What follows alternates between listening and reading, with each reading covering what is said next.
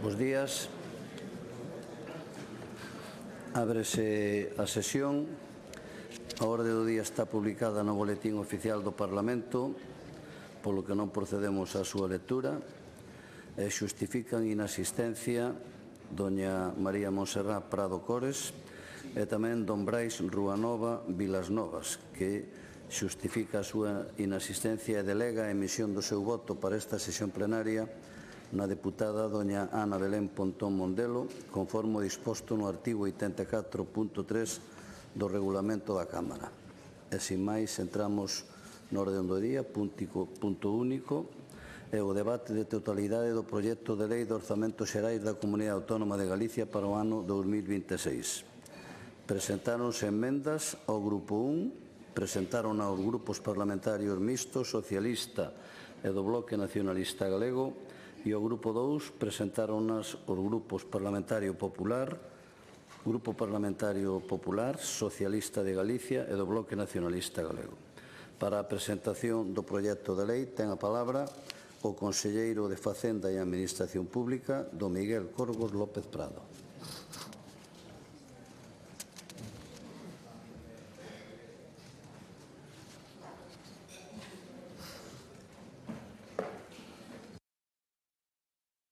Presidente, señorías, moi bons días a todos. Comparezo hoxe perante o Pleno do Parlamento para presentar o proxecto de lei de orzamentos da Xunta de Galicia para o ano 26. Señorías, antes de desenvolver a miña intervención, quero explicar que, como é evidente, hoxe non podo asistir a Madrid ao Pleno do Consello de Política Fiscal e Financeira, de onde, como saben, son membro nato, como conselleiro de Facenda da Xunta de Galicia, para defender aquí, como é a miña obriga, este proxecto de orzamentos. Galicia estará moi ben representada co secretario xeral técnico da Consellería, pero unha reflexión que compre facer ao fío desta convocatoria repentina. Unha reunión que chega 3 meses tarde e que se produce nun día moi significativo, pois mentres en Galicia estamos celebrando con normalidade en prazo este debate de totalidade dos orzamentos, o Goberno Central aínda inicia hoxe o trámite non para presentar as súas contas, non. Inicia o seu trámite para presentar o seu teito de gasto. Ao longo desta xornada tentarei explicar o modelo orzamentario do Goberno galego e a súa concreción para o ano 2026 e por que é importante ter estas contas aprobadas en tempo e forma.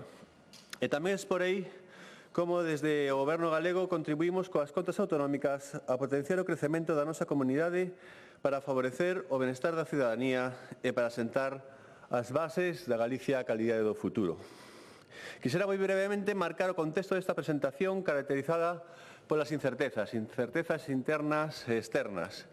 No eido internacional, a evolución da economía está marcada pola política arancelaria de Estados Unidos e polas tensións xeopolíticas. Os organismos internacionais como a FMI, a OCDE ou mesmo a Comisión Europea apuntan a unha leve ralentización nos próximos anos das economías avanzadas. Tras crecer un 1,8% no ano 24, estas economías avanzadas ás que pertence o noso país o farán nun 1,6% tanto neste ano como no ano 26. Pola súa banda, a economía española mantén o seu crecemento, pero menor tamén que o do ano 24, e os principais organismos sitúan a previsión para este ano entre un 2,6 e 2,7% de crecemento, cunha ralentización para o vindeiro exercicio 26 con tasas de crecemento entre o 1,8 e o 2,2%. En canto a economía galega, esta mantén o seu ritmo de crecemento, un ritmo de crecemento sólido nos últimos anos, como de seguido explicarei. O último ano pechado, o ano 24, o avance do PIB foi dun 2,8%, mentres que na primeira metade deste ano 25 a actividade mantén a súa trayectoria expansiva cun crecemento interanual no segundo trimestre de tamén un 2,5%. Señorías, quixera salientar que nos últimos anos, no período post-pandemia, o crecemento acumulado da economía galega é o máis robusto da media de España. É máis robusto porque xestionamos ben a pandemia pola maior resiliencia da nosa economía e porque o comportamento dos agregados do PIB está a ser máis equilibrado. Isto está permitindo unha mellor evolución do PIB per cápita. favorecida por unha maior produtividade que fomenta máis emprego e un emprego de mellor calidade. E, por tanto, maior renda a dispor para os fogares, o que facilita que os bons datos macroeconómicos tamén rematen chegando ás familias. Dende o ano 21, Galicia mantén un crecemento sostido do PIB que este ano prevemos que chegue a 2 ou 2,5%, o que supón unha revisión á alza de 4 décimas en relación á nosa estimación inicial. Este mellor comportamento fundamentase, por unha banda, no maior consumo privado, no dinamismo do investimento dos últimos trimestres e tamén impulsado pola vivenda e, por outra banda, na boa evolución do sector exterior, que resiste a crise arancelaria provocada polas decisións comerciais, sobre todo dos Estados Unidos. E para o ano 26 tamén prevemos manter este crecemento sostible, cun avance do 1,9% do PIB, que é unha cifra prudente, pero que preferimos manter polas incertezas que existen neste intre. O crecemento para o vindeiro ano aséntase sobre a evolución da demanda interna, un 1,3%, e pola contribución do sector exterior, un 0,6%. Se ben é certo que é menor por estas incertezas na política arancelaria, tamén é certo que somos unha das poucas economías nacionais que se manterá en positivo con esta achega do sector exterior. E tamén é non menor polo esforzo da formación bruta de capital, que medrará un 2,8%. Con estas previsións, Galicia seguirá a manter un maior crecimento post-pandemia que o de España nos últimos 5 anos. Así o reflicten os datos, pois en relación co último trimestre do ano 19, o crecemento agardado da nosa comunidade autónoma ata o ano 2026 é 1,2 puntos maior que a media nacional. Un crecemento que tamén é moi superior á da Unión Europea e ao da zona euro. Ademais, a desaceleración prevista en España para 2026 en relación a este ano tamén será maior que a da nosa comunidade autónoma. Por unha banda, como se avancei, Galicia está a ter unha evolución moito mellor que a media en PIB per cápita. En termos reais, dende o ano 19, a nosa comunidade autónoma ten avanzado 6,6 puntos en PIB per cápita, insisto, o que supón máis do dobre que a media de España, que foi de apenas 3 puntos, e 1,5 puntos superior tamén ao da media da Unión Europea 27. Estamos a cadar estes datos cunha clara melloría dos índices de productividade do traballo. De feito, no período 19-23, segundo datos do INE, Galicia está entre as comunidades a cuarta na que máis medra a productividade, 1,2 puntos, fronte a caída media de case un punto.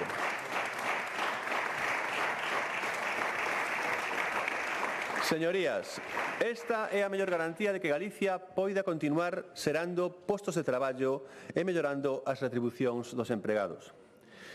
Por todo isto, en Galicia tamén está a mellorar a renda media por persoa, en concreto en case un 30% no período 19-23, último dato a dispor, 3 puntos por enriba da media de España. E o mellor dato deste maior crecemento é a mellora continuada do mercado laboral na nosa comunidade autónoma. Se falamos de taxa de paro, logo da pandemia, no ano 23, xa conseguimos estabilizala por debaixo do 10%. Este ano, a previsión é que vaise ata 8,3%, case un punto menos do previsto inicialmente, que, como saben, era un 9,1%. E para o vindeiro ano, para o ano 26, a estimación é que a taxa media de desemprego siga a baixar ata o 7,8%, rozando mínimos históricos. En canto ao paro rexistrado, entre outubro do ano 20 e outubro do ano 25, Galicia reduciu un 31% o número de desempregados, o que prácticamente é 8 puntos máis que a media de España, que foi dun 23%. E isto o podemos trasladar tamén á creación de emprego, pois chegamos ao pasado mes de outubro con case 1.103.000 cotizantes, cun incremento sostido nos últimos 5 anos. O resumo do mercado laboral, dende antes da pandemia, é que temos case 83.000 afiliados máis, case 52.000 parados menos, e con algo que lle chega máis valor a estes datos. Neste período, a poboación activa medrou en máis de 40.000 persoas. Como dixen, cando comparecín en comisión, son bons datos, pero dende o Goberno galego o que fai é animarnos a traballar máis para seguir rebaixando estas cifras de desemprego. O Goberno galego non se conforma e quere sempre melloralos. Neste mellor crecemento dos últimos anos tamén ten un papel relevante o sector exterior, como dicía. pois coincide co noso mellor ciclo exportador, superando os 30.000 millóns de euros en vendas ao exterior. De feito, no último ano pechado, o ano 24, superáronse os 31.000 millóns de euros, récord histórico de exportacións. E a evolución máis recente tamén é satisfactoria dentro da conxuntura menos favorable actual, pois os datos acumulados deste ano amosan que a economía galega está resistindo á nova política arancelaria marcada polos Estados Unidos. De feito, a economía galega ven mostrando un importante dinamismo na súa actividade exterior grazas a un bo posicionamento competitivo nos mercados internacionais dos seus produtos. Este dinamismo do sector exterior favorece a apertura da nosa economía e a súa competitividade. Grazas a este crecemento equilibrado, en Galicia o crecemento macroeconómico, como dicía antes, chega de maneira máis ampla a toda a poboación e, por iso, mostra o mellor desempeño en moitos dos principais índices de inclusión social e igualdade. Vexamos os datos actualizados ao ano 2024. A taxa AROPE de risco de exclusión social está moi por debaixo da media de España, 7 puntos, 18,8 frente a 25,8. Non nos conformamos, temos que seguir mellorando porque esta sigue sendo unha das prioridades estratégicas do noso goberno. A taxa de risco de pobreza tamén é moi inferior, neste caso 5,5 puntos, Galicia 14,2, España 19,7. A porcentaxe de poboación con carencia material severa é prácticamente a metade en Galicia que a media das comunidades autónomas, 4,8 fronte a 8,3 respectivamente. E a porcentaxe de baixa intensidade do traballo é case un punto inferior en Galicia que en España, 7 fronte a 8. En canto a desigualdade, os índices máis seriamente aceptados para medir estes niveis de desigualdade son o índice S2680 e o índice de Gini. Respecto ao primeiro, o índice que mide a relación entre a renda media do 20% da poboación cos ingresos máis altos e a renda media do 20% de menores ingresos en Galicia é 1,2 puntos inferior á media de España. Galicia 4,2, España 5,4. Temos o valor máis baixo de todas as comunidades autónomas, o que quere dicir que temos a menor desigualdade de todas as comunidades autónomas.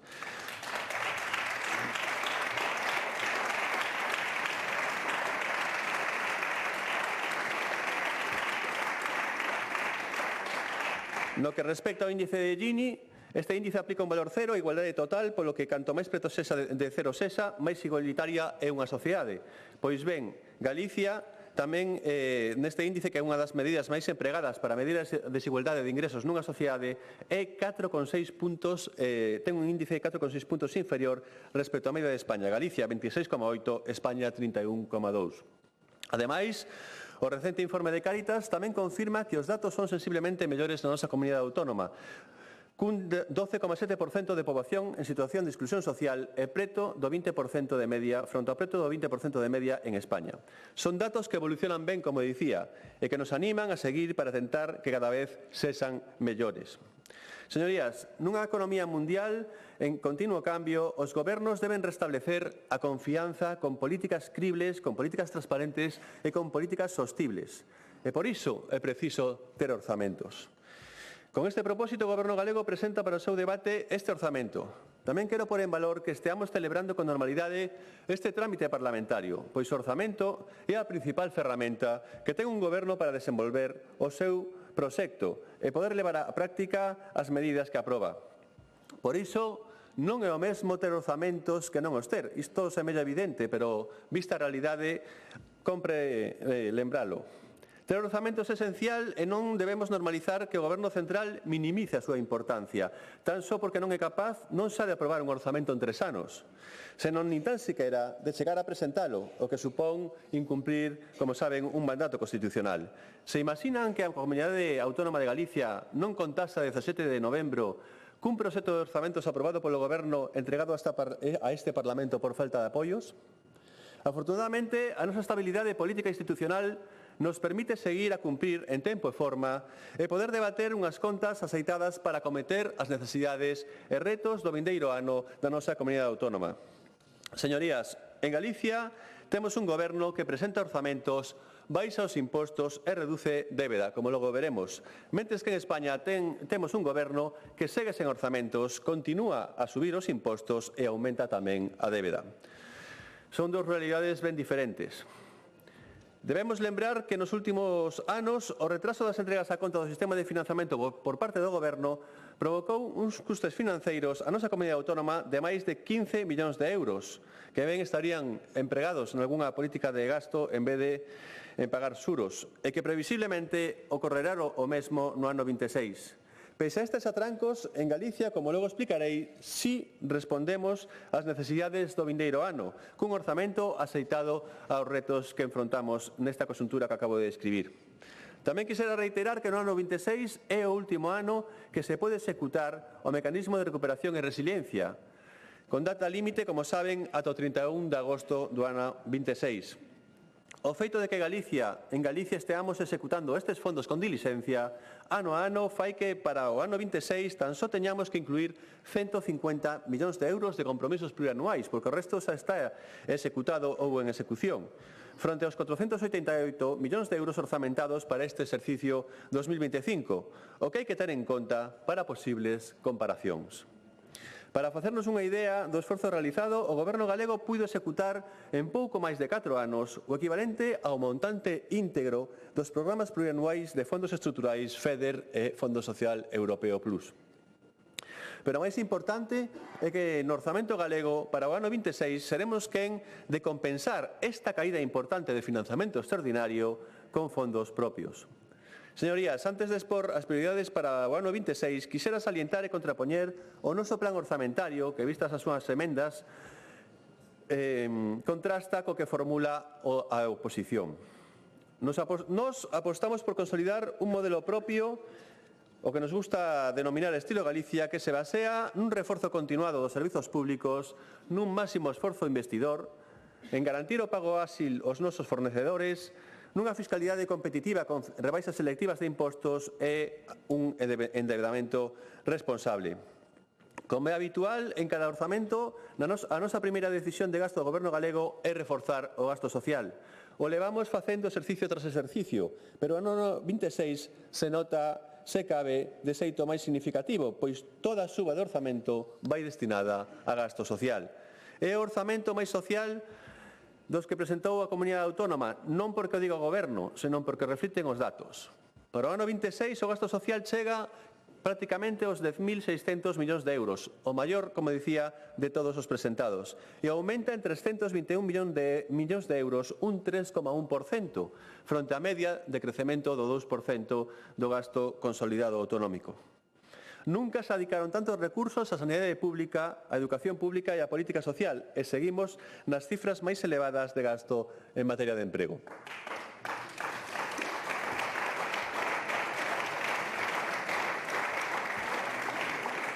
3 de cada 4 euros de orzamento se dedican a gasto social. Reitero, nas contas para o ano 26, a sanidade, a educación e as políticas sociais terán máis recursos e máis peso.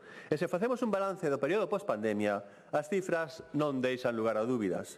O orzamento dedicado á sanidade pública medrou en 1.655 millóns de euros dende o ano 2019 ata os 5.640 millóns de euros, o que supón un crecemento dun 41,5%. E a consolidación dos recursos extraordinarios achegados durante a pandemia. En canto aos recursos á educación pública, aumentan neste período en 661 millóns de euros, ata os 3.020 millóns de euros, cun incremento dun 28%. Neste período, o gasto por alumno de 2 a 24 anos pasa de 4.700 euros a 5.951 euros. O gasto para políticas sociais públicas medra en 691 millóns de euros, ata os 1.473 millóns de euros, o que supón unha suba do 88,3%, prácticamente o dobre do que había en 2019. E os recursos para políticas de emprego medran en 182 millóns de euros, ata os 444 millóns de euros, cun incremento dun 69,1% e cunha caída do paro rexistrado neste período de case un terzo. Dispor dunhas contas saneadas que non dependen do recurso ao endebedamento e que prácticamente na súa totalidade se nutren de recursos ordinarios permítenos manter o esforzo investidor e o investimento e o crecemento do futuro. Se imos ao último ano pechado, ano 24, Galicia, un ano máis, é a comunidade autónoma que ten realizado o maior esforzo investidor de todas. Destinamos o 16,4% do gasto non financeiro a investimento, prácticamente o dobre que a media das comunidades autónomas, que foi do 8,9%. E estes non son datos de orzamento, estes son datos de execución real, señorías, máis do dobre que a media das comunidades autónomas de investimento.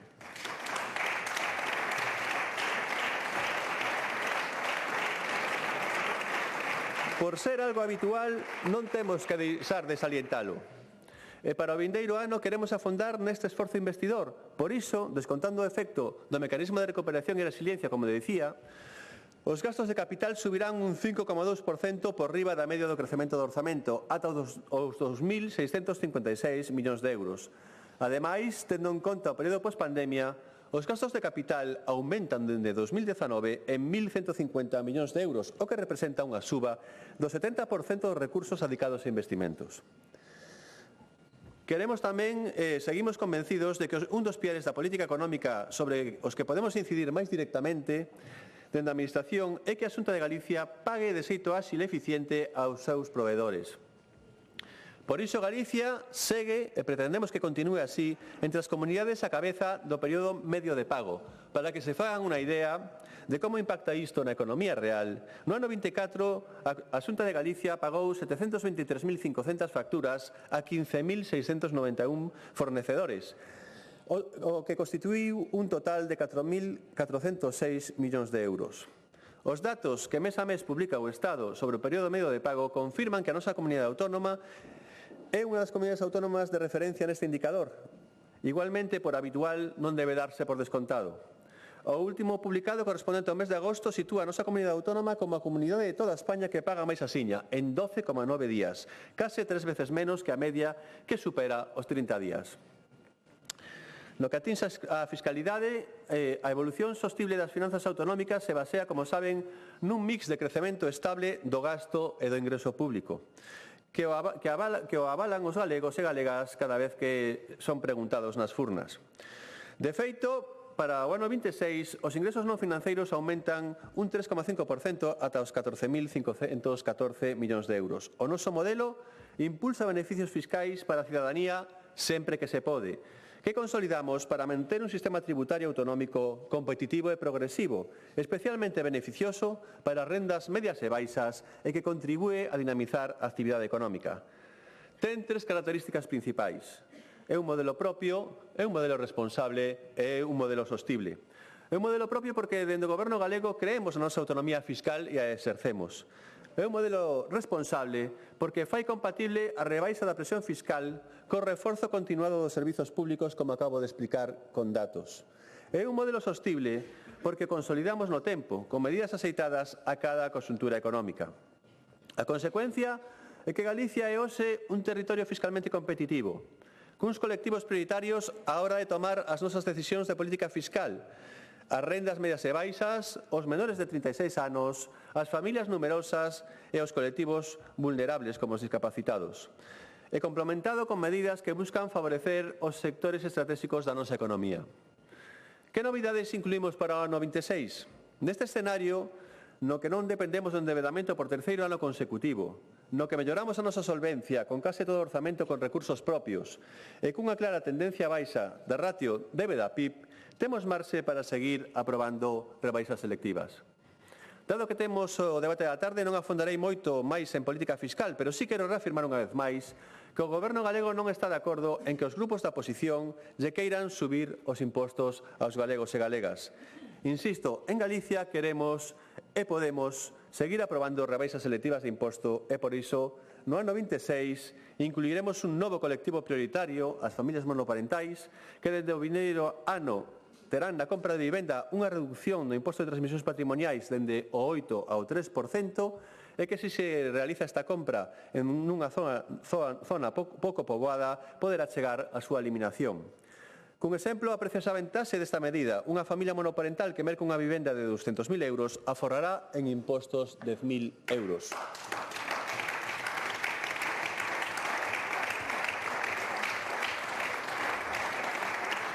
Incrementamos tamén para todas as familias o límite de prezo de vivenda de 200.000 a 240.000 euros máis 30.000 por membro da unidade familiar.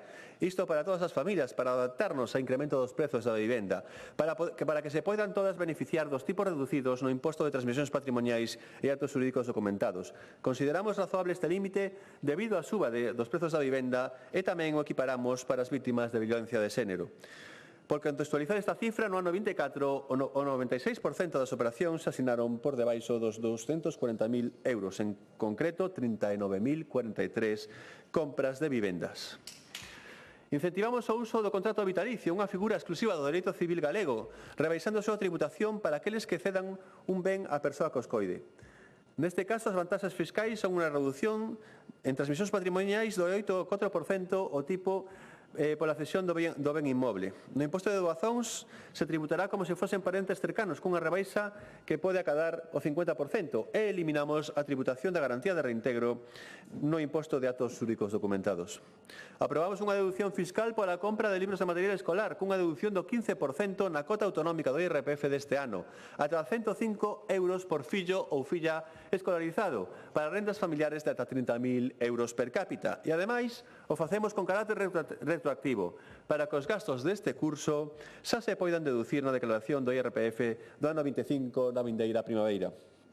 Eliminamos a tributación das axudas aos enfermos de ELA, deducindo do 100% da cota autonómica do IRPF para os ata 12.000 euros anuais de axuda que perciben estes enfermos e que non teñan que pagar impostos por eles. E tamén suprimimos a tributación da compensación que o Goberno central recoñeceu no ano 23 aos afectados pola talidomida, e que, polo seu deseño ineficiente, se facía tributar nalgúns casos con retencións de ata o 40% no IRPF. Finalmente, eliminamos os impostos aos afectados polos incendios, para compensar que non o teña feito o Goberno central tal e como lle requerimos. E hoxe lle lembraremos no Consello de Política Fiscal e Financeira. Deducción do 100% da tributación no tramo autonómico do IRPF polas axudas autonómicas pola vaga de incendios. Reducción do 100% da base do imposto de sucesións e doazóns polas doazóns recibidas para reparar ou repoñer bens danados. Reducción do 100% no imposto de transmisións patrimoniais e actos xurídicos documentados polas operacións para sustituir estes bens danados, como, por exemplo, os automóviles. Exención das tasas da Xunta de Galicia por servicios ou actuacións derivadas dos incendios. Lamento unha vez máis que o Goberno central siga sen entender as peticións da Xunta para eliminar os impostos da súa competencia para os afectados pola vaga de lumes deste verán. Señorías, ademais destas novas rebaixas selectivas de impostos para o ano 26, consolidamos todas as rebaixas anteriores, que acadan un volume moito máis importante. E isto, como digo, é importante porque as medidas tributarias aprobadas por este Goberno permitiron aforrar aos galegos e galegas máis de 1.600 millóns de euros dende o ano 2020. Por cuestión de tempo non vou reiterar todas as medidas en vigor, pero sí quero suliñar que en IRPF Galicia está entre as comunidades autónomas con maior tratamento fiscal para rendas medias e baixas. De medio, un contribuinte galego pagou no IRPF do ano 24 case 500 euros menos que en 2019, gracias a reducións na tarifa autonómica. No imposto de sucesións, Galicia é a comunidade autónoma con mellor tratamento para os familiares directos con bases impoñibles por debaixo dun 1.000.000 de euros, que non pagan nada. E no imposto de transmisións patrimoniais e actos xurídicos documentados para adquisición habitual, mantemos tipos reducidos para os colectivos prioritarios, como acabo de describir, dende o 7% ata a supresión en zonas pouco poboadas. En Galicia, tamén fomos pioneiros en España en implantar un programa Impostos Cero no Rural para os nosos tributos cedidos, eliminando a tributación de operacións como a transmisións de solo rústico ou de explotacións agrarias. Señorías, a inmensa maioría de rebaixas fiscais que leva impulsado este Goberno dende o ano 2009, que son moitas máis de 100, benefician as rendas medias e baixas. En concreto, o 98,5% destas rebaixas benefician as rendas medias e baixas. E se tomamos algunha decisión sobre outros impostos que non benefician estas rentas, foi precisamente para garantir recursos para Galicia e evitar deslocalizacións. Cunha vantaxe, por exemplo, no que atinxe o imposto de patrimonio, garantir os ingresos de recadación por vía do imposto de patrimonio, garantir os ingresos por vía IRPF e outros impostos e garantir o reinvestimento deses patrimonios na nosa comunidade autónoma. Pero tamén é preciso insistir en que os beneficios fiscais van alén das rebaixas fiscais e incluen, por exemplo, que Galicia foi hai 3 anos a primeira comunidade autónoma en establecer a gratuidade para o ensino infantil, medida que consolidamos cun aforro medio anual para as familias de 3.000 euros. E iso, señorías, tamén é un beneficio fiscal.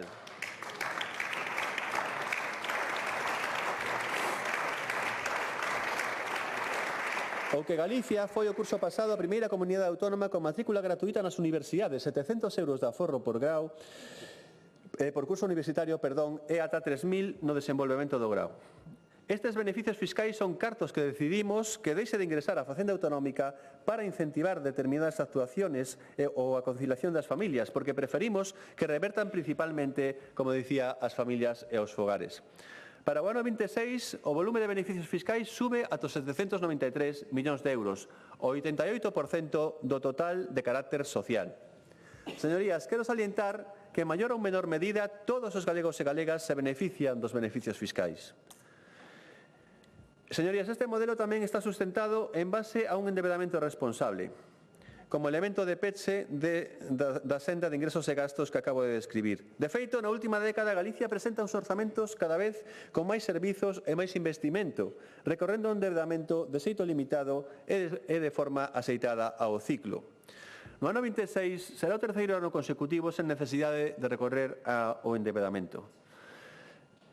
Este endebedamento responsable nos sitúa como referente neste eido, pois o propio gobernador do Banco de España resaltou na última visita á comunidade autónoma esta situación. De feito, Galicia é a comunidade que menos incrementou porcentualmente a súa débeda dende o ano 2009. Isto permitiu que pasase neste período de estar entre as comunidades autónomas máis endebedadas por enriba da media no ano 2009 a estar entre as menos endebedadas en ratio de débeda PIB, moi por debaixo da media na actualidade. E se temos en conta o período pospandemia, a ratio de débeda PIB de Galicia tamén baixou máis que a media. En concreto, no período de decembro de 2019 ata finais do ano 24, pasa dun 17,5% a un 14,5%, cunha caída de 3 puntos, 6 décimas maior que a media das comunidades autónomas, que foi de 2,4 puntos. Pero é que, se nos comparamos co incremento da débeda do Estado Central e da Seguridade Social, esta seguiu a aumentar neste período do 72,2% ao 79,1%, en case 7 puntos nun período de récord de ingresos tributarios. E por iso seguimos unha senda descendente da ratio débeda PIB que prevemos que peche este ano no 13,7% e que se achegue ao 13% xa a finais do ano 26, 4 anos antes do objetivo fixado para o noso Plan Estratégico de Galicia e de acordo coa porcentaxe que fixa a Lei de Estabilidade Orzamentaria para as comunidades autónomas no marco do Pacto de Estabilidade e Crecemento. Señorías, se imos os datos do último ano pechado, 2024, podemos observar de xeito claro a mellor posición comparativa da nosa comunidade autónoma. Temos unha ratio de débeda PIB 6,4 puntos inferior á media, cunha débeda por habitante de 2.290 euros menor que a media. Con este balance, froito dun endebedamento responsable, manteño e reitero que Galicia non ten un problema de débeda, senón de financiamento. Porque cada ano o modelo de financiamento afonda na insuficiencia de recursos para financiar os servizos públicos fundamentais e achéganos menos recursos para necesidades crecientes, menos recursos en proporción á recaudación global dos tributos cedidos, unha suba dos recursos por modificación do sistema de financiamento autonómico. Ademais, compre lembrar que non estaría afectada por la regla de gasto, como é o tema da asunción de débeda, e, por tanto, sí que nos permitiría financiar adicionalmente os servizos públicos fundamentais. Urxe que o Goberno presente un novo modelo con máis cartos para as comunidades autónomas e que estime de forma axeitada o custe dos servizos públicos. Lamento que non se aproveite este Consello de Política Fiscal e Financeira convocado hoxe para abordar en serio o financiamento das comunidades autónomas. Galicia precisa un mínimo de 500 millóns de euros adicionais ao ano nas condicións actuais para cubrir cos custes de prestación destes servicios, máis caros pola dispersión da poboación única en España e un avanzado grao de avellentamento. Pido de novo o apoio de todos os grupos parlamentarios a esta demanda xusta para a nosa comunidade autónoma. Señorías, contamos, por tanto, cun modelo orzamentario que se caracteriza por máis servicios públicos e máis investimento, e menos déficit, menos endeudamento e menos impostos. Indo agora as cifras de orzamento en total, o gasto non financeiro, como saben, medra para o ano 26 en 286 millóns de euros, un 2% ata os 14.240 millóns de euros, a cifra máis elevada da historia, e priorizando a sanidade e as políticas sociais, como acabo de describir. Pero, como xa avancei, para explicar os gastos e facer comparacións, hai que ter en conta o efecto dos fondos do Mecanismo de Recuperación e Resiliencia. Xa que se facemos unha comparativa homoxénea, excluindo o Mecanismo de Recuperación e Resiliencia, o orzamento aumenta en 624 millóns de euros, un 4,6% ata os 14.089 millóns de euros. Levamos 6 anos consecutivos incrementando os recursos para atender as necesidades dos galegos, en boa medida polas achegas extraordinarias que Europa habilitou para sair reforzados da pandemia. Aínda así, nesta evolución, o peso dos recursos ordinarios é cada vez maior, sobre todo a partir do ano 24. De feito, para o vindeiro exercicio 26, case a totalidade do orzamento, o 99%, xa estará sustentado neste financiamento ordinario. Un financiamento ordinario que medra en case 4.500 millóns de euros nos últimos 5 anos. Señorías, como tamén decía, ter orzamentos en tempo e forma permite poder afrontar con garantías os retos aos que se enfrontará a Galicia do vindeiro ano. E tamén que as medidas propostas teñan encaixe no Plan Estratégico de Galicia 2030. Referireime de xeito breve ás prioridades para o ano 26. Mellora dos servizos públicos. O vindeiro ano reforzaremos o gasto social con máis recursos que nunca para coidar as familias en xeral e as persoas maiores en particular. Grazas ás nosas políticas sanitarias e de servizos sociais, co obxectivo cumplido de atender a 90.000 persoas dependentes e o alcanzable de atender a máis de 100.000 persoas o vindeiro ano. Desde a prevención e a saúde pública aumentamos un 11% os recursos para cribados, consolidamos o calendario vacinal máis completo do país e completamos a rede de hospitais máis moderna de España. Ademais de reforzar a atención primaria con 1.748 millóns de euros, o maior orzamento da historia, e o programa tamén de saúde mental que se reforza con 17 millóns de euros e 21 psicólogos, como se dixo aquí hai unhas semanas. Melloramos tamén os recursos de educación e garantimos que todos os estudantes accedan a unha formación de calidade, sexa cal sexa a súa condición, para que o seu porvir dependa só do seu esforzo. Para conseguilo, a Xunta consolida a gratuidade do proceso educativo dende o primeiro ano dun cativo ata a finalización dos estudios superiores e aumentamos o financiamento dos comedores escolares e do transporte escolar. No ensino superior garantimos a estabilidade do financiamento universitario, no derradeiro ano do plan de financiamento con 550 millóns de euros, 1 millón de euros ao día que dedicamos ao sistema universitario de Galicia, o que fai un total de 2.073 millóns de euros no período 23-26 no que rematará este plan de financiamento universitario. Apoiamos as persoas maiores e as súas familias, cun pulo de dependencia de preto de 100 millóns de euros para o pago de servicios e prestacións, a vez que incrementamos en preto de 1.000 as novas prazas públicas de atención residencial. E favorecemos a conciliación das familias consolidando a gratuidade das escolas infantís con 68 millóns de euros, o plan corresponsable con 9,3 millóns de euros e o bono Concilia con 2,6 millóns de euros. En total, 80 millóns de euros que se dedican a estas políticas de conciliación das nosas familias. Outra aposta polo vindeiro ano é fomentar a creación de emprego estable de calidade, axeitándonos a demanda do mercado. Dende a Xunta seguiremos a traballar para facilitar a capacitación e formación a demanda laboral actual, apostando tamén polo retorno de migrantes para poder cubrir empregos ali onde exista demanda. Os recentes datos do INE confirman que a poboación de Galicia medrou no último ano e medio en máis de 20.000 persoas gracias á chegada de novos galegos provintes de alén das nosas fronteiras. Desenvolveremos medidas para facilitar o acceso a vivenda aos traballadores captados a través do Plan de Atracción de Talento. E axudamos con case 41 millóns de euros aos autónomos, a vez que deseñamos actuacións de colaboración co comercio tradicional da transición aos novos patróns de consumo, en liña con Plan Estratégico de Comercio de Galicia. No ano 26, afondaremos na prioridade desta legislatura, que é o acceso á vivenda, como ben saben. que é achegar solucións ao problema de acceso á vivenda con medidas para dinamizar a promoción pública e privada. Deduccións fiscais tamén e axudas para mobilizar o mercado de alugueiro. Temos o compromiso de duplicar o parque de promoción pública, pasar de 4.000 a 8.000 vivendas sociais. En ano e medio, 3.000 destes pisos xa están en marcha. Ademais, para o ano 26 capitalizamos Bipugal con 40 millóns de euros adicionais para financiar a construción das vivendas planeadas segundo a nosa programación. Por outra banda, destinamos case 19 millóns de euros ao programa Alugueiro de Vivenda e os orzamentos achegan 2 millóns de euros para mercar baixos comerciais e poder transformalos en vivenda pública.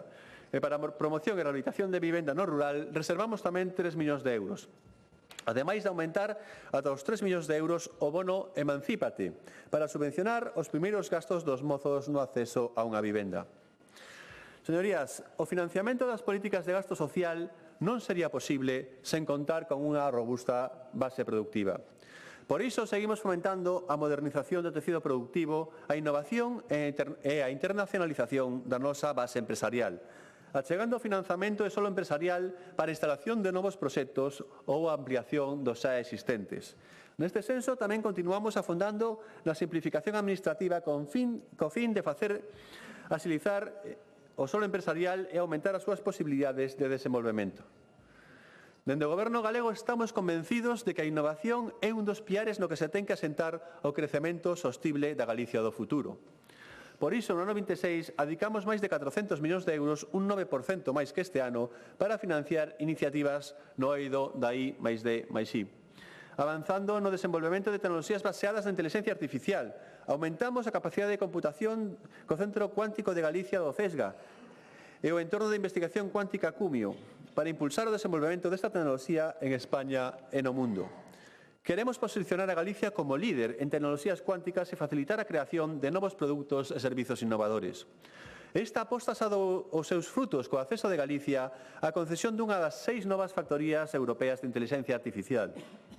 Estas factorías actuarán como sanela única a nivel europeo, ofreciendo ás novas empresas, PEMES e investigadores europeos apoio integral para desenvolver os seus proxectos e acelerar recursos, capacitación e experiencia técnica en materia de informática de alto rendemento optimizados para a inteligencia artificial. Ademais, esta concesión consolida a Galicia como primeira rexión europea que aprobou unha lei que regula a inteligencia artificial e tamén como a comunidade autónoma que conta coa sede de AESIA no eido nacional, como un actor principal neste desenvolvemento de inteligencia artificial. En particular, con esta factoría se contribuirá ao obxectivo da Unión Europea de posicionar a Europa como líder mundial de produtos, servizos e investigación sanitaria persoalizada. Por outra banda, finalizaremos a construción do Centro de Ciberseguridade de San Cibrao das Viñas, como saben, o CECIGA, que será unha referencia para que as administracións e as empresas poidan aproveitar ao máximo as vantaxes do proxecto de digitalización, ademais de controlar os riscos dos ciberdelitos asociados a este novo contexto digital. E, por que non, desenvolver en Ourense un polo de desenvolvemento nun dos eidos digitais máis importantes como é a seguridade digital. En innovación sanitaria, o vindeiro ano poremos en marcha o Centro de Protonterapia, o primeiro público de España, e seguiremos a desenvolver o Centro Galego de Produción de Fármacos Avanzados, CARTI, para que os galegos, en especial os cativos, poidan beneficiarse de tratamentos menos agresivos e con maiores probabilidades de éxito incluso para as doenzas máis graves. E creamos a Fundación Galtia, cunha chega inicial de 4 millóns de euros para atraer talento investigador de máximo nivel internacional que continúe co labor desenvolvido ata agora polo programa Opportunius. Ademais, coas tecnoloxías disruptivas, aspiramos a que Galicia se sitúe entre os territorios punteiros en novas tecnoloxías, porque iso nos permitirá competir, pese a nosa situación periférica, en igualdade de condicións con outras zonas e países. Señorías, os orzamentos para o ano 26 tamén reflicten o decidido apoio do Goberno galego por o desenvolvemento da nosa industria. Temos que ser capaces de aproveitar as oportunidades que xorden nun momento de transición, no que o sector ten que afrontar profundos cambios para poder enfrontarse aos novos retos, especialmente nos eidos da descarbonización e da digitalización. Este apoio céntrase, por unha banda, na atracción de iniciativas empresariais que permitan crear emprego de calidade e, por outra, no impulso dos sectores estratégicos industriais. Tanto para os consolidados como a automoción, o naval ou o téxtil, que xa son claves na vertebración da nosa economía, como para os emerxentes con maior potencial de futuro, como o sector TIC ou o da seguridade e da defensa, nos que Galicia conta con capacidades que nos deben permitir xogar un papel principal a nivel europeo. Para todos os sectores, tanto os maduros como os emerxentes, resulta clave desenvolver unha estrategia de fomento da innovación, como vía indispensable para que as súas industrias poidan manter un nivel de competitividade que lles permita desenvolver a súa actividade tanto no eido nacional como internacional. Todas as medidas deseñadas a favor da industria permitirán ampliar as oportunidades de emprego neste sector, no que Galicia xa está a destacar, como reflicte a porcentaxe de persoas ocupadas nesta actividade, que supera en máis de 3 puntos porcentuais a media nacional. E favorecerán que cada vez máis galegos e galegas traballen en actividades que ofrecen empregos estables e de calidade, cun potente efecto de detracción e xeración de actividade no resto dos sectores da economía. Temos que falar tamén nunha comunidade como a nosa da promoción da lingua e da cultura, a promoción que é un dos obxectivos estratégicos deste Goberno, tamén ocupa un espazo importante nestes orzamentos. Seguimos traballando a prol dun pacto pola lingua e reforzando as medidas de promoción do galego.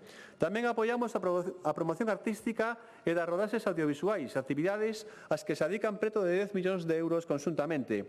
Un exemplo é o apoio á política do director Oliver Laxe Sirat, que celebramos que estea na carreira polos Óscar e que é un claro exemplo da calidade da produción audiovisual galega.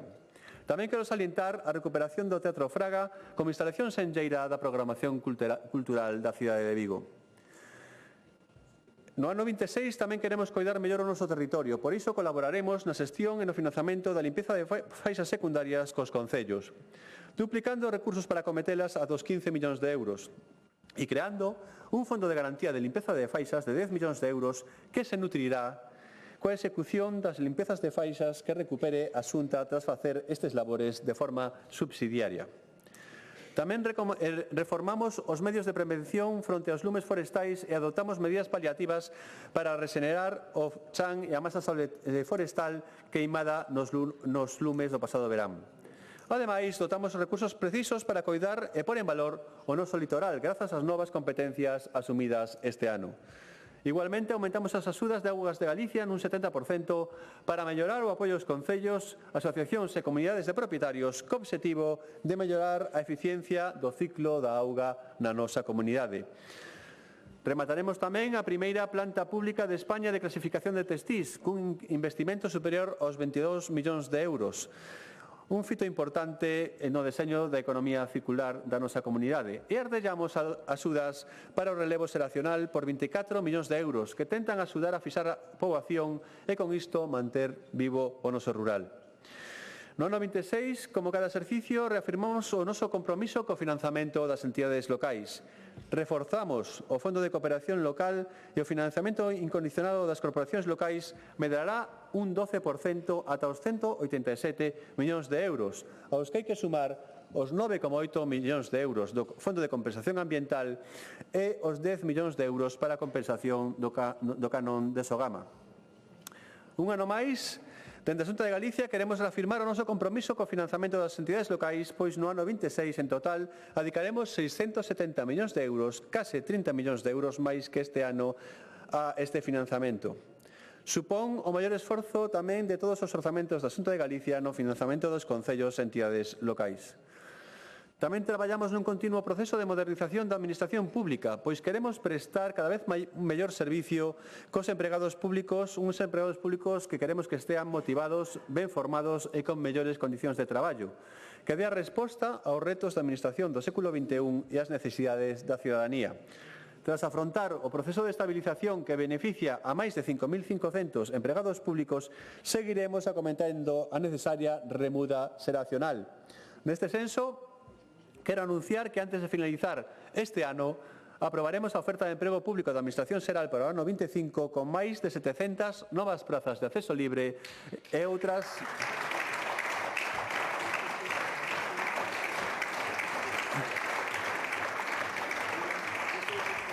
Dicía que aprobaremos a nova oferta de emprego público da Administración Xeral para o ano 25 con máis de 700 prazas de acceso libre ás que se engadirán outras 300 de promoción interna separada.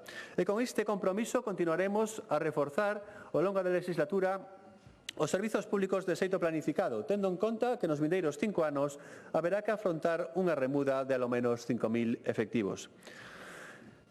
O vindeiro ano tamén seguiremos a apostar por un turismo sostible e desestacionalizado, como elemento de desenvolvemento fundamental, aproveitando unha protección do litoral propia e que poña en valor a natureza da nosa terra.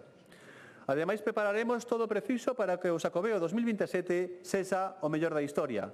E para iso, melloraremos os camiños, rehabilitaremos os albergues e diversificaremos as diferentes rutas para pôr en valor cada espacio de Galicia.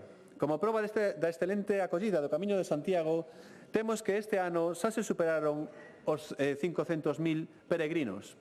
A dotación de turismo medrará nun 9% se non temos en conta os fondos do mecanismo de recuperación e resiliencia extraordinarios que se esgotan o vindeiro ano, adicando máis de 27 millóns de euros a melloras nos camiños, a rehabilitación de albergues e bens de interese público, pero tamén reservaránse preto de 72 millóns de euros para a promoción e fomento de Galicia como destino turístico sostible, para seguir apostando pola nosa Galicia calidade.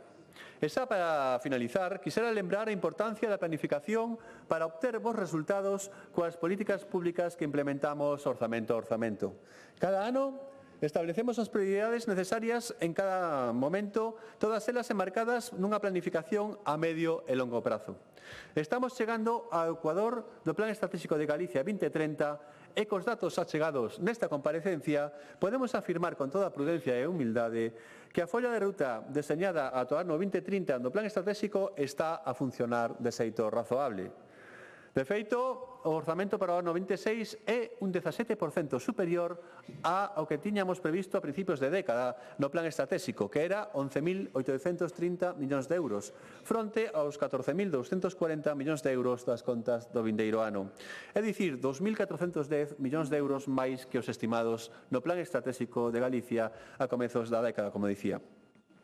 Cando pechemos os datos do ano 25, tal e como prevé o propio PEG, será o momento de analizar todos os indicadores tanto deste exercicio como dos anteriores para realizar no ano 26 a avaliación intermedia do plan.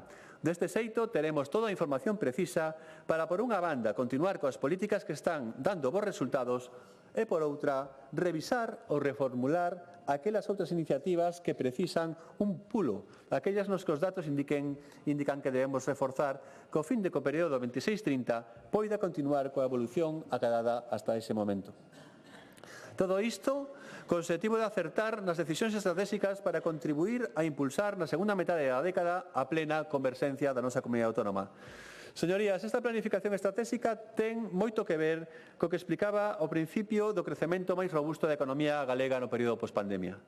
A planificación, sen dúbida, colabora a un bo comportamento do PIB, a un mellor comportamento dun PIB máis equilibrado que do conxunto de España. Cunha mellor evolución do PIB per cápita, cunha maior productividade e con máis emprego e de mellor calidade. Tamén cunha maior renda disponible para os fogares, para que as familias tamén se beneficien dos bons datos macroeconómicos. Remato xa, señorías, salientando que os orzamentos para o ano 26 buscan consolidar un crecemento económico sostible acompañado da creación de emprego de calidade. Seguir a impulsar a vivenda como gran prioridade da legislatura. Buscan reforzar un ano máis o gasto social con máis recursos que nunca, 10.600 millóns de euros. Buscan consolidar o ensino gratuito dende a escola infantil ata a universidade. Buscan seguir a modernizar os sectores productivos cunha aposta decidida pola innovación e polo talento. Buscan prestar unha especial atención e cuidado ao noso territorio e buscan garantir un turismo sostible na preparación do Xacobeo 2027 para seguir contribuindo á senda de plena converxencia que deseña o Plan Estratégico de Galicia 2030. Moitas gracias.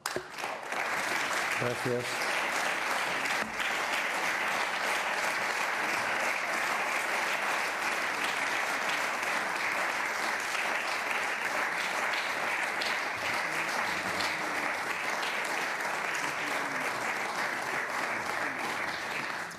Ora, continuaremos a sesión co debate e votación das emendas á totalidade presentada polos grupos parlamentarios E a estes efectos comenzamos, en primeiro lugar, ca tramitación do Grupo 1, isto é, co debate e votación das emendas á totalidade que postulan a devolución global dos orzamentos ou de calquera sección ou axente xestor de gastos.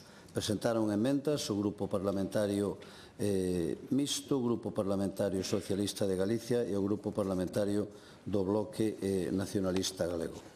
Para elo ten, en primeiro lugar, a palabra o Grupo Parlamentario Mixto, o señor Ojea.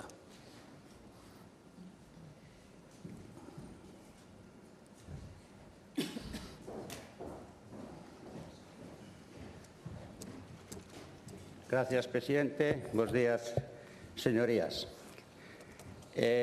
Falaba o señor conselleiro de Facenda do que habitualmente xa é un tópico, que os orzamentos codifican un xeito de concebir o goberno, un modelo estratégico de gobernar, codificado en números. Entonces, eu podereille decir que se o goberno o tuéramos nós, os de Democracia Ourensana, pois os orzamentos serían outros. Quer dicir que teríamos outro modelo de goberno, teríamos outro estilo Galicia, como chamou vostede. Obviamente non é o caso, non estamos no goberno, non somos goberno, pero, bueno, é bo que se sepa que nós teríamos outros orzamentos, conceberíamos de outras maneiras e, polo tanto, pois estes pedimos a súa devolución. Qual é, pois, a diferencia esencial? A diferencia esencial, un cambio de paradigma, por decirlo de algún, como decía aquel señor Thomas Kuhn, non? Unha revolución copernicana é o que faríamos nós, o sea, un cambio do centro arredor do que se xira, non? Nós xiraríamos arredor dunha distribución territorial equitativa dos fondos. Eso é algo que xa é coñecido. Nós entendemos que Galicia, cada partido, cada grupo parlamentario ten un modelo de Galicia, non? O Bloque Nacionalista Galego ten un modelo de Galicia, o Partido Socialista ten un modelo de Galicia, o Partido Popular ten un modelo de Galicia, e nós temos un modelo tamén de Galicia, no que, lóxicamente, daríamoslle moito maior peso específico á provincia de Ourense do que leva tido con todos os gobernos que teñen gobernado pois na autonomía hasta agora. E, mire, vamos a empezar polos números, e para non decir que os invento eu, pois fagome eco, pois, do gasto territorializado tal como foi publicado por un medio de comunicación, que así todo o mundo pode comprobalo, non? Un medio de comunicación de Vigo, do martes 21 de outubro, no que fala do gasto territorializado destes orzamentos en millóns de euros para cada unha das provincias de Galicia. A Coruña, 5.507 millóns de euros. Pontevedra, 4.083 millóns de euros. Lugo, 1.867 millóns de euros. Ourense, 1.733 millóns de euros, non entra na resolución das unidades, das decenas e das centenas, entonces non dá exactos 14.240 millóns de euros, pero ven sendo así. A Coruña, 42% do diñeiro vai para a provincia da Coruña. Falo, como volvo a repetir, desde o prisma da territorialización, non? Pontevedra, o 31%. Lugo, o 14%, Ourense, o 13%. Falo, obviamente, das provincias, lóxicamente. Estas proporcións relativas, globais, mantéñense prácticamente idénticas en todos os sectores particulares, non? Falou, por exemplo, da promoción da cultura, pois se comprobamos as proporcións, pois as mismas. O turismo, teño aquí estes diagramas que xa foron usados, xa usei durante as sesións da Comisión Terceira onde se foron discutindo xa os orzamentos. Pois mira, turismo, Coruña 37%, Pontevedra 22%, Lugo 21%, Ourense 17,82%. Bueno, empecé polo turismo porque foi a primeira folla que me veu. Pero é que sempre son estas proporcións.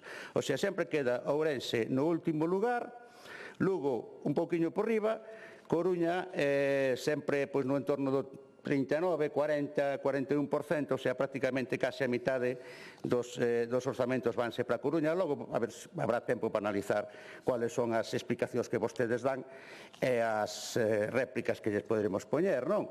Pero, por exemplo, falando do turismo, falaba finalmente do Camiño de Santiago. Mire, eu fixen os números que son públicos, non? E pasan no camiño francés que vostedes tanto promocionan en 2 días o que pasa en todo o ano pola Ruta da Plata que atravesa a provincia de Ourense. E esos datos pode comprobalos en menos de 2 días, E ainda salen hoxe números tamén na prensa acerca da que eu non teño nada en contra de que pasen os peregrinos, lóxicamente, polo camiño francés en esa grande proporción, pero, lóxicamente, ustedes están promocionando ainda máis un camiño que xa está, vamos, totalmente promocionado, que ademais beneficia, ademais de Galicia, na parte que transcurre do camiño, a outras comunidades do resto do norte de España, e lóxicamente, pois, un camiño como o camiño a Vía da Plata, que hai unha maior dependencia económica pois por parte dos establecementos que se ven beneficiados que no norte, e, bueno, dedícanlle moitísimo menos. E digo por o turismo porque foi a primeira das tablas que me apareceron aquí. Mire, o outro día falaba cun responsable cunha persona que está no ámbito profesional das asesorías laborais, e decíame que unha gran cantidade de xente dos concellos por onde pasa o Camiño de Santiago, Arzúa, Melide, Palas de Rei, que traballan moitísimos meses de ano, pois eso, nos albergues, facendo camas, cociñando, e logo vanse 2 ou 3 meses ao paro, porque, bueno, é cando vais un pouco tal, cobran o paro e volven outra vez. Quer dicir que me parece moi ben, me parece moi perfecto, pero, claro, lóxicamente tamén hai que promocionar o resto. Mire, eu escoito moitas veces a seguinte expresión, a AP9, non dice, a AP9 vertebra Galicia.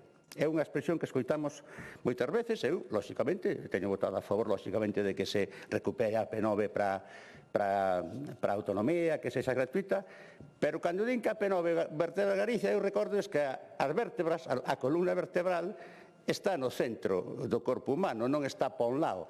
A AP9 non vertebra Galicia, a AP9 vertebra o eixo atlántico, a parte atlántica. E eu paro a pensar que, efectivamente, vostedes entenden que Galicia é iso.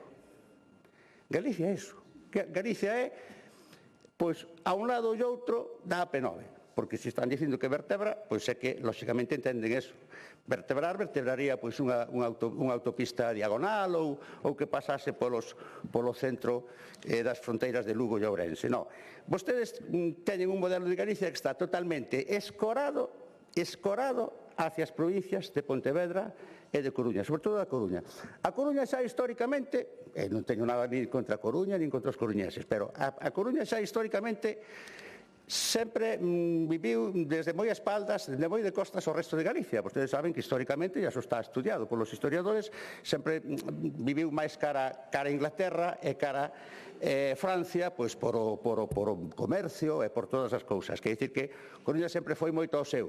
Entón, bueno, a min pareceme ben que vai ao seu, pero, lóxicamente, desde a Xunta de Galicia, hai que tirar un pouco igual por todos os lados.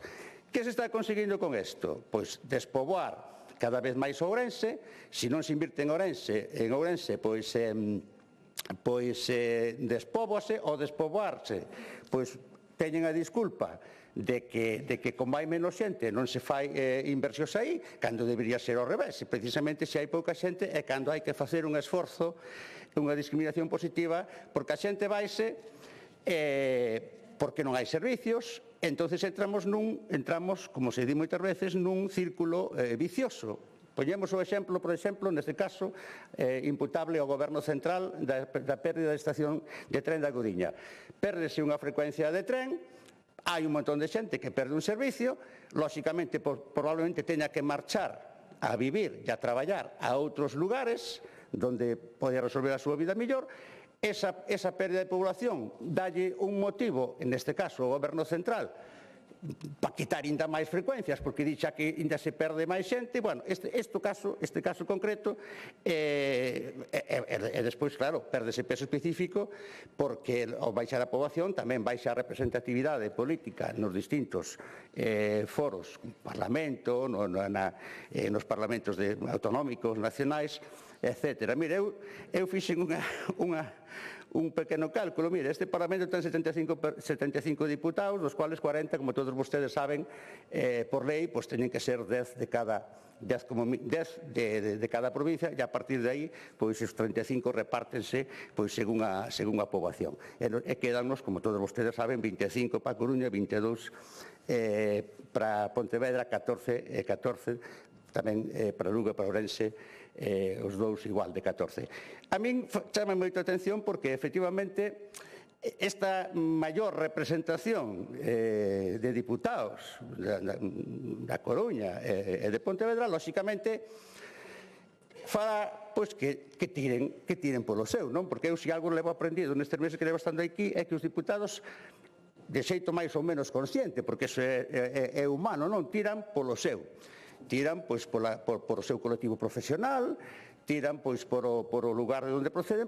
Tamén é normal, porque lóxicamente eu tamén son diputado, son concelleiro, e a xente que che ven a pedir cousas, e a xente que che ven a facer suxerencias, e a xente que che ven a dar ideas, é a xente do teu entorno, non? Entón eu, claro, comprendo que os diputados da Coruña pois, reciban moitos máis inputs, moitas máis peticións, e, lóxicamente, desa zona, os de Vigo da súa zona, os de Lugo da súa zona, pero ter menos representación, e, sobre todo, se hai pérdida progresiva de representación como consecuencia da pérdida de población, pois, lóxicamente, teremos cada vez menos peso específico. Entón, que temos que facer? No caso concreto de Ourense, vou a ser moi claro. Teremos que dicirlle á xente, neste caso da xente de Ourense, que pense moi ben a hora de escoller políticos que pertenezcan a partidos que levan históricamente ignorando a provincia, os que sexan, ou os que teñan como centro dos seus intereses, pois, a recuperación de Galicia para poñela ao mesmo nivel de desarrollo que as outras provincias de Galicia, concretamente de Coruña e de Pontevedra. Mire, vemos que a Vigo o goberno da Xunta intenta meterlle obras case a forza, e o señor Abel Caballero non llas quere. O sea, fan forza para levarlle obras onde o señor Caballero lle pon todas as pegas, e hasta di que non quere que teña o logotipo da Xunta de Galicia o cartel da obra, e cousas así. E en Ourense, que estamos pedindo, obras moi justificadamente, temos que andar petando polas portas para que non nos fagan ainda maior caso. Mire, outra proba de que a visión de Galicia que ten o goberno galego sempre tira po Océano Atlántico. E para a parte do mar Cantábrico, menos. O outro día reuníronse no Pazo de Armenteira en Meis o goberno, non? Este fin de semana. O sábado dicía a prensa que ningún membro do goberno fixo declaración salvo unha conselleira de Medio Ambiente, e o único que dixo foi que iba a destinar 2 millóns de euros neste mes ao camiño do litoral. Eu pregunto a vostedes, vostedes consideran máis urxente facer ese camiño do litoral, que me parece moi bonito, seguramente, que recuperar todo o territorio que quedou arrasado polos incendios da provincia de Ourense? Imagino que sí, pero voulle dicir, se Democracia Ourensana gobernase, xa sei que non goberna, pero se gobernase, lóxicamente non priorizaríamos un camiño do litoral de 2 millóns de euros nun ano para que paseara, e priorizaríamos eses 2 millóns de euros para recuperar os montes, para tratar de paliar os efectos da auga contaminada en amplias comarcas da provincia de Ourense, Valdeorras, Cualedro, Verín, Monterrey, a zona toda de Maceda. O outro día baixaba o río Tioira, afluente do Arnoia, totalmente negro de cinzas. Non quere dicir que non o mellor non acabáramos facendo tamén o camiño ese do litoral, pero, lóxicamente, non o consideramos no mesmo grado de urxencia que recuperar todos os efectos causados polo desastre dos incendios na provincia de Ourense. O litoral xa é moi bonito así, é precioso pasear. Entón, bueno, eu entendo que non habería tanta presa e tanta urxencia en facer ese camiño do litoral que iría ou que irá desde a Guardia hasta a desembocadura do río Eo, o sea, toda a costa, 1.300 kilómetros que dicen. Bueno, eso foi o que dixo o que dixo a autoridade conselleira salindo da reunión do goberno en Pazos da Armenteira. Parece ser que son as súas prioridades en términos de medio ambiente. Bueno, que teño máis por aquí. Aquí. Como decía, nos gastaríamos de outra maneira as cousas. Mire, hai un gasto corrente según as últimas informacións do Consello de Contas que en torno ao 33%. A terceira parte do gasto da Xunta vaise no gasto corrente, o sea, sueldos, papel de fotocopiadoras, alquileres, cousas desas. Lóxicamente, todo eso quédase en Pontevedra, na Coruña. Por qué? Porque na Coruña está todo, o sea, trouxeron a capital de Galicia para Santiago, e por lei incluso as sedes dos órganos estatutarios teñen que estar en Santiago, pero logo traen a maiores, pois está a Televisión de Galicia, 140 millóns de euros desta vez, 139.000, non sei quanto, 140 millóns de euros que a mitad do presupuesto do Concello da Coruña, a mitad, números redondos, a mitad do orzamento do Concello de Vigo, máis da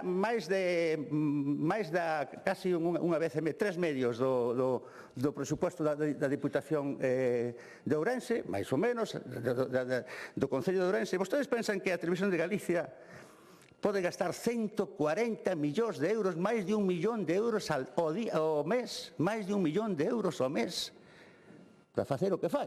Agora aí xa non me vou meter, pero eu penso que o obxectivo po que foi concibido a Televisión de Galicia poderíase conseguir perfectamente con moito menos diñeiro. O que pasa é que, claro, cando nos acostumbramos aos luxos, pois claro, 140 millóns de euros a Televisión de Galicia. Cando a Diputación de Ourense, que, por certo, é a Diputación que menos cartos recibe da Xunta, para variar, das 4 Diputacións de Galicia, a Diputación de Ourense é a que menos cartos recibe, cando se vai ver tamén obligada seguramente a axudar moito aos concellos afectados polos incendios xa como fenómeno conxuntural deste ano, xa non por non meternos nos distintos aspectos da discriminación da provincia sempiternos e estruturais. O tema dos incendios esperemos que sexa conjuntural, que ao mellor non é, porque xa sabemos o que se está dicindo, de que isto está aquí para quedarse, non?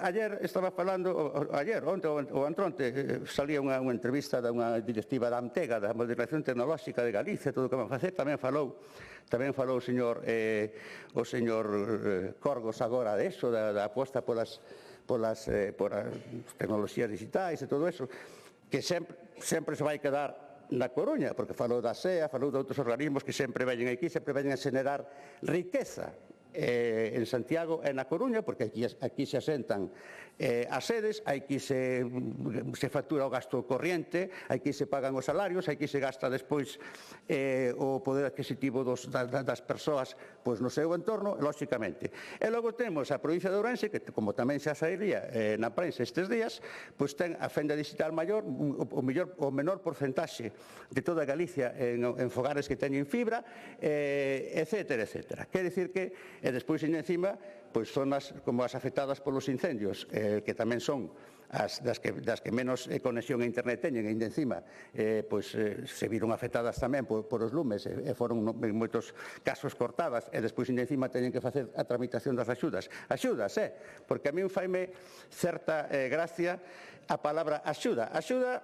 Hai axudas para isto, axudas para aquilo. Axuda é un xeito gracioso de colaboración, se nos atendemos á propia definición da palabra, non? Cando alguén di que axuda, está recoñecendo implícitamente que non tería por que axudar, que non é a súa obligación, é unha colaboración ou como queran entender. Entón falan de axudas como, decidimos de xeito gracioso, no sentido voluntario, dar unhas pequenas apoios, falou incluso o señor conselleiro, dos beneficios fiscais, da condonación de tasas e todas esas cousas, pero claro, Eso está moi ben, non vamos a decir que non está ben, pero son esmolas, non? Quer dicir que realmente tiña que haber, digo, faríamolo nós, non vou dicir tiríamolo que tiría que ser, faríamolo nós se gobernásemos. Teríamos unha conducta máis proactiva para non axudar, que iso parece moi paternalista e moi condescendiente, invertir na provincia de Ourense de xeito xeneroso e, desde logo, non darlle xa máis a quen máis ten. Non darlle máis a quen máis ten. Eu leía outro día que na Zona Franca poden permitirse, de Vigo poden permitirse pagarlle 300.000 euros a conferenciantes por unha hora. Eu digo, bueno, canto dinheiro se manexa neses sitios? Eu non sei, despois quedeme pensando que esta especie non vou dicir desprecio, porque a palabra esa é demasiado fuerte, pero, no campo semántico debe haber algunha parecida, non? Esa apartarse da provincia de Ourense, se non terá raíces históricas, porque todos vostedes saben que, claro, no pasado pasou o que pasou, e todos sabemos o que pasou, que Ourense, pois, viña de outro partido, era outra xente, que, sí, logo integrouse no Partido Popular, pero, claro, sempre quedou aí ese resquemor, e eu non sei se eso se tendrá algunha, non sei, se será o sustrato de máis ou menos consciente ou inconsciente, porque moitas veces estas cousas interiorícense de tal maneira que logo parece o xeito normal de traballar, non? Entón, non sei se tenen interiorizado xa ese apartamento da provincia de Ourense daqueles tempos en que os de Ourense eran outra clase de xente, inda que despois se viñeron carón da nós, falo carón do PP, e siguen estando aí, pois, vámonos seguir tendo por aí medios apartados, non? Eu xa digo, nós, democracia ourensana, se chegase a darse o caso, ten cuidado co que soñas, como decía outro, ten cuidado co que soñas. Pero, se algún día chegásemos a gobernar, lóxicamente, unha revolución copernicana. O señor Copérnico aquel que botou por terra as epicicloides de Ptolomeo e todo aquilo, un modelo máis simple e novo, pois sencillamente poñer as 4 provincias de Galicia no mesmo peso específico e non pensar solo no litoral.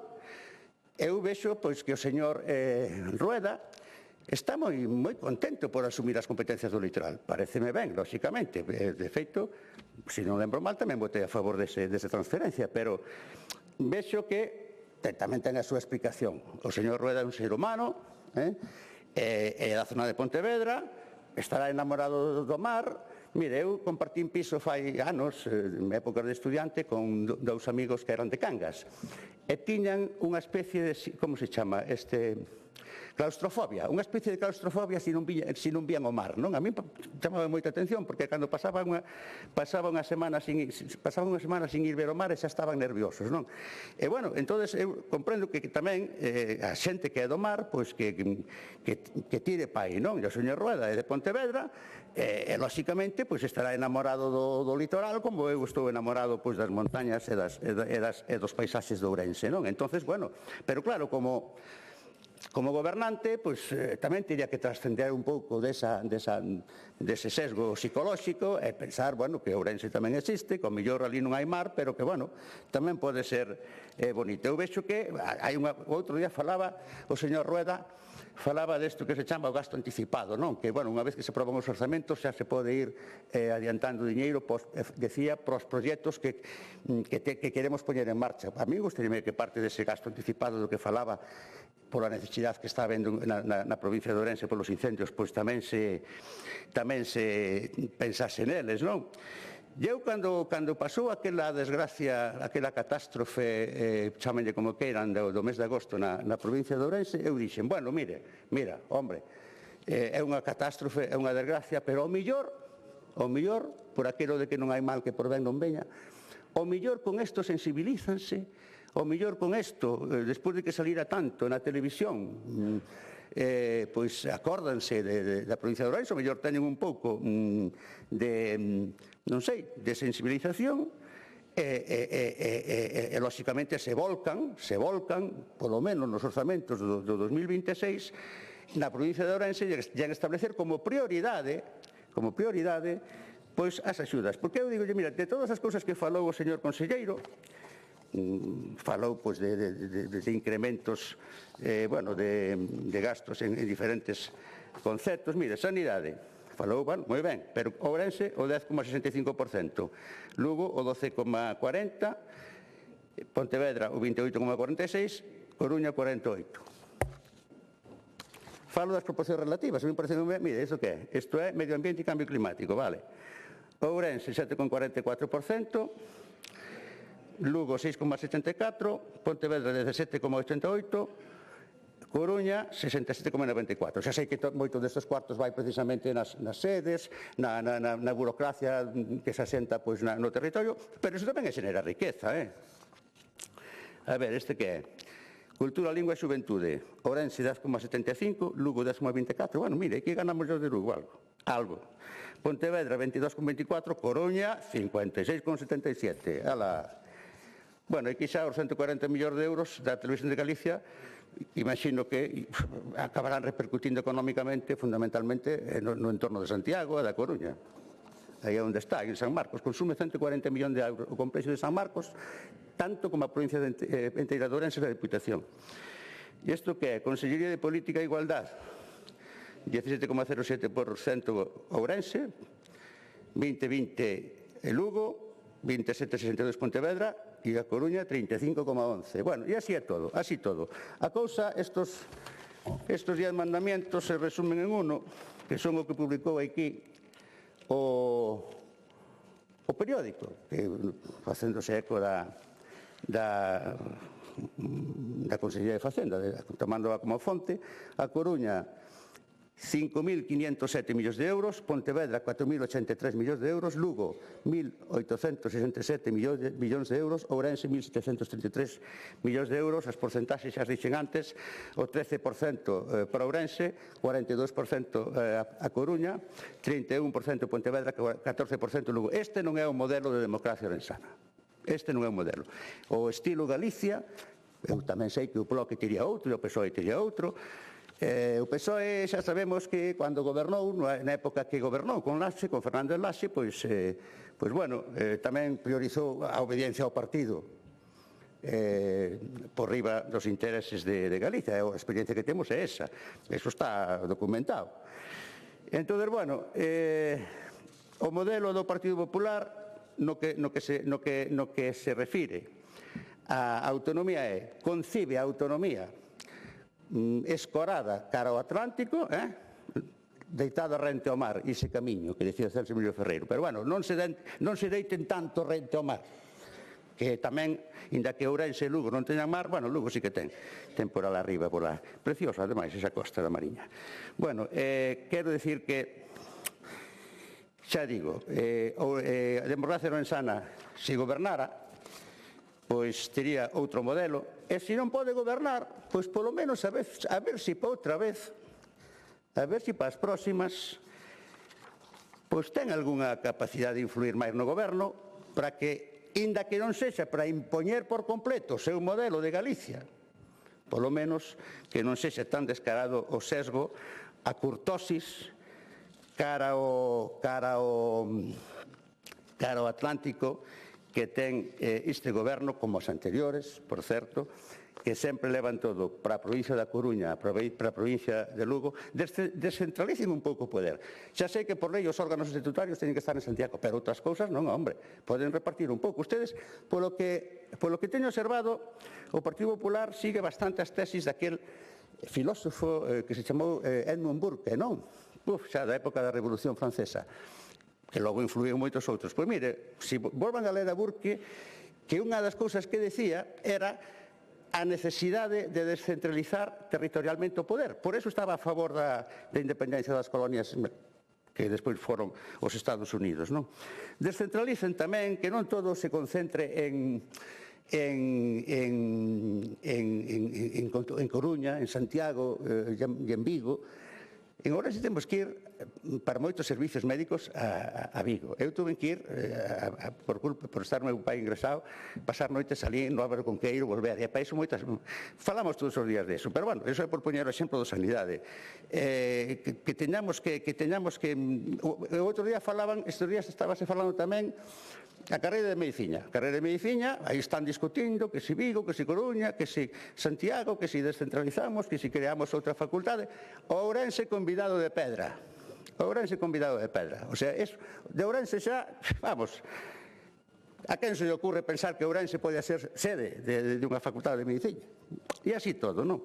Bueno, como quero ser rigurosos cos tempos, pois vou non deixar aquí. Nada máis, gracias. Moitas gracias. Quen da agora do Grupo Parlamentario Socialista ten a palabra o señor Gómez Besteiro.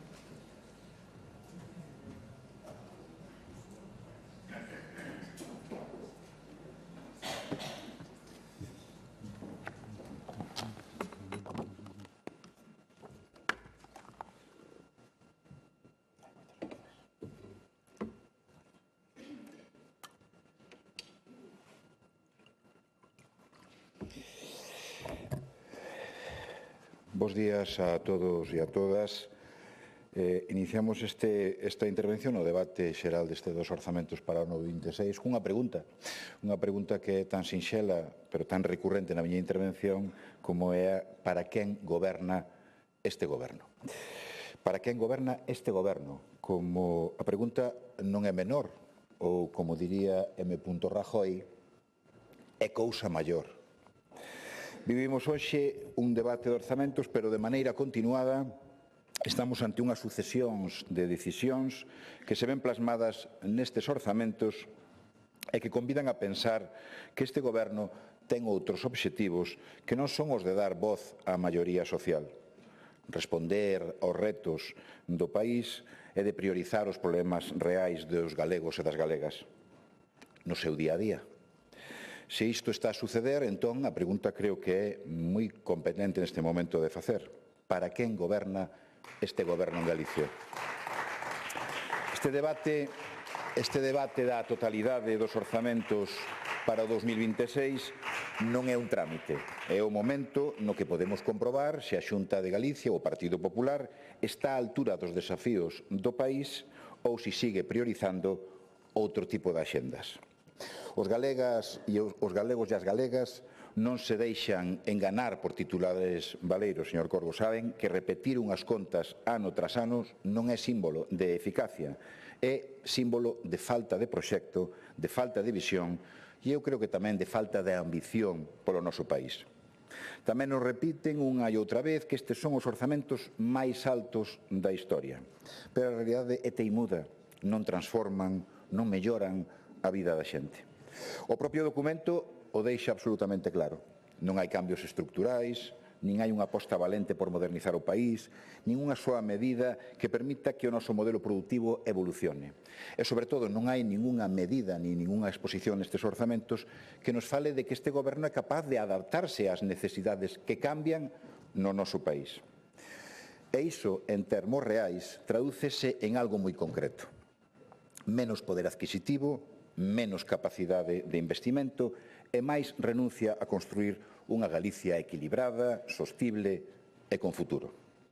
Dinnos que son unhas contas expansivas, pero o único que se expande ano tras ano é, sin lugar a dúbidas, a propaganda institucional. En Galicia, no noso país, o 1% da poboación posúe o 29% da riqueza total. Non entanto, a metade da poboación que menos ten só acumula o 7,5%. Vivimos, por tanto, nunha sociedade enormemente desigual. A cuestión fundamental está en decidir para que e para quen se goberna. O meu convencemento e o das persoas progresistas, e eu creo que tamén o da inmensa maioría da poboación, é que a desigualdade conleva injustizas que os gobernos deben contribuir a paliar. A desigualdade convírtese nun grave problema social. Provoca que os dereitos se convertan en privilexios Pois se o acceso completo á vivenda, á sanidade, á educación, ao mercado laboral depende máis da conta corrente que do mérito e capacidade, estamos impulsando, sin lugar a dúbidas, un drama de sociedade. Os dereitos son necesarios para o ben das persoas, pero tamén para o ben colectivo, dunha convivencia que, de romperse definitivamente, terminaría con un enorme fracaso social. Por iso é oportuno preguntarse para quen gobernan vostedes. Hoxe en Galicia hai máis de 22.700 persoas rexistradas como demandantes de vivenda pública. Nunca houve un número tan alto de inscripcións. Fai agora aproximadamente, non, exactamente un ano, nun debate da mesma naturaleza, o 18 de novembro do ano 24, había inscritos nese rexistro 18.000 galegos e galegas. Hai hoxe 4.700 persoas máis, casi 5.000. A maioría deles en idades de construir unha vida e probablemente nos seus millores anos productivos. Contamos con fabulosos profesionais sanitarios, pero os seus dirixentes non paran de entorpecer e de complicar a capacidade resolutiva dun sistema que mantén máis de 360.000 galegos e galegas pendentes dunha cita médica. Formamos e contamos con persoas de enorme valía nos cuidados e no sistema de protección social ante a dependencia, pero a espera media para a resolución dunha axuda de dependencia non para de crecer. Hoxe está en 349 días, casi un ano. Hai en Galicia sectores productivos referentes no mundo gracias ao seu propio esforzo, pero a falla de política industrial e económica lévanos a seguir arrastrando os pés como país e desperdiciar oportunidades. En tal momento como a hoxe, no ano pasado, sinaleille que nun contexto favorable para o conxunto de toda España, Galicia crecía a un ritmo menor que o resto do Estado.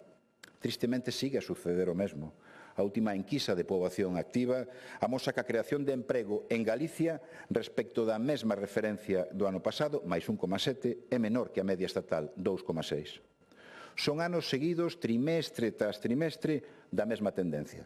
Repítese tamén coa taxa de actividade na que Galicia manifesta datos notoriamente inferiores ao resto de España. 53,8 fronte a 59,3. Creamos menos emprego, temos menos capacidade, por tanto, de xerar actividade. Ademais, en relación a esta desigualdade que sufrimos respecto do conxunto de España, hai outras dúas derivadas preocupantes. Por un lado, todos os datos de emprego e actividade son claramente peores para mulleres que para homes, afondando nunha dobre desigualdade para elas. E, por outro lado, a taxa de actividade da provincia de Ourense, 47,6, é a peor de todas as provincias de España. Ourense convírtese no cumio das políticas do Partido Popular, marcando fitos negativos. Un novo exemplo da súa incapacidade en impulsar políticas de reequilibrio territorial. Valga como exemplo o dos fondos de compensación que aporta o Estado para que o Goberno galego decida e execute. Nin un só euro para Lugo e para Ourense en varios anos sucesivos. E logo arde o monte. Ese monte que ninguén coida.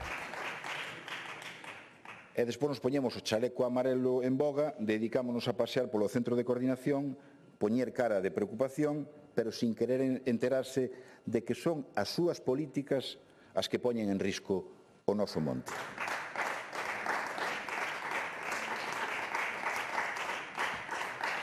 Era posible deseñar políticas a través destes orzamentos para incentivar mellores datos económicos? Sin lugar a dúbidas, sí. Podíamos ter un aproveitamento intelixente e eficiente dos fondos europeos que, aínda que vostedes intentaron que non chegaran, xa foi a política do Partido Popular a nivel estatal, a protesta, o entorpecemento, o torpedeamento que se fai para que eses fondos no seu día non chegaran. Pero chegaron. Podía existir unha ordenación sensata e unha aposta decidida pola política enerxética limpa e sostible. Pero vemos como, durante todo este tránsito, outras comunidades autónomas xa nos superaron porque sí tiñan visión e acción. Ata en Bruxelas están preocupados do bloqueo do sector eólico debido á súa falla de planificación e de xestión dende hai xa fai máis de 17 anos. Tamén podíamos ser Tamén podíamos ser máis colaboradores no sector industrial e no sector da defensa e da seguridade, no ámbito do aceiro, do aluminio, en outros sectores onde temos puntos empresariais potentes e o Estado parece que é o único que está investindo en solitario para beneficio do noso país. Máis de 300 millóns de euros de fondos europeos que teñen asignados seguen sin convocar. A súa falla de capacidade e de eficiencia está poñendo en risco unhos recursos imprescindibles para o noso futuro. Porque no sector empresarial tamén están preocupados, e hai un temor real, de perder oportunidades únicas. Primeiro, como decía, non querían aproveitarse os fondos. Loitaron contra esa chegada. Preferían que todo salira mal para así poder facer unha crítica, unha vez máis, ao Goberno de Estado. Despois quixeron xestionalos vostedes, seguramente para destinalo a proxectos empresariais de notorio éxito como o de Altri. E agora demostran que non teñen nin interés nin capacidade para executalos. Son un verdadeiro desastre permanente. Porque a única política industrial que promoveron foi a instalación desa macrocelulosa, con compromisos que vostedes, como goberno, asinaron coa empresa e que teñen a obriga de ensinar, pero que agochan, porque poden incluir cuestións que bordean a legalidade. Se puxeran a metade de empeño en apoiar outros proxectos, outros investimentos moito máis interesantes para o país, sería outro cantar. Vivimos nun país cuya maior pena son os seus dirixentes, que parecen estar a outra cousa porque os problemas reais seguen medrando. Así que a pregunta segue medrando en importancia. Para quen gobernan vostedes?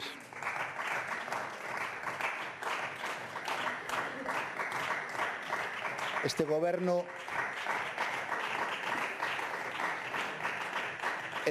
presenta estes orzamentos con dous piares de argumentación. Por un lado, o propio feito de presentar os orzamentos. E polo outro, por ser a bandeira dos beneficios fiscais. Ningún deles ten xeito. A presunción de presentar os orzamentos cúmprese sí, pero por si mesmo iso non é un valor. Cabe lembrar que en Galicia levamos moitísimos anos de democracia onde os orzamentos se presentan en tempo e en forma. A diferencia deste goberno con outros é que hai que cumprilos. Os orzamentos hai que cumprilos e executalos. E non é falar do aire, porque sucede así ano tras ano na última década, como apunta repetidamente o Consello de Contas, que saca as cores informe tras informe sen que a vostedes se lles poña a cara colorada. Quedándonos só, nos últimos meses non foron executados os orzamentos completos contra incendios. E máis, os seus orzamentos en medio ambiente relegan unha materia tan fundamental a un papel casi marxinal. A reducción do 10% no orzamento da Consellería de Medio Ambiente é proba diso e demostra que este goberno non cree na transición ecolóxica nin na protección dos recursos naturais. En un momento tan importante como este, en un momento no que os efectos do cambio climático se agravan e tras un ano marcado por unha vaga de incendios sin precedentes, o goberno de Alfonso Rueda decide recortar os recursos da área encargada da protección e da prevención dos desastres naturais. Unha decisión tan irresponsable como claramente reveladora. O que non está claro se esta é unha decisión ou ocurrencia deste goberno e do seu presidente ou se é unha orden directa de Alberto Núñez Feijóo, vista a vergoñenta actuación dos eurodiputados galegos do seu partido votando en Bruxelas xunto coa ultradereita contra o obxectivo de reducción de emisións. A negociación en Valencia condiciona o voto que fan os eurodiputados do Partido Popular en Europa, dous deles galegos, votando ca ultradereita en contra do propio Partido Europeo Popular e simplemente para acomodarse a unhas negociacións que están levando en Valencia. Mentres aquí falamos de outra cousa, en Galicia. Os orzamentos en vivenda do 2024 deixaron sin executar 27 millóns, como se a vivenda non fose un problema real. E neste ano están executados aínda por debaixo da metade. Os orzamentos de sanidade son imposibles de fiscalizar, como todo o mundo sabe, e como advirte reiteradamente o Consello de Contas. Pero sábese que non se cumpren nunca a final de ano. Dos 39,7 millóns do Pacto de Estado contra a Violencia de Xénero 2016-2022, a Xunta deixou un 11,3% do total. E dos fondos que si gastaron, moitos acabaron en políticas que nada teñen que ver coa loita contra o machismo. A realidade é evidente. A realidade é evidente, señorías. A política galega contra a violencia machista é reactiva e cada vez hai menos prevención. Cada vez está máis cerca do negacionismo de Vox contra as mulleres. En emprego, deixan sin investir fondos en formación e promoción do emprego. A lista é sorprendente, porque non deixan de ser incumplimentos deste goberno consigo mesmo. Se nin siquiera son capaces de cumplir co que vostedes mesmos anuncian, entonces se entende perfectamente que logo non executen nada máis. A súa outra razón estrela para defender os orzamentos son os beneficios fiscais. Chamémoslles polo seu nome, que os que máis teñen paguen menos. Vostedes defenden que isto é moi importante porque hai xente que, como dicen vostedes con certa frecuencia, botan cos pés. É perversa esa idea de converterse nun lugar atractivo para grandes fortunas porque se reducen os impostos para elas. Pero digolle unha cousa, non van poder competir con Madrid. Non están en termos de poder competir con Madrid. No vindeiro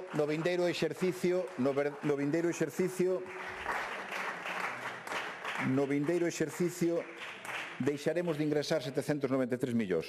Para un cidadán normal esas cuantías escápanselle da cabeza. Non é posible saber xa canto valen as cousas con esas cifras. Son unha barbaridade de cartos que vostedes perdoaron a un grupo reducido de cidadáns. Cifrou no propio conselleiro. Beneficiarán a 115.000 persoas, o 4% dos galegos e galegas, o 4% dos galegos e das galegas. Ese é o seu obxectivo, convertirse nunha sorte de paraíso fiscal dentro de España? Pois xa lle digo eu que é imposible competir con outras comunidades autónomas máis atractivas nesa política de paraísos fiscais. Pero a pregunta que lle fago é se vostedes creen de verdade que esa xente a que dirixen as súas decisións ten algún interese real en Galicia como país. O peor é que vostedes creen que son parte desa elite só por ser os mandadiños que lles fan as leis á medida.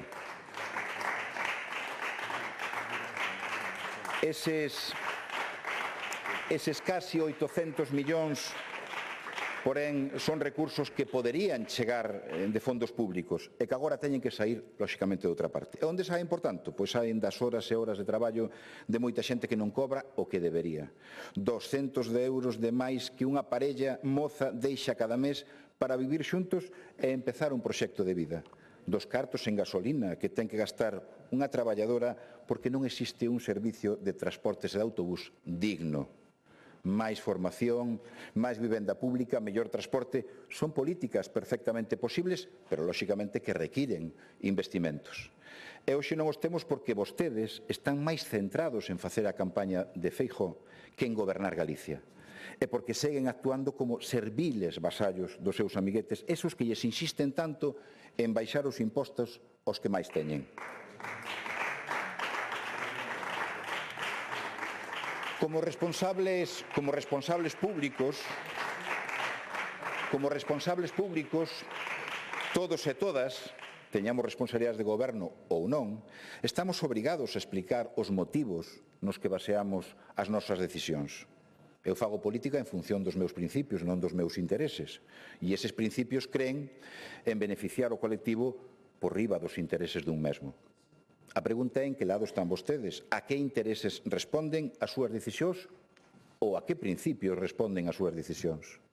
Ao final, o que temos son os orzamentos que insisten nas mesmas claves e, por tanto, nos mesmos erros desde o noso punto de vista. Uns orzamentos que poderían dar moito máis de sí.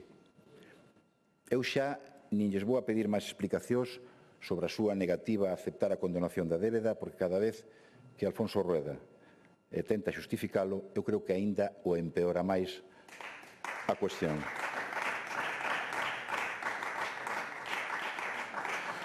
E creo honestamente que deben abandonar esa guerra inútil e estéril que lle impón o seu xefe en Madrid para tomar as decisións de aceptar esa quita. Creo que é unha boa decisión aceptar esa quita para Galicia. é bo para Galicia e son recursos que necesitamos e que nos fan mellorar a estabilidade financiera do noso país. Con esa condonación e o beneficio que se obtén ademais do aforro dos pagos do interés e a supresión dos privilexios fiscais para os grandes patrimonios, Galicia tería a oportunidade de dispoñer de máis fondos para investir nun país máis productivo. Estamos a falar de máis de 1.000 millóns, casi un 7% do orzamento para investir ali onde a maioría social deste país o necesita. Vivenda, sanidade, emprego de calidade, política social, infraestructuras, vamos, unha verdadeira oportunidade que é absurdo deixar pasar. Iso sería a visión seria de un goberno serio.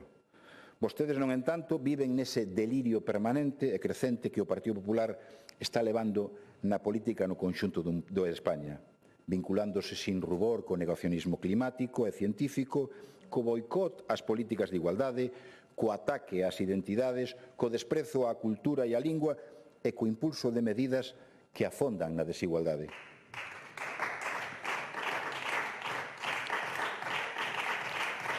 Por non falarlles da súa tendencia a alimentar o discurso de odio que trae consecuencias como as agresións ás sedes, en concreto do noso partido, ou a ese centro de concentración que vostedes anunciaron en Monforte e onde se viviron episodios indecentes de aporofobia.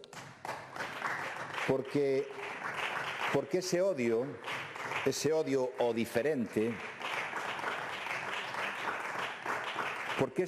ao diferente, é así. E só pasa que as persoas desprotegidas. Porque, claro, se falamos dun futbolista famoso que veña para Galicia, aplauden coas orellas, aínda que sexa un defraudador fiscal. E se non falamos de persoeiros como Bertín Osborne, vostedes o invitan abertamente á Televisión de Galicia e ali que diga as barbaridades machistas que se lle pasen pola cabeza. A todo isto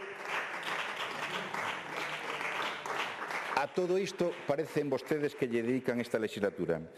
En estes días que tamén estuve unha oportunidade de poder repasar os grandes debates que se producen nesta Cámara e fun recuperando algunha das propostas que vostedes foron anunciando. O resultado é claro, o seu goberno xenera máis fume ca leña verde. Algunhas propostas que lembro, por citar algunhas simplemente a título de exemplo, que foi daquela comercializadora pública de enerxía para abaratar a electricidade para toda a cidadanía de Galicia, perdeuse a pista os 4 ou 5 días de anunciala. E das axendas de 30 pacientes por día por médico e médica nos centros de saúde, eso como vai, non sabemos tampouco. Que foi do anuncio de hai 2 anos dos cribados do cancro de mama para as galegas de 45 a 50 anos? Nada disto sabemos. Podía seguir, como comprenderán toda a mañá, pero para amosar o máximo do seu ridículo recupero unha das grandes promesas, que foi a constitución dun departamento de loita constitucional pola unidade de España e por defender a Constitución. Sexamos serios, destinemos fondos á mellora do servicio, entre outros, por exemplo, do cancro, e de paso que nos permita coñecer os datos que facilitan saber que aquí, en Galicia, os gravísimos problemas como os que amosan os gobernos do Partido Popular en outras comunidades non se produce. Eso trasladará unha seguridade evidente e unha confianza no sistema que nosotros apostamos. Os seus orzamentos só se salvan nalgúnas partidas concretas, pero con aportacións de outras administracións. Amparados pola cobertura que dan os fondos europeos e as aportacións do Estado, que xa sabe vostede o que medraron nos últimos anos, en proporción con outros comportamentos políticos, foron vostedes investindo e enchendo de anuncios o país. Foron presentando investimentos doutros como impostores e, quero dicilo, desleais colaboradores do que debería ser un entendemento mutuo. 6 de cada 10 euros en construción de vivenda pública, o plan de investimento de eficiencia enerxética, o plan de investimento en alta tecnoloxía sanitaria, as partidas para desenvolvemento digital en empresas, os PERTES que chegaron a Galicia, son vostedes especialistas en apropiarse e vender como propios os investimentos que fan outras administracións. Podemos aplaudir, pero nós preguntamos cando van vostedes a ser proactivos tamén cos fondos propios. Cando van a cobrar os nosos propios impostos e defender a autonomía fiscal de Galicia no plano dos ingresos tamén. Cando van a querer facerse responsables de xestionar de maneira máis autónoma. A outra administración que sostén o país son os concellos, aos que vostedes desprezan e abandonan a súa sorte. Son os prestadores de servicios sociais, os verdadeiros programadores culturais do país, os que garanten os servicios básicos para aldeas e povos, os que resolven o problema inmediato. E todo vendo como vostedes desenvolven normas para desprenderse de tarefas e cargarllas aos concellos deixando sin recursos. O máis sangrante, sin lugar a dúbidas, é o relativo ao servicio de axuda no fogar. Vostedes están a empregar fondos do Estado, presentalos como propios, mentras a parte que lles corresponde poñer, nada sabemos porque non aportan o que deberían.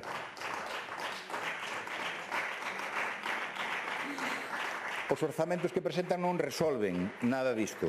Vostedes rouban recursos aos concellos para repartilos despois en convocatorias feitas a medida para alcaldes e alcaldesas afíns e en subvencións a dedo onde lles convén.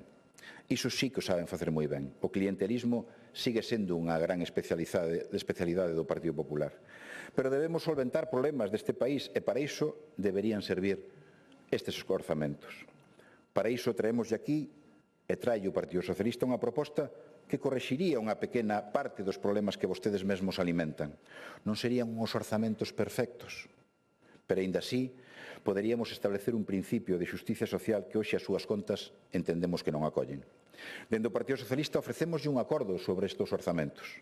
Como é evidente, non compartimos nin a forma nin o fondo, pero estamos dispostos, como sempre, a traer á política a maior aportación positiva, a chegar a acordos que non representan o total do que nós pensamos, pero sí que avancen para que se resolvan os problemas. Por iso, estamos dispostos a apoiar estes orzamentos e vostedes, en todo o trámite que resta hasta a súa aprobación, introducen cambios que de seguido lle argumento. 5 cambios. 5 propostas, creo que moi claras. 1. Aceptar a proposta da condonación da débeda que o Goberno do Estado ofrece e que permitiría a Galicia mellorar a súa situación financiera. 2. Incrementar en 225 millóns a partida de vivenda. Este reforzo permitiría avanzar na construción de vivenda pública que Galicia necesita, sin lugar a dúbidas, aumentar as cuantías destinadas á rehabilitación de facer as vivendas máis sostibles e máis eficientes tamén no campo da enerxía. Aumentar as cuantías e poñer máis apoio á oferta no mercado gracias á creación dun banco público de alugueiro que garantice precios xustos e estabilidade nos contratos. 3. Aumentar en 100 millóns as políticas sociais, un marxen, creemos que suficiente, para resolver o problema de infrafinanciación do servicio de axuda no fogar, que garantía, ademais, unha atención digna ás persoas que máis o necesitan. 4. Dotar do orzamento necesario para contratar 400 novos profesionais sanitarios no ámbito da atención primaria. E 5. Redimensionar os fondos destinados ao equilibrio territorial, ao desenvolvemento rural e á prevención de incendios, cunha partida adicional de 200 millóns de euros para garantir un territorio máis cohesionado e máis vivo. Son 5 puntos, 5 cuestións relevantes para a vida diaria dos galegos e das galegas. Son propostas,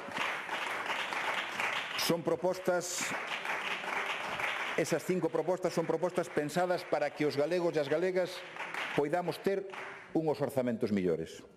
A pelota está no seu tellado, aínda que o tellado do Partido Popular non é un lugar probablemente menos indicado para buscar a sensatez.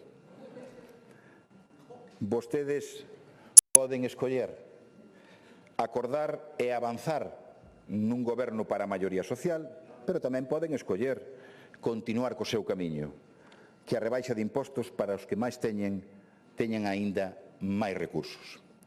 O ano pasado preguntáballe a este goberno e ao seu presidente para que gobernaban. Preguntaba cales eran os seus obxectivos, máis alá da confrontación permanente dun proxecto industrial do século XX e de xestionar o poder entre amigos. Non dá a entender que haxa outro plan alternativo.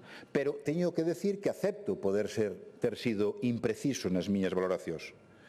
Vostedes parece que teñen un obxectivo, e o deixaron ben claro, o 4% dos galegos e das galegas que máis patrimonio e riqueza teñen, que son os que fundamentalmente lles baixan vostedes os impostos. Para o resto, Para todos os demais, os do 96%, o sálvese quen poida, é unha política absoluta de mínimos. Porque, mire, esas grandes fortunas as que vostedes protexen non sofren a falla de vivenda, mas ben, en moitos casos, se benefician dela. Non padecen as listas de esperas porque acuden a outro tipo de fórmulas de prestación da sanidade, da privada. Non agardan pola dependencia, porque teñen coidadoras privadas, ao mellor mal pagadas. Non lles importa se un concello pode ofrecer servicios, xa teñen eles os seus propios servicios. A eles e a vostedes preocúpalles pouco esa vida cotiá que sí condiciona a vida da maioría social do noso país. Pero esa Galicia real, a que traballa, a que se esforza, a que sostén este país verdadeiramente, merece un goberno que realmente pense nela. Vostedes, con estes orzamentos, non están mirando cara aí. Por iso, como van a gobernar para ela?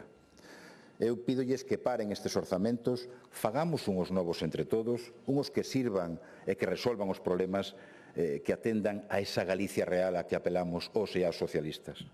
Ten vostede a nosa proposta e a nosa man tendida nesa misión. Agora deberán decidir vostedes para quen queren gobernar este país. Gracias, moitas gracias. Gracias.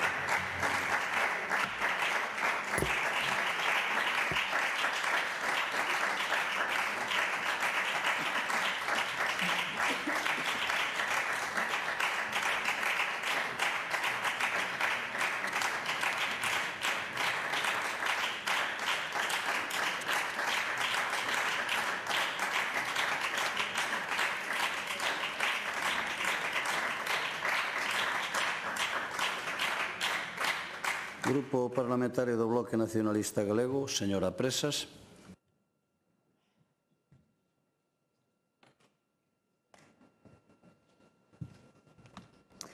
Grazas, presidente. Bo día a todos e a todas. Bo día, señor conselleiro. Atribúdese a Confucio aquilo de que saber gobernar e rectificar. E analizando o proxecto de orzamentos para o ano 2026 que vostede nos presentou, señor Corgos, a verdade é que o mellor que poderían facer vostedes para o futuro dos galegos e galegas é precisamente iso, rectificar. O mellor sería tamén que fixeran o que non está nada acostumado a facer o goberno do Partido Popular, que é escoitar. Escoitar a xente, escoitar as rúas, escoitar, por exemplo, as traballadoras e usuarias do ámbito dos cuidados e da dependencia que están hoxe ás portas deste Parlamento nunha situación límite e deberían, en definitiva, pois, escoitar e abrir os ollos ante as necesidades que ten o noso país, porque unha vez máis temos que dicir que estes orzamentos só miran o seu propio embigo. Nin son históricos, nin son suficientes, nin son sociais, nin son reais, nin realistas, nin tampouco están á altura das circunstancias. Das grandes cifras, o detalle, vemos que son un espellismo, unha lista de titulares e promesas repetidos que non teñen credibilidade. Un espellismo que agocha ademais a verdadeira folla de ruta do Partido Popular, que é basicamente continuar a demolición duns servizos públicos en xaque e vender Galiza a prezo de saldo no ámbito económico. E a isto, señor conselleiro, nos dicimos alto e claro non a este orzamento, porque Galiza merece máis. Estes son de arriba a baixo, ademais, señor conselleiro, temos que dicirlle os orzamentos dun goberno estancado, das grandes cifras o detalle, comezando precisamente polas grandes cifras, poden facer vostedes as piruetas discursivas económicas que queiran, que en realidade é un orzamento decrecente.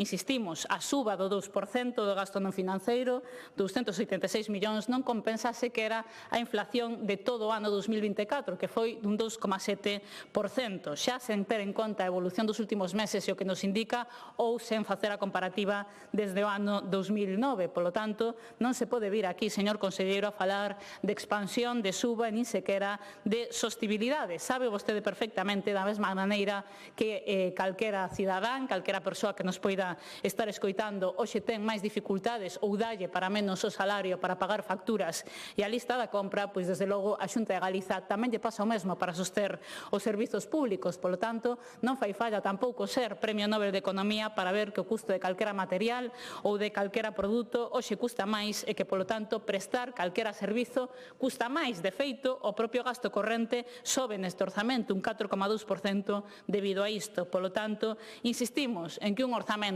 que medra menos do que medra a carestía da vida é un orzamento recortado.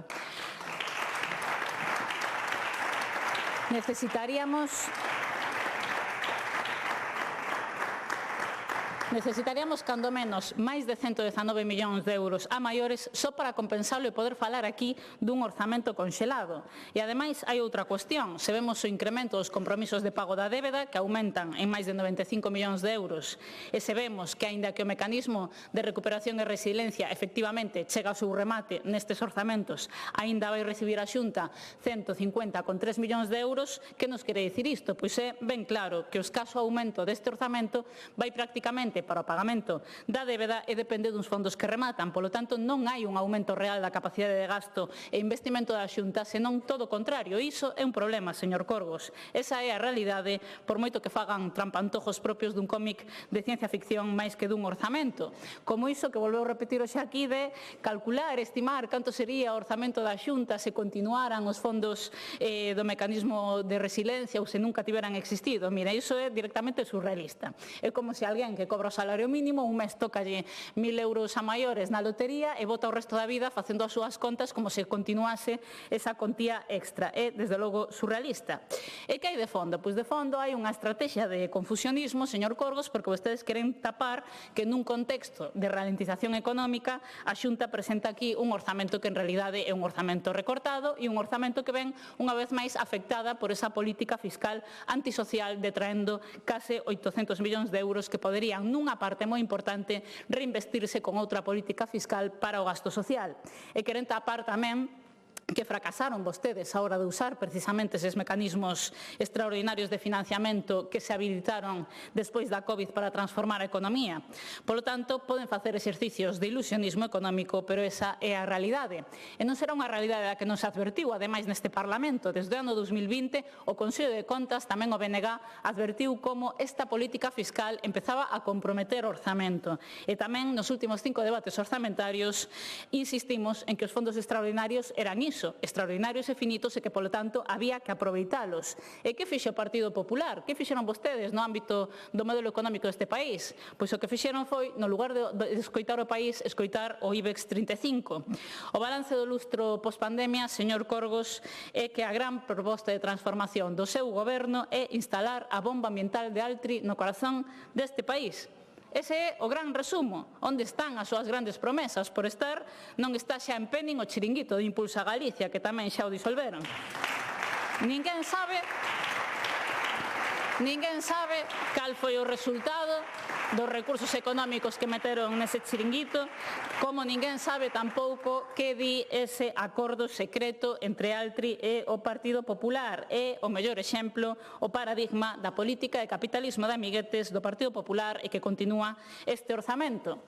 Mas neste tempo, neste último lustro, pasou o que xa pasara neste país, o que xa pasou cando despois da crise financeira a partir do 2014 comezou a medrar o PIB neste país e vostedes non aproveitaron ese período de medre para intervir na economía para corrixir aquilo que non funcionaba e cambiar o modelo productivo. E agora imos outra vez a un escenario complexo. No pasado non aproveitaron o tempo previo a COVID e a crise de prezos e agora non aproveitaron este tempo antes do contexto convulso no que vive xa o mundo. Todas as previsións internacionais dan unha baixada no crecemento, tamén as estatais e as galegas. E o mundo é xa unha incerteza xeopolítica e comercial por moito que neste momento se estean sorteando algunhas dificultades. E a pregunta é como estamos. Fixe vostede aquí unha lectura autocompracente, que se crecemento sostible outra vez, robusto, agora chamanlle. Pois miren, nos discrepamos. Galiza non logra converxer nin con Europa nin co Estado en termos de PIB per cápita. Galiza segue por debaixo da media europea no índice de competitividade regional.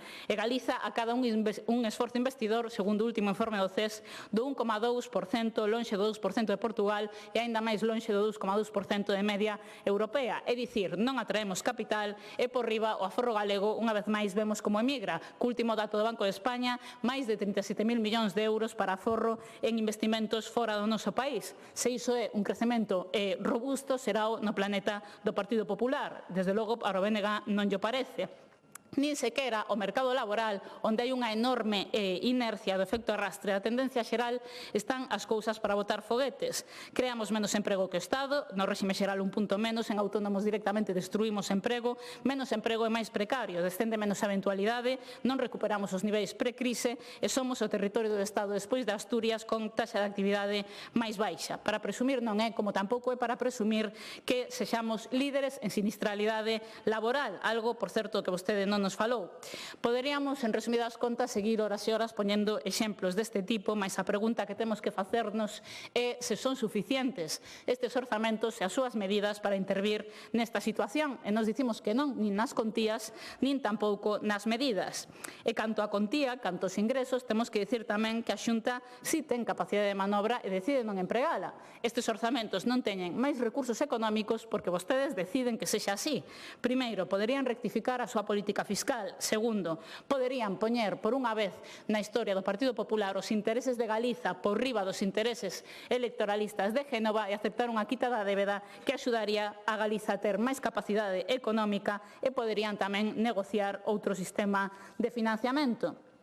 Un ano máis, insisto, manteñen un modelo fiscal antisocial que drena recursos que poderían reinvestir nos servizos públicos. E mire, eu voulle dar simplemente un exemplo, un dato con datos da Axencia Tributaria Galega, da Axencia Tributaria Estatal. Os 8.345 contribuintes galegos máis ricos aforraron 5.941 euros. Canto aforrou unha traballadora como as que poden estar hoxe ás portas deste Parlamento que cobrara, imaginemos dunha residencia, uns 2.500 euros ao ano? 50. Un aforro de 6.000 euros frente a un aforro de 50. Se iso é unha política social redistributiva, será no seu planeta. Señor Corgos, para nós é un goberno insolidario e de costas á clase traballadora. E mentres, pois, esta semana insultaron directamente, porque non ten outro nome, os concellos e as traballadoras do SAF, ofrecendo unha suba ridícula de 17 euros para 2028, cando saben vostedes que hoxe prestar este servizo xa custa de media entre 23 e 24 euros. Unha tomadura de pelo. Sabe que podría facer, señor Corgos? Coller a metade, xa dicimos a metade, ni sequera todo, dos 36 millóns de euros que vostedes condonan no imposto de patrimonio ás persoas con máis capital e aprobar a proposta do BNG de subir en 2 euros en 2 anos, até os 20 euros a contía para o SAF.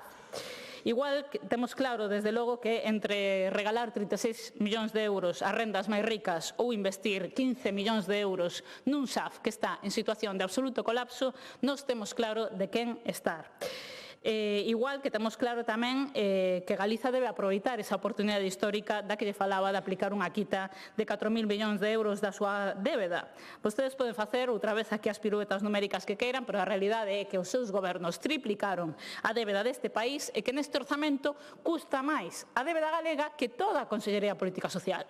Custa máis toda a débeda galega que toda a Consellería Política Social para este ano. É así, señor Corgos, sube ata os 1.643 millóns de euros, 7. Claro que é un problema económico. Igual que un problema económico que este país teña unha débeda de case 13.000 millóns de euros, que aumenta máis de 14.000 se incluímos as chapuzas de colaboración público-privada como ese Hospital Álvaro Cunqueiro, outra brillante xestión do Partido Popular. Hai 10 anos que se inaugurou este hospital, 10 anos, en estas contas do ano que ven, imos pagar 39 millóns de euros dese sobrecuste de máis de 400 millóns de euros que vostedes aprobaron e que nos hipoteca ata o ano 2035. Recursos que poderíamos usar, por exemplo, para tomar medidas e facer un plan de choque no ámbito da dependencia e evitar que haxa hoxe 1.886 persoas esperando esa dependencia ou aliviar unhas listas de agardas sanitarias que hoxe non recuperaron aínda os niveis prepandemia, unhas listas, señor conselleiro, que non se recuperaron do nivel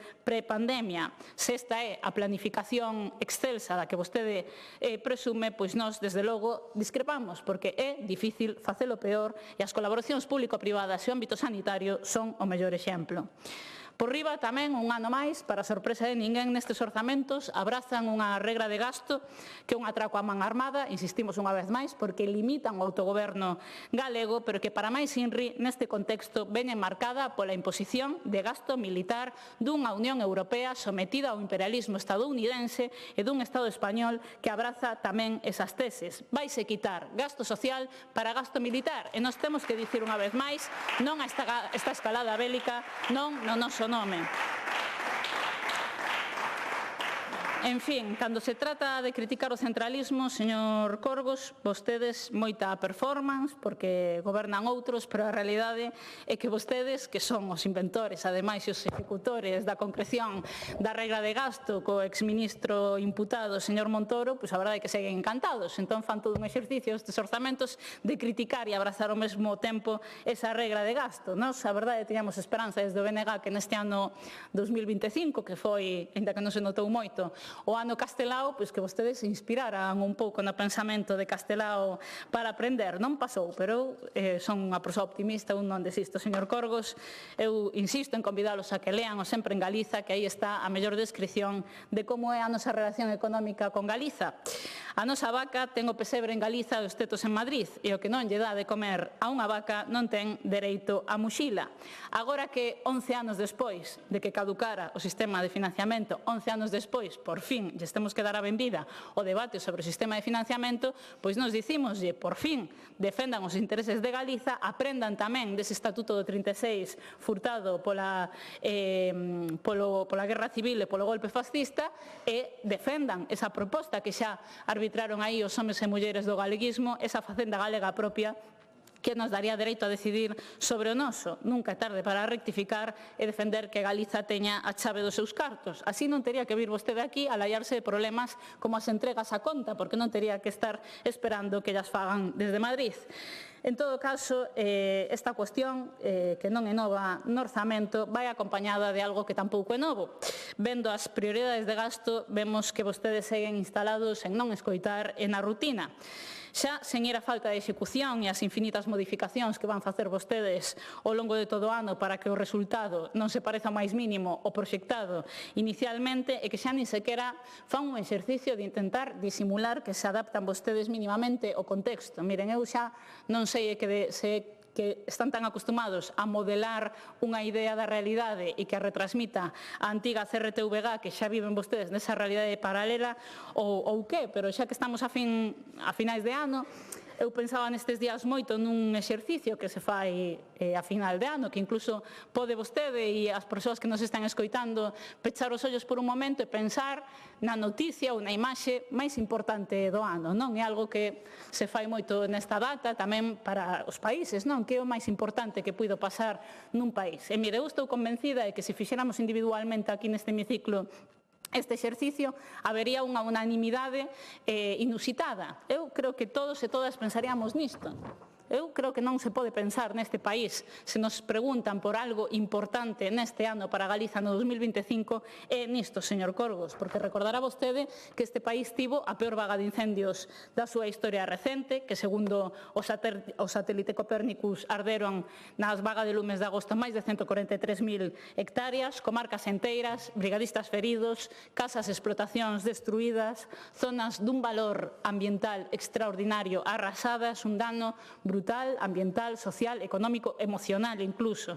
Pois mire, eu teño que dicirlle que é absolutamente impresentable que despois desta catástrofe os seus orzamentos sexan prácticamente unha calcomanía do modelo rural e do modelo forestal do Partido Popular dos anos anteriores. É impresentable.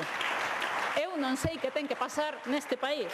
Onde está o cambio que precisa Galiza neste ámbito? Desde logo, nestes orzamentos non. Non porque fan vostedes outro exercicio de ilusionismo. Meten máis recursos para a extinción, efectivamente, pero non se toca unha coma do modelo. Non se toca unha coma dun modelo que fallou.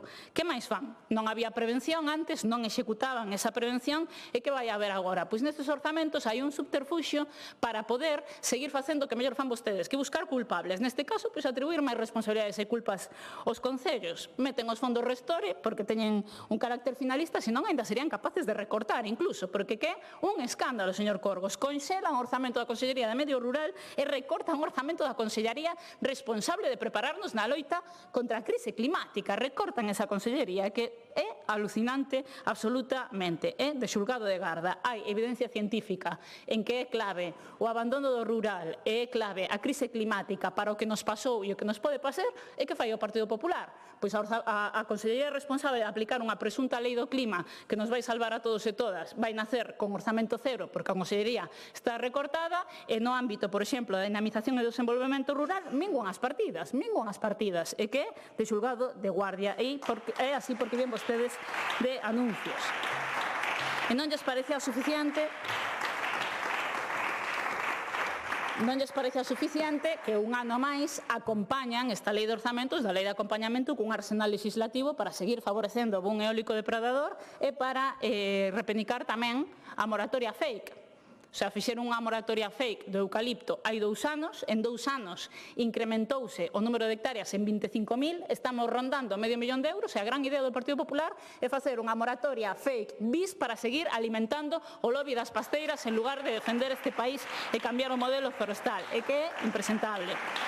É unha irresponsabilidade de dimensións históricas, señor Corgos, por iso, desde o BNG, insistiremos esta tarde en chegar a un consenso co plan da Ciencia Vida que propoñemos, porque compre reparar o dano, pero tamén compre prepararnos para o futuro, cambiar de modelo e ir a un rural galego vivo e productivo, diverso e resiliente ao cambio climático. É unha cuestión xa de supervivencia. Que non teña que vir aquí alguén dentro duns anos a repasar este diario de sesións, como tivemos que facer co de 2017, porque houbo advertencias sobre as medidas que había que tomar e vostedes non a tomaron, señor Corgos, porque entón, ademais de incompetentes, estaríamos vendo que son vostedes uns temerarios.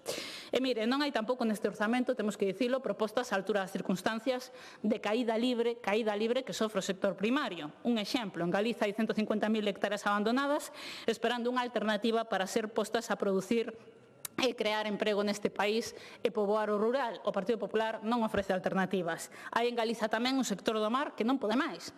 Perde vendas, perde facturación, perde emprego, tamén naqueles ámbitos que son competencia exclusiva da Xunta e esas especies que son competencia exclusiva da Xunta, non sei aí xa vostedes a quen culpan. E mire, un exemplo, acaba o ano 2025 e nada se sabe do plan de competitividade e sostenibilidade de 2024-2025. Ninguén sabe onde está o plan, ninguén sabe onde están os 136 millóns de euros porque é o modus operandi do Partido Popular para os sectores productivos e para o ámbito económico. Anuncio tras anuncio, publicidade e propaganda, pero nada concreto, tampouco nada concreto, agora que conseguiron esa mini competencia do litoral, nin para financiala, e a máxima preocupación do Partido Popular son os chiringuitos e favorecer así máis especulación urbanística na nosa costa. Esa situación do sector primario é crítica. Tampouco é moito mellor a do ámbito industrial.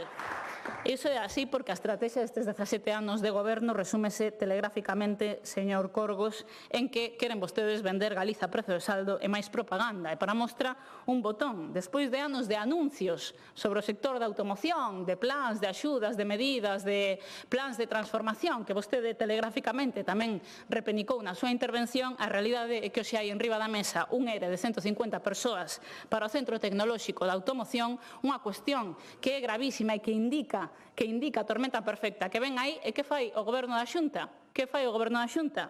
Buscar culpables no lugar de facer o seu traballo, a súa especialidade. O mesmo que en problemas tan importantes para a vida dos galegos e galegas como a vivenda. Iso de pan, traballo e teito, sabe vostede, señor Corgos, que cada vez máis neste país un luxo. En estes orzamentos non hai a máis mínima credibilidade, e alegrámonos de que veña xa a Conselleira de Vivenda, non hai a máis mínima credibilidade nestes orzamentos, xa para empezar, porque é das que peor executa, das que máis modificacións fai para despois non executalas. E mire, non hai tampouco promesas cribles no ámbito da vivenda pública protexida, que tería que ser o orzamento triple do que vai, pero que mire, xa prometen a vostedes 1.800 vivendas para o ano 2026, quedan apenas 2 meses. Onde están esas 1.800 vivendas protegidas que ia construir a Xunta de Galiza? Agora prometen 4.000, porque como é gratis prometer, pois prometen 4.000. Que máis dá? A realidade é que só hai 1.000 en construción, por moito que agora intente cambiar tamén vostedes o significado no dicionario de que é o que está en marcha ou non está en marcha, pero son anuncios e anuncios como ese plan de vivenda 2630, que era un plan clandestino que ninguén viu. Outro día vimos unha nota de prensa de que iniciaban a súa tramitación. Veremos en que dá iso, pero cos seus precedentes non temos moita expectativa, porque o que vemos é que o que fan é favorecer a especulación e a perda de dereitos tamén nesta lei de orzamentos. Ia dicir que se llevía a patiña o lobo, pero en materia de vivenda directamente vemos a pata dun mamut, señor conselleiro. E mire, non aproveitou vostede o seu tempo quasi limitado para contarnos que tal a fin de semana, que foron vostedes de retiro espiritual. E mire, eu non sei, non vou ser indiscreta, non lle vou preguntar se compartiu habitación ou non, pero eu imagino que vostede, porque fun ver como era o hotel no que se ia aloxar a Xunta, que estaría nunha habitación media, non? Nunha habitación normal. Pois mire, a habitación na que supoño que dormiu cada un dos conselleiros e conselleiras, porque non foron a un albergue do Camiño de Santiago, foron a un hotelazo, pois segundo a súa página web mide 20 metros cuadrados. 20 metros cuadrados, señor Corgos, é a metade do que vostedes queren que mida unha vivenda de 2 habitacións para unha familia con fillos nas rebaixas que meten nestes orzamentos, que baixa de 56 metros cuadrados a 38 metros cuadrados. Sí, sí. Pero é que mire, a suite, que supoño que sería a que lle tocou o señor ausente Rueda, mide 35 metros cuadrados. 35 metros cuadrados, a medida desta suite, é máis do que vai medir coa rebaixa que aplican vostedes unha vivenda individual, que baixa de 45 metros cuadrados exixibles a 31. É dicir, o Goberno da Xunta pretende máximo luxo de fin de semana para eles, pero que os galegos e galegas vivan ou en baixos comerciais que ninguén quere ou vivan en minipisos. Este é o retrato do seu Goberno. Non sei se isto o de Galicia calidade, pero desde logo quedaron retratados. E mire, señor conselleiro, din vostedes na súa introdución aos orzamentos, que sabe que eu leo con paixón todos os anos, que todo muda, nada permanece. Pois nós temos que dicirlle que vemos o contrario. Permanecen os erros e, sobre todo, permanece algo que nos preocupa enormemente, que é esa estrategia de demolición dos servizos públicos. Por fora do aumento do gasto corrente, a estrategia volve ser cebar a privada. Mira, a metade do orzamento de dependencia, 403 dos 844 millóns de euros, vai para prazas na privada e para bonos. Mais cartos para a sanidade privada neste orzamento, case 300 millóns de euros, e privatizan novos servizos como os centros de crise 24 horas para vítimas de violencia sexual ou como eses CINs móviles que tardaron 3 anos en empezar a facer e que agora van privatizar. E por iso non hai servizo público sen problemas. Por iso hai protestas e un colapso absoluto. O Partido Popular vitimízase, o Partido Popular criminaliza a estes sectores, pero a realidade é que vai a panorama algunha responsabilidade terán levando gobernando 17 anos. Folga histórica, por exemplo, no profesorado, que aínda non recuperou sequera as horas selectivas de antes da crise, a única comunidade que non o fixo. Movilizacións na xustiza, nas casas niño, nas escolas infantís, nos centros de discapacidade, folga en atención primaria, sete xornadas de folga no sector dos coidados. Quen é responsable? Quen é responsable? O cidadán que sofre condicións pésimas como as que sufriron os maiores desas residencias de Amoeiro, de Xinzo ou de Monforte, ou é algo responsable o Goberno do Partido Popular que é ocupado de xestionar, que é o que se ocupa de xestionar estes servizos públicos?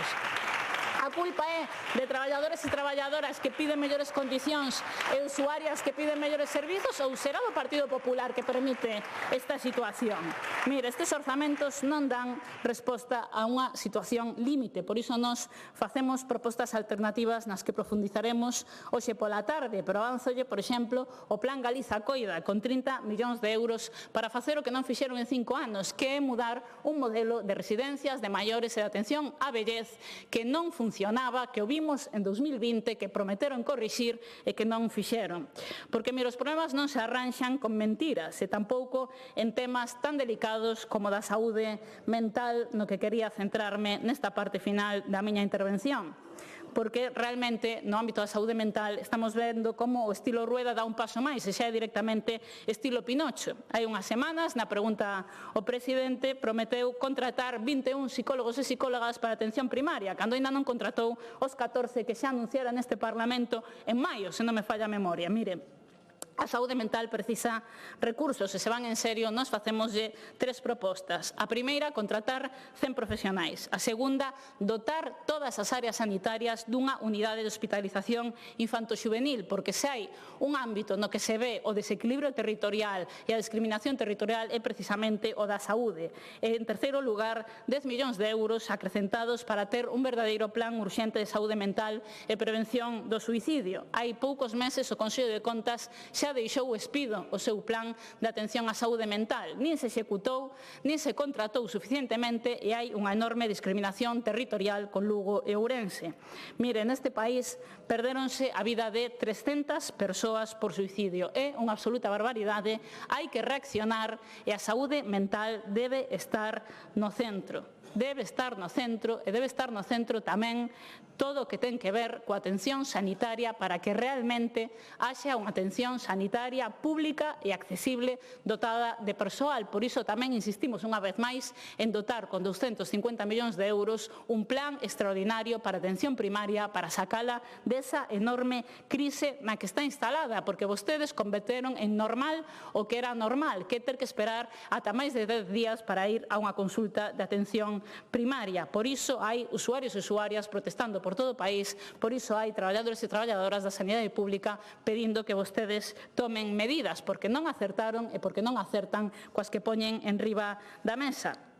En todo caso, señor conselleiro, remato xa, nos insistimos, desde o BNG presentamos unha proposta alternativa que moviliza máis de 2.000 millóns de euros, que defenderemos hoxe pola tarde, que son máis de 60 medidas de calado, que son máis de 60 medidas que eu diría que non son do BNG, que son unha urxencia vital para este país. Atender a saúde mental, atender o colapso absoluto do servizo de axuda ao fogar, atender as consecuencias derivadas e as debilidades expostas despois da vaga de lumes de agosto con ese plan da Cinza Vida ou atender a situación límite que ten o ámbito da vivenda son algunhas das propostas que avancé. Desde logo defenderemos esta tarde que sexan unha reorientación dos orzamentos. Eu, aínda que non teño unha bola máxica, xa podo prever que tanto nesta parte da mañá como pola tarde vostedes aplicarán o rodillo da maioría absoluta. Están no seu direito, pero desde logo nos insistimos en que, aínda que digan non hoxe, queda máis dun mes de tramitación orzamentaria, quedan oportunidades para pactar medidas concretas. Polo tanto, apelamos a que realmente apliquen iso que lle dicía eu ao comezo da miña intervención. Saber gobernar e rectificar. Polo tanto, señor Corgos, rectifiquen, escoiten e atendan as demandas dos galegos e galegas. Nada máis e moitas gracias. Gracias.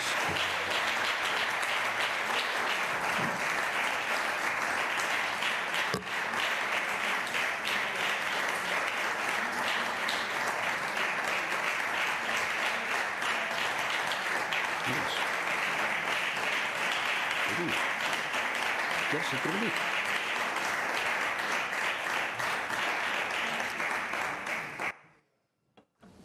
Pregunte. Hai intervención do conselleiro. Queres intervenir? Quere intervir? Pode intervir.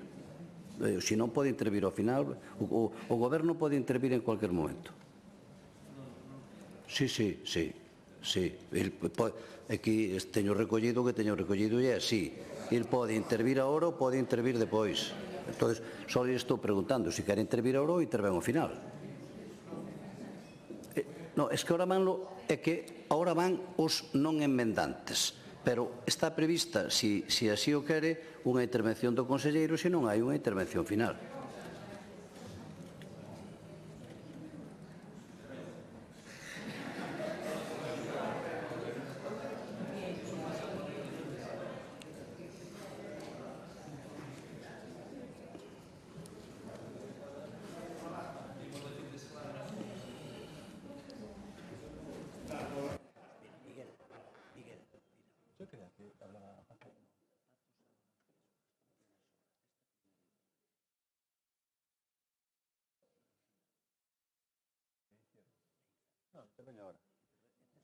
Sí, mellor interveñora porque así están máis frescas as ideas, non? Eu tamén, como señal de respeto aos membros dos grupos, tamén me gustaría facer algunha consideración do que se ten dito, porque evidentemente, agradecer en primeiro lugar o ton das súas intervencións en defensa do seu plan ou do seu non plan, non? Porque a veces aprecense algunhas incoherencias no que se di. Tentarei respostar a todo dito polos grupos da oposición, tendo en conta que en algúns dos casos se adicionan as observacións e, polo tanto, respostarei conxuntamente. Comezo polo señor Ojea, Democracia Ourensana, que ven aquí a falar do seu, que son os investimentos en Ourense, basicamente, que el defendería outro modelo de goberno. Bueno, eu ao longo da miña intervención penso que non repartín territorialmente ningún investimento, porque falei das prioridades do programa programáticas dos orzamentos para o vindeiro exercicio. O que tentamos, efectivamente, como dicía antes, é realizar unha distribución territorial equitativa, pero tamén, de novo, voltamos coa teima dos euros en bruto, que é un recurso demagóxico que empregan vostede, tamén os restantes grupos, cando lles convén para sinalar unha diferencia importante. Claro, como cando se compara unha comunidade autónoma con Galicia con outra como Andalucía, por non ir ao territorial provincial, pois normalmente todo converse a tripla. Por qué? Porque Andalucía ten a tripla de poboación que Galicia. Entón, por iso, cando falemos en proporción, pois se condona o triple de deuda, temos o triple de PIB e temos o triple de recaudación tributaria, por exemplo, por falar de termos financeiros. Pois aquí pasa o mesmo. E cando queremos homoxeneizar e compararnos cos demais en termos homoxéneos, o que temos que buscar é unha variable que explique ese gasto, neste caso, o gasto no financeiro do orzamento, que só é ser a poboación. E se imos á poboación, entón falamos do gasto per cápita e aí podemos apreciar o esforzo que se fai de verdade, diferencial, entre os diferentes territorios. E así podemos comprobar como Ourense recibirá 5.700 euros por habitante, sendo a que máis medra, frente a 5.211 de 2025 en termos equivalentes. Ise é o dato que mide o esforzo fiscal de cohesión territorial dos orzamentos. E ademais tamén temos que tener moito cuidado, porque todos sabemos cales son as competencias da comunidade autónoma e todos sabemos como se prestan. E todos sabemos que o 80% do gasto non financeiro consolidado do orzamento, o dixo a señora Presas tamén, non o dixo, pero dixo que había moito gasto corrente, é gasto corrente. Por qué? Porque é o propio da natureza dos servizos públicos fundamentais, a educación, a sanidade e a política social son intensivas en gasto corrente. E a quen acompaña o gasto corrente? Pois a poboación. A quen se lle presta os servizos de saúde? Non se lle prestan os carballos, se lle prestan aos cidadáns. Por lo tanto, nas provincias onde hai máis cidadáns van ter máis gasto corrente. E, ademais, ocorre que os grandes hospitais tamén son construídos onde residen máis cidadáns e, por tanto, ocorre que a provincia da Coruña, xa que lle gusta tanto falar da provincia da Coruña, a mí me gusta falar das 4, a provincia da Coruña ten 3 grandes hospitais, como ben sabe, o Arquitecto Marcide en Ferrol, o Complexo Hospitalario da Coruña e o Complexo Hospitalario de Santiago. E, por lo tanto, 3 grandes hospitais sempre van ter un volumen moito máis grande de gasto que outra provincia, como, por exemplo, Ourense, que, se deixamos aparte os comarcais, ten un gran centro hospitalario como é o Chou, no que estamos a investir de forma importante máis de preto dos 50 millóns de euros neste orzamento. Por lo tanto, as matemáticas son teimudas, evidentemente, sí, sempre vai haber unha tendencia a que esa unha maior concentración de gasto por motivos obvios aí. O mesmo que pasa coa educación superior. Onde están as universidades? En Santiago, en Coruña, en Vigo. Pois onde va estar o gasto universitario das reitorías? En Torrelodones? Non. Estarán en Santiago, en Coruña, en Vigo. Eso é unha obviedade. Por tanto, está ben defender o que eu penso que é unha maior distribución, desconcentración territorial, pero tamén hai que partir un pouco de realidade. Igual que falou do turismo, evidentemente, os esforzos do Departamento de Turismo se concentran precisamente en desestacionalizar e desconcentrar os camiños que non son o francés. precisamente para fomentar esa distribución equitativa entre todos os territorios. Aí é onde se fai o maior esforzo, como non pode ser doutro xeito, non? E, por tanto, isto é o que explica un pouco, a veces, os repartos cando se fala en bruto, porque hai que ter un pouco de cuidado a hora de facer comparacións e facelas en investimento por habitante. Falou tamén de que non se realiza investimento, non se aprenderon as leccións causadas polos incendios e que se minimiza o investimento. Bueno, nos vemos que nestes orzamentos de 2026 hai importantes actuacións dirixidas a contrarrestar que non se volten a repetir eses sucesos deste verán. De feito, no eido tributario tratan de acompañar, pero o importante son operacións de gasto. 6,5 millóns de euros para convenios con entidades locales para afrontar obras preventivas, ou que se mobilizan máis de 3,6 millóns de euros na provincia. Estou a falar só do investimento en Ourense, para manter e potenciar capacidade de actuación perante as emerxencias, ou que se mellora a base de medios aéreos de Antela no Concello de Sandías, ou no Centro Integral de Loita contra o lume de Toén, ali o carón da cidade de Ourense, ou case 1 millón de euros para outros investimentos, 1,5 millóns de euros para a conservación da paisaxe e loita contra a erosión dos viñedos da Ribeira Sacra, ou case 1 millón de euros para a base de unidades operativas de Bande, que permitirá que o persoal do Servizo de Prevención e Defensa contra os incendios forestais poida conciliar, ou 0,6 millóns de euros para a mellora e conservación dos parques naturais da provincia do Parque Natural de Baixa Limia, Serra do Surés, Enciña da Lastra e Parque do Invernadoiro. Tamén está previsto o desenvolvemento dun programa cultural nos territorios da provincia afectados polos incendios e outro específico para os concellos da Ribeira Sacra. Por lo tanto, sí que existe un esforzo importante por discriminar aqueles territorios nos que a poboación non realiza ese efecto tractor nos investimentos.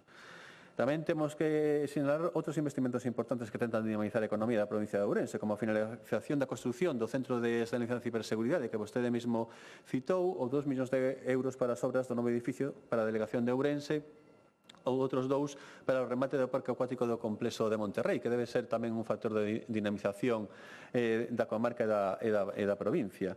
E logo, se sigan a realizar outros investimentos relacionados co resto das políticas de gasto, como investimentos en educación, como o investimento de case 1 millón para o IES en Pereiro da Guiar, que supera un investimento total de case 10 millóns de euros, ou a posta en marcha dunha residencia pública de maiores.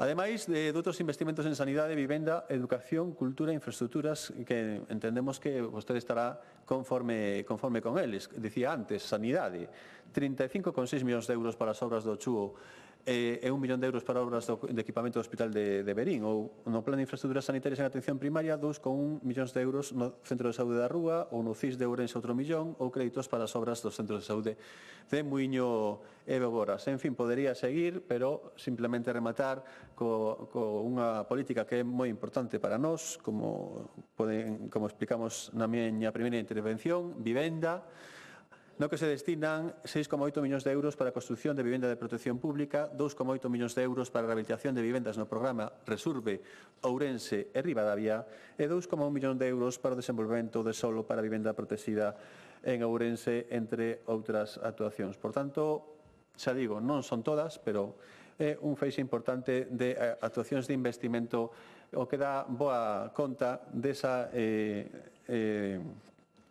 punto de vista de cohesionador que temos cando desenvolvemos as nosas políticas. Falou tamén de conectividade no rural. Eu concerto con vostede que o desexable é que exista, por suposto, que cada recuncho de Galicia estea ben conectado, pero ten que fale coa autoridade competente. As telecomunicacións son competencia estatal. É o Estado o único organismo que pode establecer obrigas dirixidas aos operadores de telecomunicacións referentes á cobertura de internet e de telefonía. Nós facemos ese seguimento e les mandamos periódicamente escritos indicando onde apreciamos carencias no territorio. Evidentemente, no macizo é unha das áreas nas que estamos reclamando que se realice máis investimento. E lembrolle tamén que co programa único o Goberno de España asume en solitario o obxectivo da Unión Europea de que no ano 25 o 100% da poboación teña acceso a servizos de Internet de alo menos 100 megabytes por segundo. Un programa no que nos ofrecimos a colaborar, pero que non se quiso contar coas comunidades autónomas. Por tanto, eso é importante tamén telo en conta. O que sí que fixemos é falar coa Comisión Europea e respecto á cobertura móvil dende a Xunta solicitar en varias ocasións ao Goberno Central a modificación do actual Servicio Universal de banda ancha co obxecto de incluir non só o dereito á cidadanía dun teléfono fixo e internet nos fogares, senón que tamén se lles dera cobertura móvil de internet e de voz. Como actividade subsidiaria, como sabe, pois estamos implantando 68 torres de telecomunicacións. Xa están construídas e benefician a máis de 5.200 persoas en 210 entidades de poboación de Galicia, unha boa parte delas tamén na provincia de Ourense. Por tanto, todos estos son actuacións que se toman como paliativas e de recuperación e preventivas na loita contra os lumes, do que o investimento na súa provincia, como non pode ser de outra forma, leva unha parte moi importante, pero outra tamén é a modernización e o fomento dos servizos públicos fundamentais no que se aposta por un investimento diferencial e cohesionador na provincia de Ourense. Senlaba, por cambiar un pouco de portavoz, de voceiro, o señor Besteiro lanzaba unha serie de ideas aquí, tiña dúbidas de para quen goberna esta Xunta de Galicia, que penso que o expliquei ben ao comezo da miña exposición, pero, bueno, lembrarei yo agora ao longo da miña resposta. Falaba do sesgo e do desequilibrio, tamén falei diso, ademais empregando o indicador que é universalmente aceptado por todos os que estudan temas de igualdade, que é o S20 e S80, non o que empregou vostede, por estar demasiado sesgado, e aí, como lle dicía, Galicia non é só que estea por debaixo da media nacional, sino que é a comunidade autónoma que ten un reparto da renda máis equilibrado, unha diferencia do 20% das rendas familiares máis ricas sobre o 20% de menos recursos máis equilibrado de todas as comunidades autónomas. E ese sí que é o indicador que se utiliza xeralmente en todos os informes.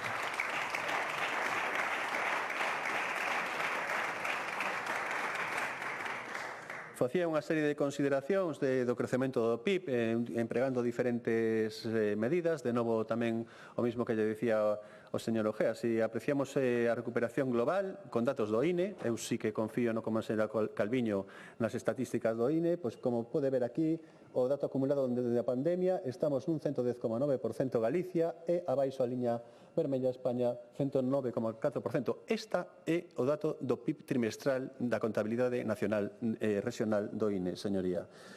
E se analizamos a variación do PIB per cápita tamén, porque tamén, de novo, aquí non é o mesmo, as economías de escala non funcionan igual en comunidades de moita población e de moito PIB, como pode ser Cataluña, con 20% do PIB, ou outras máis modestas, como Galicia, cun 5,2% do PIB, é unha poboación moi avillentada e que, por tanto, non é poboación activa. Por tanto, cando falamos de poboación activa tamén, isto vai polos dous voceiros, compre empregar a ratio de poboación activa de edad de 15 a 64, que son os que están en idade de traballar, non toda a poboación, porque, claro, aí sí que saímos mal. Un 26,2% de maiores de 65 anos, claro que saímos mal. Pois, se imos ao PIB per cápita, tamén podemos apreciar como, efectivamente, Galicia medra neste tempo, dende a pandemia, 3 puntos máis que a media española e 1,5 puntos máis que a media da Unión Europea a 27 anos. Por qué? Porque somos unha economía máis productiva que o resto das economías autonómicas e das economías europeas nesta saída da crise. Quere isto decir que debemos conformarnos e que estamos tranquilos co que está a pasar? Non, evidentemente non. Estamos nun contexto de moitas incertezas. A carencia de contas nacionais non axuda nada a quietar esas incertezas, pero o que sí que debemos facer é seguir a pelexar e saber que estamos no bo camiño e debemos seguir a incrementar ese crecemento baseado na productividade en un reparto equitativo de todos os sectores, o sector primario, a industria e o sector terciario, non apostando só como parece que pasa na economía nacional polo sector terciario, señoría.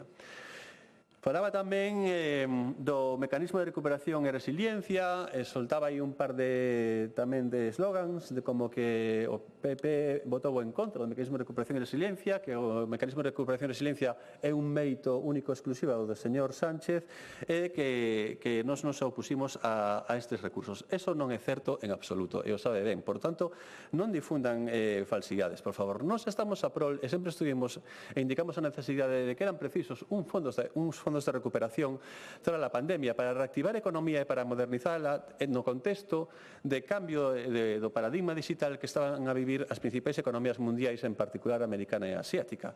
O que pasa é que o que non estábamos de acordo é nese diseño centralizado do plan de recuperación e resiliencia, como tampouco estamos de acordo en que no próximo período de programación plurianual da Unión Europea se estea apostando polo mesmo modelo. O que lle pido a vostede é que apoie esta posición de Galicia e que defenda unha xestión e unha planificación e unha participación activa dos fondos europeos por parte das comunidades autónomas das rexións europeas.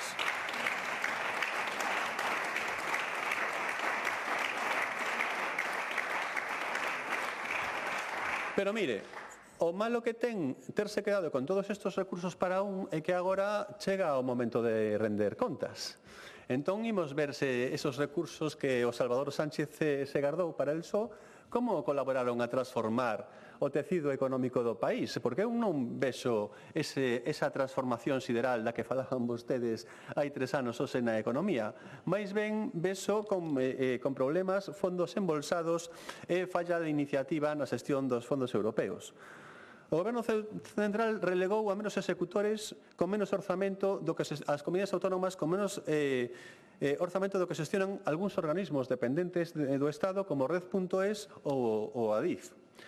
Este plan que estaba chamado a transformar a economía de España agora tanto a Comisión Europea como a AIREF tachan de que están a desaprovecharse estes fondos. Non é que o diga eu, pode dicir, que vai dicir o señor Corgos que é un conselleiro de PP. Non, o din a Comisión Europea e o din a AIREF. O Tribunal de Contas Europeos, que lle gustan tanto os tribunais de contas, no seu último informe, eu cito informes concretos, informe especial 21/25, apoio do MRR a mellora do entorno empresarial, di que en España só se abordan parcialmente os retos do entorno empresarial e que está moi lonxe dos obxectivos iniciais. Pola súa banda, a AIREF denuncia que o 25% da execución correspondente ao mecanismo de recuperación e resiliencia é gasto corrente. Algo que dende este goberno xa levamos poniendo de manifesto dende hai moitos anos. E o gasto corrente non é o que se emprega de cotío para mudar a estructura productiva dun país, como ben sabe, señoría. O que sí que está a facer o seu plan é afondar a fenda entre territorios, repartindo cartos entre as comunidades autónomas máis ricas e remando en contra da cohesión. E deberían saber que o mecanismo de recuperación e resiliencia insta a acadar o obxectivo de cohesión territorial a parte de apostar pola unha modificación e modernización da estrutura económica do país. Por non falar dos PERTES, eses aos que tanto bombo lles deron e que ian suponer unha oportunidade para o desenvolvemento industrial tanto de Galicia como do resto das comunidades autónomas, pois a falta de pouco máis de 9 meses, 287 días exactamente, hai 21.000 millóns de euros dormindo nos caixóns dos ministerios a conta destes PERTES.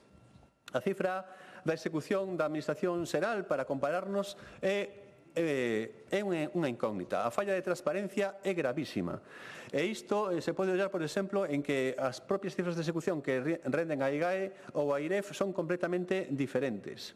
Non podemos saber cal é a taxa de resolución sen dar por resoltas contías transferidas a organismos dependentes da propia Administración do Estado. É dicir, se están limitando a mover transferencias entre ministerios e organismos autónomos en vez de facer que os cartos cheguen á economía real. Outro exemplo máis por exemplo, é que da listaxe dos 100 principais perceptores do MRR podemos concluir que o 55% dos beneficiarios son sector público e que o maior perceptor do plan ata agora é o Adif, con preto de 4.400 millóns de euros. Eso sí, non sabemos deses 4.400 millóns de euros cantos ten chegado xa a economía real e cantos investimentos se teñen executado.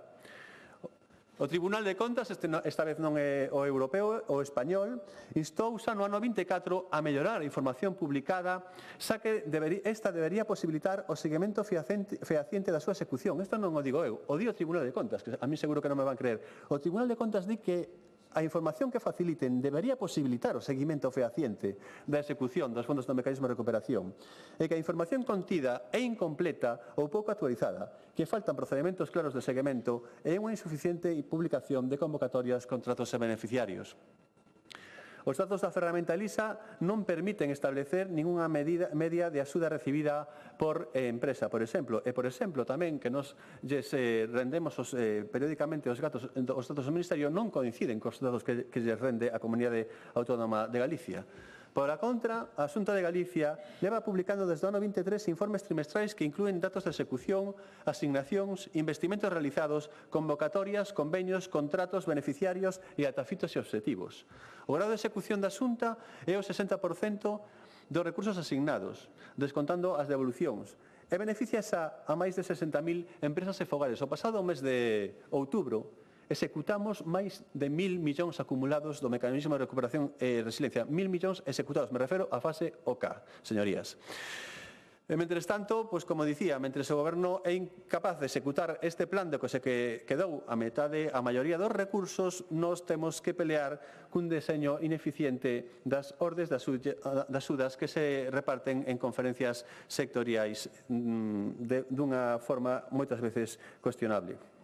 Nos cumprimos cos tempos, ollamos nestas datas como outras comunidades autónomas sí que presentan un crecemento moito máis abultado porque non foron quen de executar estes fondos do mecanismo de recuperación e resiliencia. Por tanto, fixemos os deberes e cando chegue o próximo verán poderemos comprobalo. Outro das súas teimas trufadas de inexactitudes, por decirlo de alguna forma, son as que refiren á política fiscal do Goberno. Está claro, e non o imos ocultar, este Goberno aposta por baixar os impostos aos galegos e galegas sempre que poidamos. Igual que vostedes, os señores do PSOE e do BNG, apostan, aínda que non o digan explícitamente, por subirlle os impostos aos galegos e as galegas. Parécenos ben, esa é unha diferencia que recoñezo e que é clara, evidente e palmaria. Pero logo está o tema dos beneficios fiscais e diso de beneficiar aos ricos. Bueno, ollando as rebaixas que leva, por exemplo, estes orzamentos o Goberno galego, un pode apreciar claramente que esa afirmación se cae polo seu propio peso. Os beneficios fiscais aprobados pola Xunta de Galicia en 2009 benefician as rendas medias e baixas, en concreto nun 98,5%. E para a mostra, como decía, as novidades en materia tributaria no ano 26. Incluímos as familias monoparentais no colectivo protegido pola Xunta para a adquisición de vivendas a tipo de gravame reducido. Parecelle vostede que unha familia monoparental que se compre un piso de segunda man por importe de menos de 240.000 euros é unha familia de ricos, señoría? A min non. Introducimos tamén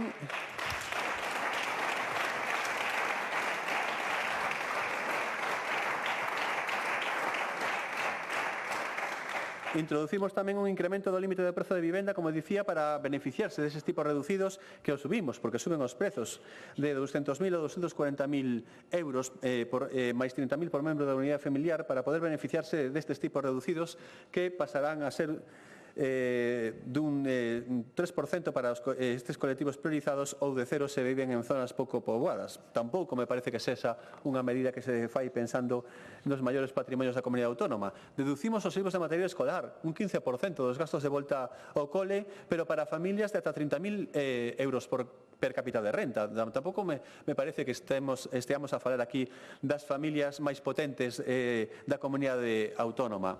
Eliminamos a tributación das axudas do ELA, deducindo as axudas que se dan a estes enfermos polo sobrecuste que ten que soportar por esta tráxica enfermidade, ou tamén as persoas recompensadas por sofrir a talidomida. E tamén eliminamos os impostos ás persoas que sufriron as vagas de incendios para compensarlle polas ayudas que se tramitan para compensarlle por os danos que sufriron no seu patrimonio. Tampouco me semella que esteamos a falar dos patrimonios máis potentados da comunidade autónoma. De verdade creen que todo isto beneficia aos ricos?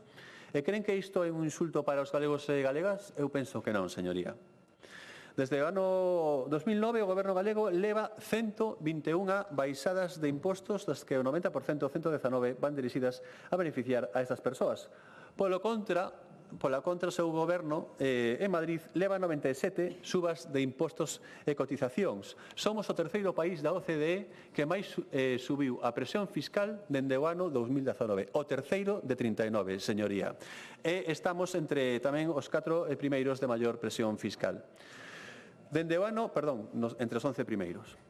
Dende o ano 20, as medidas do Goberno galego supuxeron un aforro de máis de 1.600 millóns de euros con 1,3 millóns de beneficiarios, sen contar a rebaixa da tarifa autonómica do IRPF. 1,3 millóns, non 130.000, señoría. 1,3 millóns de beneficiarios dos beneficios fiscais. E se engadimos os que se beneficiaron da deflación da renda, que tanto vostedes como o Bloque Nacionalista Galego votaron en contra no ano 23, cando se propuso aquí na Comunidade Autónoma, lembrolles para loitar contra o efecto da suba dos prezos, esa deflación e esa baixa do tramo máis primeiro tramo para rendas máis baixas do 9,3 ao 9% beneficia a 1.480.315 galegos, todos os que presentan a declaración da renda.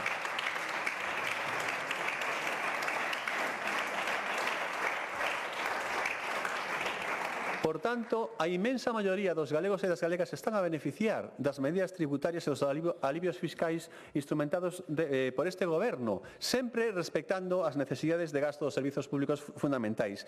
Pero esta inmensa maioría afecta a gran maioría social dos galegos e das galegas e, por tanto, as rendas medias e baixas, señoría. E, ademais, as bonificacións en tasas e prezos tamén, de novo, afectan especialmente a rendas medias e baixas, porque afectan os servizos públicos que presta a Comunidade Autónoma, que, como saben, son froito de demanda intensiva por parte dos cidadáns que teñen este tipo de rendas medias e baixas. As bonificacións e tasas e prezos no mesmo período supoñen outros 1.515 millóns de euros de aforro para os cidadáns galegos, é dicir, dende o ano 20. Que supón isto? Pois poñelle dous exemplos, por exemplo. Escolas infantís. Os cidadáns galegos pagan 0 euros ao mes por inscribir en escolas infantís os seus cativos. Dos 200 euros de media que poden costar para unha familia por fillo. Por tanto, estamos beneficiando as familias por este comportamento. Ou residencias de terceira idade. Sabe cando costa de verdade? Pregunto se sabe porque ten todas as prazas da Deputación concertada. Sabe canto costa de verdade unha praza de residencia pública á Comunidade Autónoma de Galicia? Ao mes. 4.078 euros por usuario, señoría. Pois deses 4.078 euros, o que pagan os galegos son 409 euros. Aí é onde se van os beneficios fiscais e esa maioría social son os grandes beneficiarios deses beneficios fiscais. Por tanto, eu sería un pouquiño máis prudente cando falara deses beneficios fiscais e deses máis de 1.000 millóns de euros que se podían utilizar en outras políticas de gasto.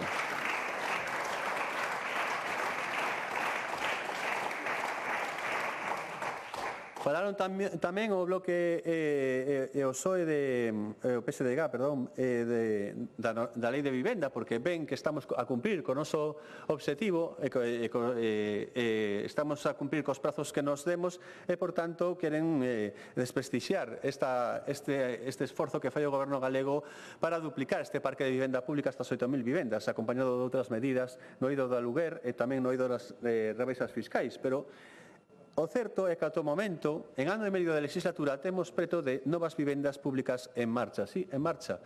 Evidentemente, en obra están 1.000 e o resto estarán con contrato de planificación da obra, porque, como saben, para executar unha vivenda pública, o primeiro que hai que hacer é orzamentala, por eso estamos falando aquí, estamos a falar do orzamento, primeiro poñemos orzamento, os cartos, logo sacamos un concurso para planificar a construción da vivenda, logo sacamos un contrato de obra e se construe a vivenda. Así é como acontecen as cosas na administración. Pois ben, temos 3.000 vivendas xa en marcha. Eso que quere dicir dicir que ou ben están en obra ou ben están cun contrato cos terreos dispostos e cun contrato co correspondente estudio de arquitectos diseñándose para comezar a licitación da obra ou ben están en licitación desa obra. En todo eses diferentes traxectos temos o 73% dos novos fogares comprometidos para esta legislatura. 929 novas vivendas de protección pública que temos en marcha en Vigo, onde prevemos desenvolver 1.600 vivendas no polígono de Navia e solo residencial para outras case 3.700 vivendas a través dos PIAs do Ofimático e de Ramón Nieto. Ou 363 vivendas que xa temos en marcha tamén en Ferrol, no Bertón, onde 48 delas xa están en construción, onde queremos desenvolver solo urbanizado para outras 1.300. Temos un total de 597 vivendas en marcha en Lugo, a maior parte delas en Garabolos, unhas 460 e outras 137 que construiremos nas parcelas que permutamos co Concello de Lugo. Ademais, ponemos a disposición solo residencial para 1.200 vivendas a través do PIA do Sagrado Corazón, ou un total de 300 vivendas en marcha en Pontevedra tamén, das que 118 proceden dunha cesión de solos, onde prevemos desenvolver solo residencial para máis de 2.000 vivendas tamén. Actualmente temos 104 vivendas en construción en Susán, as 104 de Susán, na Coruña, onde avanzamos para facilitar a construción de alrededor de medio milleiro de novas vivendas protegidas VPA e VPP, como saben, e solo para outras 4.300 en Montemero. Así mesmo, desenvolveremos outras 99 vivendas a través da cesión de solo do Concello. De feito, hai apenas un mes comenzamos a construir 50 delas. E en Ourense, para que non me riña o señor Ojea, temos 64 vivendas de protección pública onde desenvolveremos solo para máis de 1.600 vivendas. 60 están en construción en Santiago de Compostela tamén, as que se sumarán outras 60 de alojamentos compartidos e onde teremos solo para máis de 3.400 vivendas. 20 en Mos, 103 en Narón, dos que 12 son locais de Bipugal reconvertidos en vivendas e licitamos proxectos para outras 91 procedentes de cesión de solos e outras vivendas de promoción pública que desenvolveremos a través da cesión de solo urbán consolidado nos concellos de Carballo 73, Teo 26, A Estrada 28, Lalín 17, San Cibrao das Viñas 12 ou Vilagarcía 10 e 78 en Ames.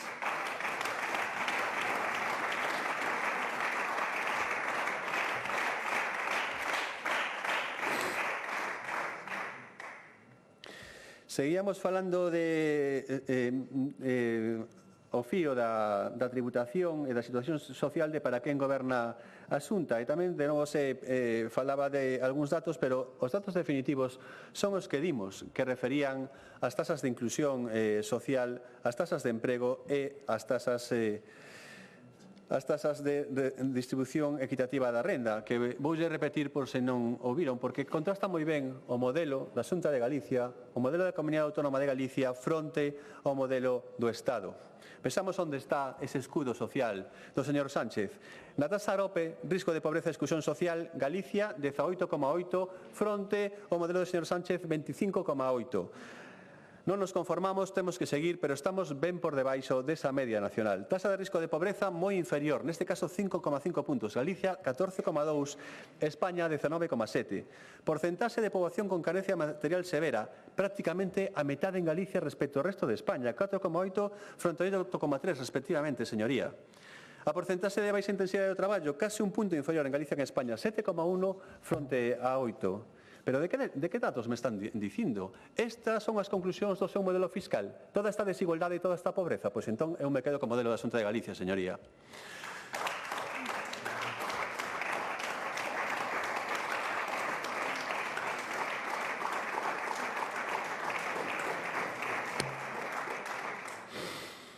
Falábase tamén do tema da fiscalidade, pero querería tamén falar de algunhas dos comentarios que se fixeron no referente ao tamaño do orzamento, que é un orzamento recortado. Evidentemente, aquí non se fai ningún tipo de trampa, nin ningún tipo de ocultación. Velaí a memoria unha, está ben clariño, está os cadros do orzamento consolidado, están aí e recollen todos os recursos da Comunidade Autónoma. Recollen ese incremento do 2%, pero tamén é certo dicilo, non está de máis recordalo, que recolle uns gastos extraordinarios 488 millóns de euros do mecanismo de recuperación este ano que se executan e, por tanto, o ano que ven xa non están e quedan 150. E por eso varía deste xeito tan anómalo o orzamento, que non en ningún caso me referín a que fose expansivo. Eu referíme á fase expansiva do crecemento da economía. Porque estamos nunha fase expansiva do crecemento da economía dende a pandemia, con unha desaceleración, certo, por la incerteza, pero estamos nunha fase expansiva. En fases expansivas, os orzamentos non teñen por que crecer máis que o que crece o PIB, todo o contrario. Deben facer de estabilizador da economía, porque senón o que estamos facendo é colaborar a que os prezos medren máis. Por tanto, hai que incrementar o gasto, sí, pero de acordo coas necesidades e con moderación. Cando hai que incrementarlo sustancialmente por encima do que medra o PIB son nas fases de crisis, non nas fases expansivas da economía. Aí é cando se utiliza de forma anticíclica a economía e aí é cando hai que recurrir á débeda. Por eso nos recurrimos á débeda no pior da crise financeira e agora estamos amortizando débeda. É o que hai que facer, señoría. Os orzamentos queixanse, ademais, deben ser obxeto dunha planificación a medio plazo. E se queixan do que medran os orzamentos, que deberían lembrar este remate do mecanismo de recuperación e resiliencia neste ano, pero se eliminamos este impacto, como dicía, medrarían un 4,6%, que tampouco semella unha cifra cativa. Dende o ano 19, os orzamentos da Xunta creceron un 44,6%, señoría. Recordemos que no 19 o importe global, o importe total consolidado do gasto non financeiro eran 9.850 millóns de euros. Agora son 14.240 millóns de euros. Isto é un aumento medio anual para este período por enriba do 6,3% anual. Non está nada mal. Non está nada mal para atender as necesidades da comunidade autónoma e para garantir, si é certo, a sostibilidade das finanzas. Porque se estivésemos a crecer nunha taxa moito máis alta, de 2 dígitos, por exemplo, pois estaríamos aboando un crecemento non sostible das finanzas públicas autonómicas. Por iso, respectamos a regra de gasto e por iso a regra de gasto nos parece unha boa ferramenta. Que non estamos de acordo é o deseño desa regra de gasto que se recuperara pola vía dos feitos en vez de traela ao Consello de Política Fiscal, ou se estamos no pleno, que se explicara aí no pleno do Consello de Política Fiscal como se recuperaba, cal era a base, o ano base de aplicación e como se ia a repartir esa regla de gasto entre niveis de administración, porque non todas as políticas de gasto evolucionan igual, señorías. O gasto sanitario evoluciona a ritmos de 6-7% sistemáticamente desde que foi transferido ás comunidades autónomas, e iso é moito máis que unha regra de gasto fixada por Europa dun 3,5%. Por lo tanto, no reparto interior dentro do país debe terse en conta esa diferente presión á evolución dos gastos, por non falar da lei de dependencia non financiada que temos que prestar tamén ás comunidades autónomas. Por certo, me congratulo e os meus técnicos de que nos incluímos unha estimación da regla de gasto do 3,5%, porque a recalculamos nos, mentres que os cálculos do Ministerio ata hoxe eran o 3,3%. Hoxe, na sesión do pleno de hoxe, acaban de mudalo ao 3,5% que dicía Galicia que era a regla de gasto correcta, para que vexan un pouco como se fan as cousas.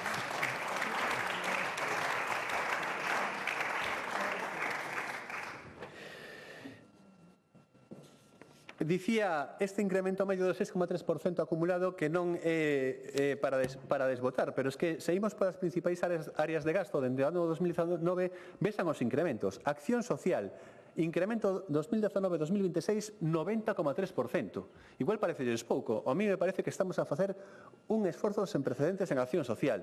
Sanidade, incremento 42%, dende o 19 ao 26, tamén me parece un crecemento sen precedentes. Educación, 28%, tamén é un esforzo moi importante. Emprego, crecemento 69%, por non falar do esforzo en política de vivenda que medra un 194%. Aí é onde se ven as prioridades cifradas dos orzamentos da comunidade autónoma e se evidencia este incremento e como se prioriza no importante nos recursos autonómicos.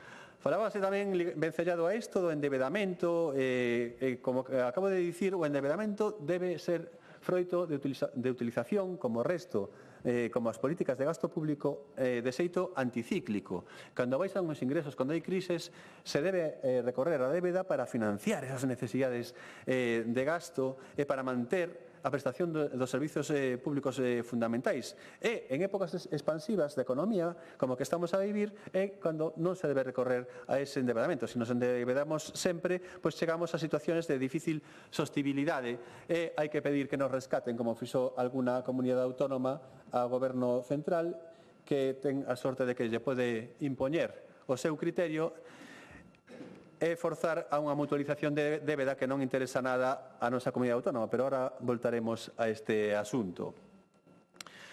Os datos son os que poñen de manifesto que dentro dun contexto xeralizado de forte endebedamento das administracións públicas, Galicia é a comunidade autónoma que menos incrementou porcentualmente a débeda dende 2009. E isto non é un conto chino, isto é a estadística do protocolo de déficit excesivo do Banco de España, señorías. Galicia continúa na senda de reducción do seu endebedamento cuns ratios de débeda que se atopan entre os máis baixos das comunidades autónomas. Datos que, en definitiva, ponen de manifesto que Galicia é unha comunidade responsable, unha comunidade prudente na xestión do seu endebedamento e que evidentemente non ten na débeda un problema de sostibilidade financeira. Galicia ven adoptando nos últimos anos unha política de reducción da débeda para xerar marxes adicionais para cando veñan malos tempos. É o que tenemos que facer, é a nosa responsabilidade, señorías. Non como fixeron vostedes na etapa do bipartito, nuns anos de bonanza económica sen precedentes, con fortes incrementos, cando estábamos a cabalo da burbulla inmobiliaria, incrementando os recursos un 34%, que incrementaban a deuda en máis de 3.000 millóns, se temos en conta as liquidacións negativas do sistema de financiamento que vostedes orzamentaron e se gastaron. Incrementaron a débeda nun 23%, señorías. Queda patente que non importa que indicador de endebedamento se colla para chegar á conclusión de que Galicia ten unha política de endebedamento máis responsable hoxe que nese período anterior. O peso actual da débeda de Galicia sobre o total das comunidades autónomas é un 3,6%. O peso actual, 3,6%. Daquela, a comezos de 2009, 5,2%. A ratio de débeda PIB en Galicia está a 6,6 puntos por debaixo da media das comunidades autónomas, 14,5 fronte a un 21% hoxe. No 2008, ao peche de 2008 estaba por riba desa media, 6,8% frente a un 6,7% da media das comunidades autónomas.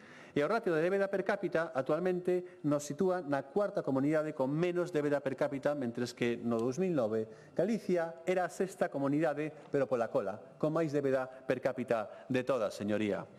Nun contexto económico como actual, Galicia sigue sen procesar endebedamento para poder financiar as súas políticas de gasto. Isto, agora nestes orzamentos, nos permite, entre outras cousas, que cun aumento do 3,5 dos ingresos, prácticamente a totalidade vaya a financiar políticas de gasto e nada a reducir volumen de endebedamento, señorías. Compre lembrar que nos orzamentos para o ano 26 temos un endebedamento que apenas varía no que é o capítulo 3, que é o gasto que pode traer recursos, digamos, das políticas de gasto normais, do gasto non financeiro, que chamamos capítulos 1 a 7. Non mesturen, por favor, os gastos en intereses co gasto en amortización da débeda. Eso sí que é un trampantoso, como les gusta decir a vostedes, porque os 1.648 millóns de euros que se recollen no capítulo 9 non van de traer ningún euro de gasto das políticas de gasto, vanse refinanciar con novas emisións de débeda pública, e o saben de sobra. Non tenten confundir a xente, por favor. Este informe corresponde ás amortizacións de débeda que por calendario de vencementos este ano medran un pouco, un 16% ao ano 24, e inclúe tamén, por certo, 85 millóns de euros correspondentes á devolución desas liquidacións negativas das que falei antes.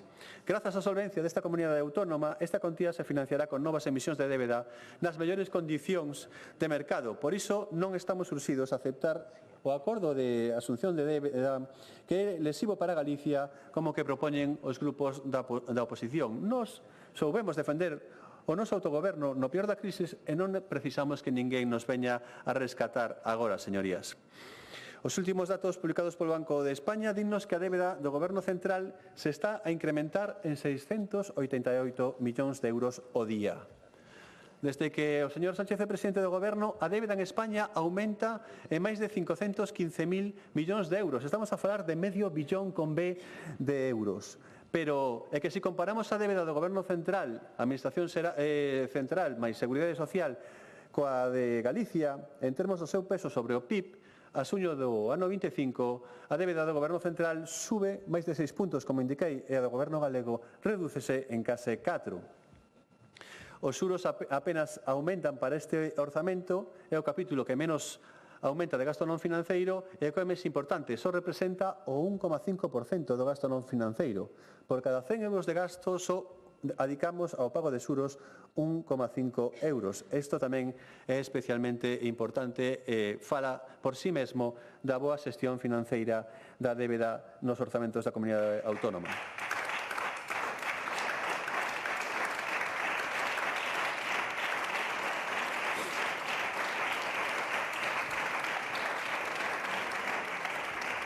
Por poñerles un exemplo, no último exercicio liquidado, falemos agora de gasto real, en Galicia os xuros representaron únicamente o 1,4% dos gastos non financeiros, 190 millóns de euros entre 13.231 millóns de euros.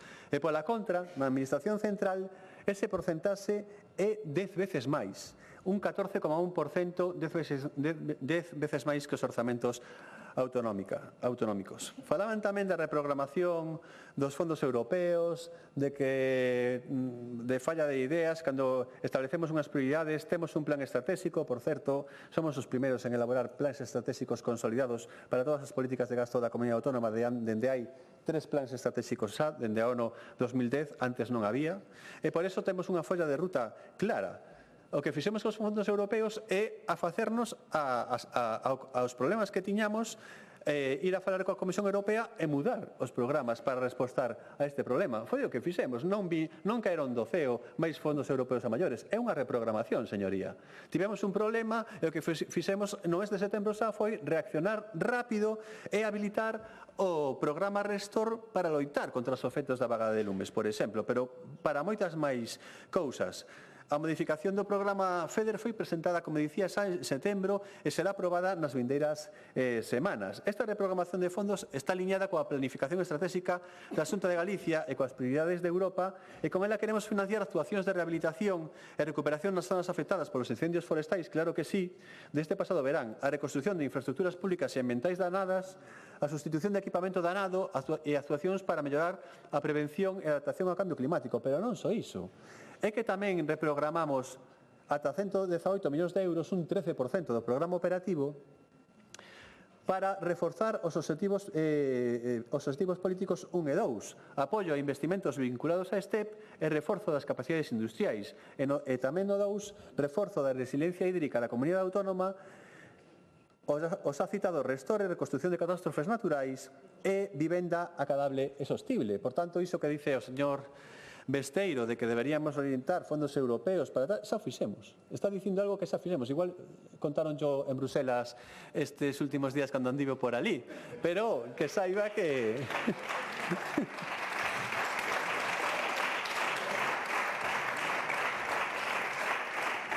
que saiba que repriorizamos 43 millóns para construir vivenda pública do programa operativo de fondos europeos FEDER e case 8 millóns de euros tamén para habilitar solucións habitacionais para a xente sen recursos do programa Fondo Social Europeo Plus. Como dicía, xa ao longo do mes de setembro. Bueno, pois penso que xa falei abondo. Me di o presidente que sí, entón simplemente penso que sí que temos, se expuso na miña intervención inicial, unha argumentación consolidada de cales eran as finalidades ás que respostaban estes orzamentos, a quenes son os colectivos, que é a inmensa maioría social da Comunidade Autónoma a que se ten que apoiar, cales son as políticas prioritarias que son ben coñecidas e por eso non deben dar lugar a que non se siga teimando en conseguir esos obxectivos que temos marcados, porque son obxectivos de mediano prazo, e todo isto, como dicía, sempre apostando por uns orzamentos sostibles, cunha débeda controlada e con rebaixas fiscais sempre que se poda. Nada máis e moitas grazas. Gracias.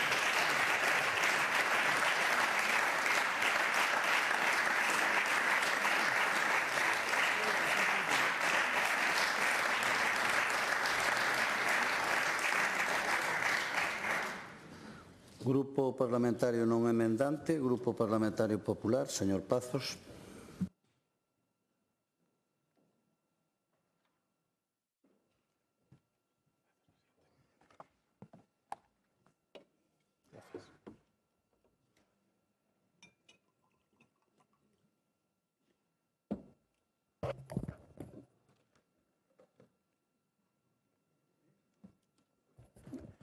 Moitas gracias, presidente. Señorías, eu supoño que repararon que mentras aquí estamos a celebrar o debate de totalidade do orzamento para o 2026, en Madrid celébrase o Consello de Política Fiscal e Financeira no que o Goberno de España nos vai trasladar os datos necesarios para elaborar as contas de 2026.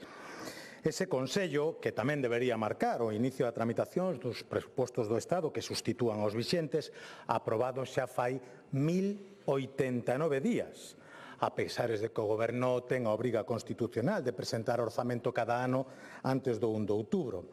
Pois tras máis de 1000 días incumprindo as súas obrigas, o Goberno decidiu convocar esta xuntanza hoxe, o mesmo día en que Galicia debate as súas contas públicas. E creo que este é un feito que acredita perfectamente cal é o nivel de respeto e lealdade do Goberno Sánchez hacia as institucións galegas. Simplemente nulo. Nulo, señorías. E por iso eu quero agradecer ao conselleiro de Facenda a súa presencia neste debate e quero agradecerlle especialmente o seu esforzo por facer entender a quen non quere entender as bondades do orzamento máis alto e máis social da historia de Galicia. É certo que tamén quería estender ese agradecemento ao señor Besteiro, o que unha vez máis non está aquí, e a señora Postón, que hoxe tamén colleu ese costume, supoño que por interrumpir as súas vacacións para acompañarnos ou non neste día tan sinalado. E non digo vacacións por rebaixar a importancia das súas respectivas viaxes ao estranxeiro, senón porque deberán recoñecer, e que seguro que coinciden comigo, que foron a facer o que máis lle gusta facer, reunirse con delincuentes condenados e falar mal do seu país. Pero non ten importancia, señorías, non hai mal que por ben non veña. Nesta terra tan acostumada a exportar bo viño, pois tamén descubrimos, gracias á oposición, que existe unha posibilidade de exportar certa cantidade de mala uva, e esa é unha contribución á nosa balanza comercial que sempre compre agradecer. Pero coa mesma sinceridade debo expresar certo temor a que estas viaxes ao exterior teñan distorsionado de algunha maneira o debate de hoxe. Creo que é normal, non? Que cando os xefes están fora, pois o mellor algunha das súas señorías estuvo menos pendente do que acontecía ao país, e por iso atrévome a ilustralo sobre algunhas cuestións que pasaron en España nos últimos días. Miren, por primeira vez na historia do noso país sentouse no vaquillo do Tribunal Supremo nada menos que un fiscal general do Estado que, antes de ser xulgado, por certo, xa foi declarado inocente polo presidente xuíz do Goberno de España. Tamén escoitamos o testimonio do exxerente do PSOE aclarando ante un xuíz do Tribunal Supremo que os pagos en efectivo que recibía Ábalos en sobres do PSOE eran supervisados e fiscalizados polo propio Ábalos e despois recollidos na sede por Coldo, pola súa muller ou por algún mensaxeiro que pasaba por ali. Máximas garantías de transparencia. E por último, tuvemos a fortuna de escoitar o último hit de Leire, que non é a exvocalista de La Oreja de Van Gogh, senón a invisible man dereita de Santos Cerdán, gravada mentras tentaba sobornar a un fiscal a cambio de información comprometedora sobre os fiscais Luzón e Grinda e o magistrado García Castellón. Todo isto, según se escoita na grabación, porque o presidente Sánchez, despois da imputación de Begoña, deu orden de limparse en límite e de revertir a situación. E eu comento estas cuestións porque despois de escoitalos criticar unha suposta utilización partidista de recursos públicos en Galicia, entendo que os galegos teñen dereito a saber se as súas señorías descoñecían estas informacións ou simplemente o que descoñecen é a vergoña. Señorías, eu lamento que o debate da lei máis importante do ano non se sustente en datos, senón nun cúmulo de mantras e bulos que conforman o fundamento das súas críticas e tamén das súas emendas de totalidade. Permítame ocuparme de algún deles. A discriminación orzamentaria de Ourense. Un mantra moi repetido polo representante do Grupo Mixto que non se corresponde coa realidade de cifras, xa que Ourense experimenta este ano o maior crecemento per cápita de todas as provincias. O mantra xustifícase a través dun bulo. Ese incremento débese á perda de habitantes. Pero o certo é que Ourense está a recuperar poboación. Neste último ano, por certo, 2.009 novos habitantes, según o propio INE. Por iso eu pediría, señor Ojea, rigor cos datos e prudencia, prudencia, porque non é Vigo o único concello que rexeita investimentos da Xunta. Recórdolle que aí hai 1,5 millón de euros para rehabilitar a Praza de Abastos e impulsar o comercio local, que están pendentes de que vostedes digan un momento sí a un investimento importante da Xunta de Galicia. Segundo, estamos a facer unha política para os ricos, mantra recurrente da esquerda do país e nunca tan falso como neste momento.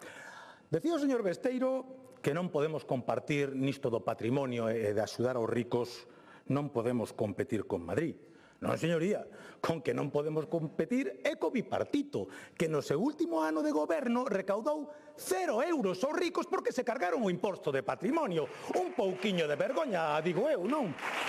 Miren, fai apenas uns días coñecíamos o informe Foesa sobre a desigualdade en España e os datos son demoledores.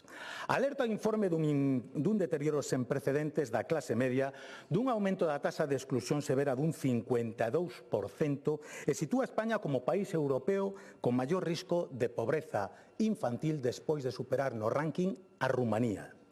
Pois os mesmos partidos que sustentan o goberno responsable desa situación atrévense a cuestionar a política do goberno galego que acaba de acadar a taxa de risco de pobreza máis baixa da historia de Galicia. Escollan vostedes o indicador que queiran. En todos e cada un deles melloramos amplísimamente os indicadores nacionais e todos eles indican unha reducción sen precedentes das desigualdades no noso país. Citaba a señora Presas a Confucio. Confucio decía tamén que nun país ben gobernado a pobreza é motivo de vergoña. En un país mal gobernado, o motivo da vergoña é a riqueza. O goberno galego combate a desigualdade tentando aumentar os ingresos das rendas máis baixas, mentras a esquerda galega vive obsesionada por reducir os ingresos das rendas máis altas. E eu creo que ese non é o camiño, señorías. Os galegos queremos un país no que os pobres sexan máis ricos, e non un donde os ricos sexan máis pobres, que é o que queren vostedes, señorías. Terceiro mantra, facer negocio coa vellez. Un dos máis escoitados durante a tramitación deste orzamento e tamén dos máis ofensivos, debo dicilo. Un mantra, por certo, que non se fundamenta nun debate lexítimo sobre o modelo de prestación de servicios públicos. Porque nós estamos dispostos a manter ese debate. De feito, o Partido Popular sostén que hai servicios que se garanten mellor a través da prestación pública directa e outros a través da colaboración público-privada. Non somos dogmáticos neste debate. Vostedes sí. Vostedes son dogmáticos e demagóxicos. Señorías, afirman que privatizar calquera servicio de atención aos maiores é facer negocio coa vellez. Pois, señora Presas, dos 35 concellos gobernados polo BNG, 23 teñen o servicio de axuda no fogar privatizado. Así que lle advirto, o alcalde nacionalista de Pontevedra está a facer negocio coa vellez. A alcaldesa nacionalista de Compostela está a facer negocio coa vellez. Os seus exdiputados, os alcaldes da Rúa, de Soutomaior ou de Carballo están a facer negocios coa vellez. E tamén en Cangas, en Moaña, en Tomiño. E vostedes que fan? Vostedes calan. Por que, señorías? Será que descoñecían estes datos? Será que non se atreven a destituir a eses especuladores da vellez? Ou será que a vostedes o negocio non lle molesta cando fan os seus? Eu creo que lle pasa o mesmo que ao señor Besteiro co machismo, que lle preocupa moito que fai Bertín Osborne e moi pouco que fai o presidente da Deputación de Lugo neste mismo Parlamento. Pero, señorías, por ignorancia, cobardía ou cinismo non están vostedes para dar lección sobre estes temas. Outro. Precarización dos servicios públicos, clásico entre os clásicos.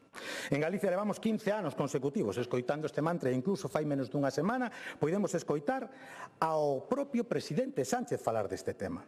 Resulta comprensible que ante o nivel dos representantes do socialismo en Galicia o señor Sánchez asuma en primeira persoa o papel do opositor Alfonso Rueda, pero non é de recibo que se minta tanto e tan descaradamente. El gobierno gallego acaba de recortar outros 17 millóns en dependencia, afirmou o marido da señora Begoña Gómez. Se fala dos 17 millóns que acabamos de transferir da partida destinada ao SAF, porque non foi esgotada polos concellos galegos, debo recordarlle que cada céntimo deses 17 millóns adicouse á dependencia, entre outras cousas porque son fondos finalistas que non poden ser utilizados para ningunha outra cuestión. Pero por si queda algunha dúda sobre o compromiso, debo recordar ao señor Sánchez e tamén a vostedes que cando o Partido Popular chegou ao goberno en Galicia recibían atención 14.000 dependentes e hoxe son 90.000 e para o ano 26 agardamos superar a cifra dos 100.000 dependentes atendidos e non será polas facilidades que está a dar este goberno capaz de recurrir ante o Constitucional aos piares do plan de choque para a dependencia que nos permitiu incorporar neste mesmo ano 20.000 persoas e vostedes boicoteando ao mesmo tempo, por certo, que o copian, aínda que sexa mal. Pero como pode ter a desfachatez de falar de recortes en dependencia un presidente do goberno que non cumpliu nin un só ano coa súa obriga de financiar o 50% desa dependencia e que xa nos debe máis de 2.900 millóns de euros en atrasos? Pero ata onde chega a desvergoña? Pois xa lle digo eu, non ten límites, señoría, non ten límites, porque o mesmo Sánchez que nos acaba de recortar 19 millóns de euros en programas de conciliación atreveuse a criticar o goberno galego pola xestión de escolas infantís. Pero este señor sabe que a primeira e única comunidade autónoma na que a educación de 0 a 3 anos é gratuita para calquera familia a tempo completo é Galicia. E sabe que o fixemos sin que ela aportase un só euro. Sabe este señor que Galicia ten unha taxa de escolarización de 0 a 3 anos 15 puntos por enriba da media nacional. Sabe o señor Sánchez o que é unha casa niño? Sabe o señor Sánchez o que é unha casa do maior? O señor Sánchez a única praza de coidados que financiou foi a do seu irmán, que estaba a corpo de rei en Moncloa, mentras, para non decir que vivía en Portugal, evitar pagar os impostos que financian estes servicios. E, por suposto, nin o señor Sánchez nin o coro galego de bulerías podían resistirse a criticar a educación e a sanidade galegas. Respecto ao sistema educativo, só podo decir que é indiscutiblemente o mellor que tuvemos na nosa historia, con marxe de mellora, pero o mellor que nunca tivemos. E así o acreditan os datos do Ministerio, que nos sitúan como os máis inclusivos de España, os informes PISA ou a evolución experimentada pola formación profesional. Datos que fan que un se sinta moi orgulloso de ser galego. Como tamén me sinto moi orgulloso do noso sistema sanitario tan injustamente vilipendiado. Canta mentira, canta manipulación se ten vertido sobre a sanidade galega. Sorprende que o presidente do goberno cuestione os propios datos do Ministerio de Sanidade. Galicia, segunda comunidade autónoma con menor tempo de espera para consultas externas. E cuarta con menor lista de espera cirúrxica. Se ao señor Sánchez lle parecen moitos os 69 días de espera en Galicia, que lle parecerán os 148 de Cataluña? Non, señorías, en Galicia nin se recorta en sanidade nin se está privatizando a sanidade. Ao contrario, investimos un 55% máis que vostedes e mantemos os concertos por debaixo do 6% que alcanzou o bipartito. Afirmar o contrario é falso, tan falso como a súa preocupación pola sanidade pública. Señoría, eu podería esgotar esta intervención debullando e analizando a interminable lista de bulos que vostedes foron espallando durante estas semanas, pero o meu tempo limitado e a súa capacidade para mentir infinita e, polo tanto, quero abordar algunha cuestión antes de rematar. Porque non podo baixar deste estrado sen denunciar unha vez máis o seu intento por endosarnos un timo chamado condonación da débeda. Repetireino unha vez máis. A débeda non desaparece. Simplemente xúntase para cambiala de banco. Iso sí, en vez de cada quen pague o que debe, vostedes o que pretenden é que paguemos a escote. E iso non é xusto, señorías.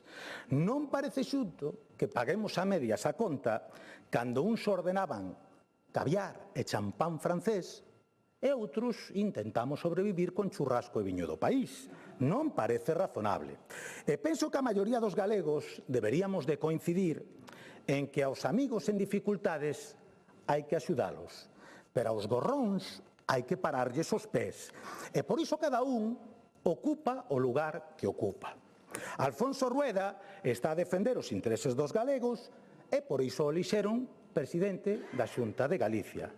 Outros están defendendo intereses alleos a Galicia e por iso elixen pregoeiro das festas do Nou Barri de Barcelona. Cada un o seu, señorías.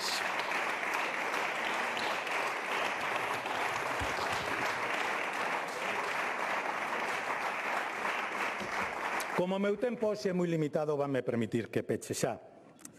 Da lectura das súas emendas se desprende que en Galicia nin existen boas noticias nin existen motivos para a esperanza, e non é certo. Acaso considera unha mala noticia que a renda media dos galegos incremente ata máximos nunca alcanzados?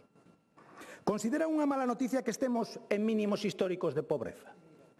Considera unha mala noticia que o fracaso escolar pasase dun 26% a menos dun 10%? Non atopan esperanzador que teñamos un dos mellores calendarios vacinais do mundo?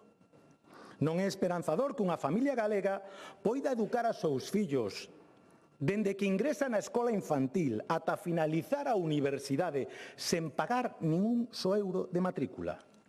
Non lles parece esperanzador que vayamos a duplicar o parque de vivenda pública? Señorías, pode que non sexan boas noticias para vostedes, pero sen dúbida son excelentes noticias para o conxunto dos galegos e tamén son motivo de esperanza nunha Galicia mellor que os galegos desexamos e merecemos. E por iso, exactamente por iso, imos votar en contra das súas emendas de totalidade, que lonxe de sumar esforzos a esa gran obra chamada Galicia, aspiran a derrubar o construído e a entorpecer o que xa está en marcha.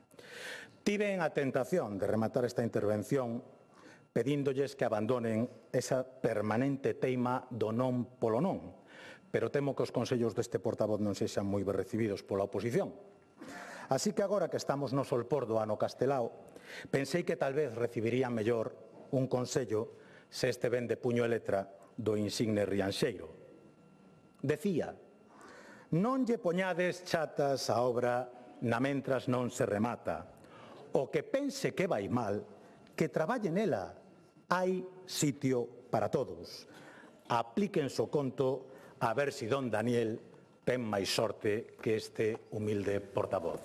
Máis nada. Gracias.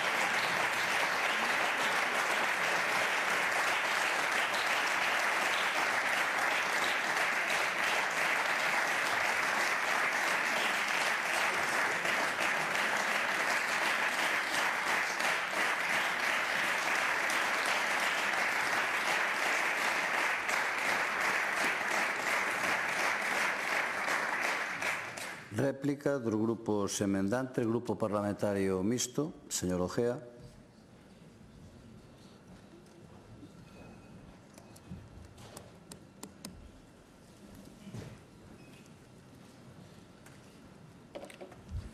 Gracias, presidente. Hola de novo, señorías. En relación á discriminación por parte dos gobernos da Xunta con Ourense, podería aplicar eu varias das viñetas de Castelao tamén. Mutatis mutandis. Bueno, vamos a ver, o argumento do señor conselleiro en relación á inversión per cápita era tan previsible que xa figura no texto da emenda. Sempre responden con eso, que a inversión por habitante, según eles, ou según o goberno, ou según tamén o señor Pazos, que o repetiu, é un dato positivo. Pois non, habitualmente non é un dato positivo. A inversión per cápita suele ser grande, adoita ser grande precisamente nos lugares que están pouco poboados. E que están pouco poboados pois por diversas razóns, porque non hai traballo, porque non hai servicios, etc. Entón, claro, se un colexio dunha zona deprimida pois ten 2 rapaces, a inversión per cápita en cada un deses rapaces de diñeiro público é moito maior que noutro que teña un número de alumnos máis axeitado. Lóxicamente, o transporte público para levar eses 2 rapaces ao colexio pois vai ser moito maior por alumno do que se o autobús vai cheo. Eso son cousas, é normal. Significa eso que teñen mellor servicio? Pois normalmente non. Normalmente unha poboación que teña moi pouca xente, pois ten un centro de salud, pois habitualmente en peor estado, pois porque ao ter pouca xente habitualmente pertenece a un concello que tampouco se pode facer moito cargo do manteñamento, porque a veces o médico non teñen médicos que queiran ir ali e se van duran pouco, etc. Entón, claro, normalmente, xustamente hai que gastar máis cartos por persoa Donde hai malos servicios? E iso é unha cuestión habitual, é unha cuestión fácil de entender. Precisamente porque ao haber pouca poboación non se acada a masa crítica ou de xente que rentabilice, digamos, en términos de inversión pública os cartos. Hai que dar o servicio igual, acaba sendo moito máis caro por persoa, pero iso non implica para nada que teñan mellor servicio e habitualmente é xusto o contrario. Habitualmente teñen peor servicio, inda que supón máis coste por persoa proporcionar ese servicio. Decía o señor Pazos Cuñado que está aumentando a poboación da provincia. Sí, por a inmigración, precisamente porque veñen de sitios onde están peor que a nós. Habitualmente incluso para dar servicios de axuda no fogar, etc. Quer dizer que, bueno, está incrementando a poboación, pero non precisamente pola boa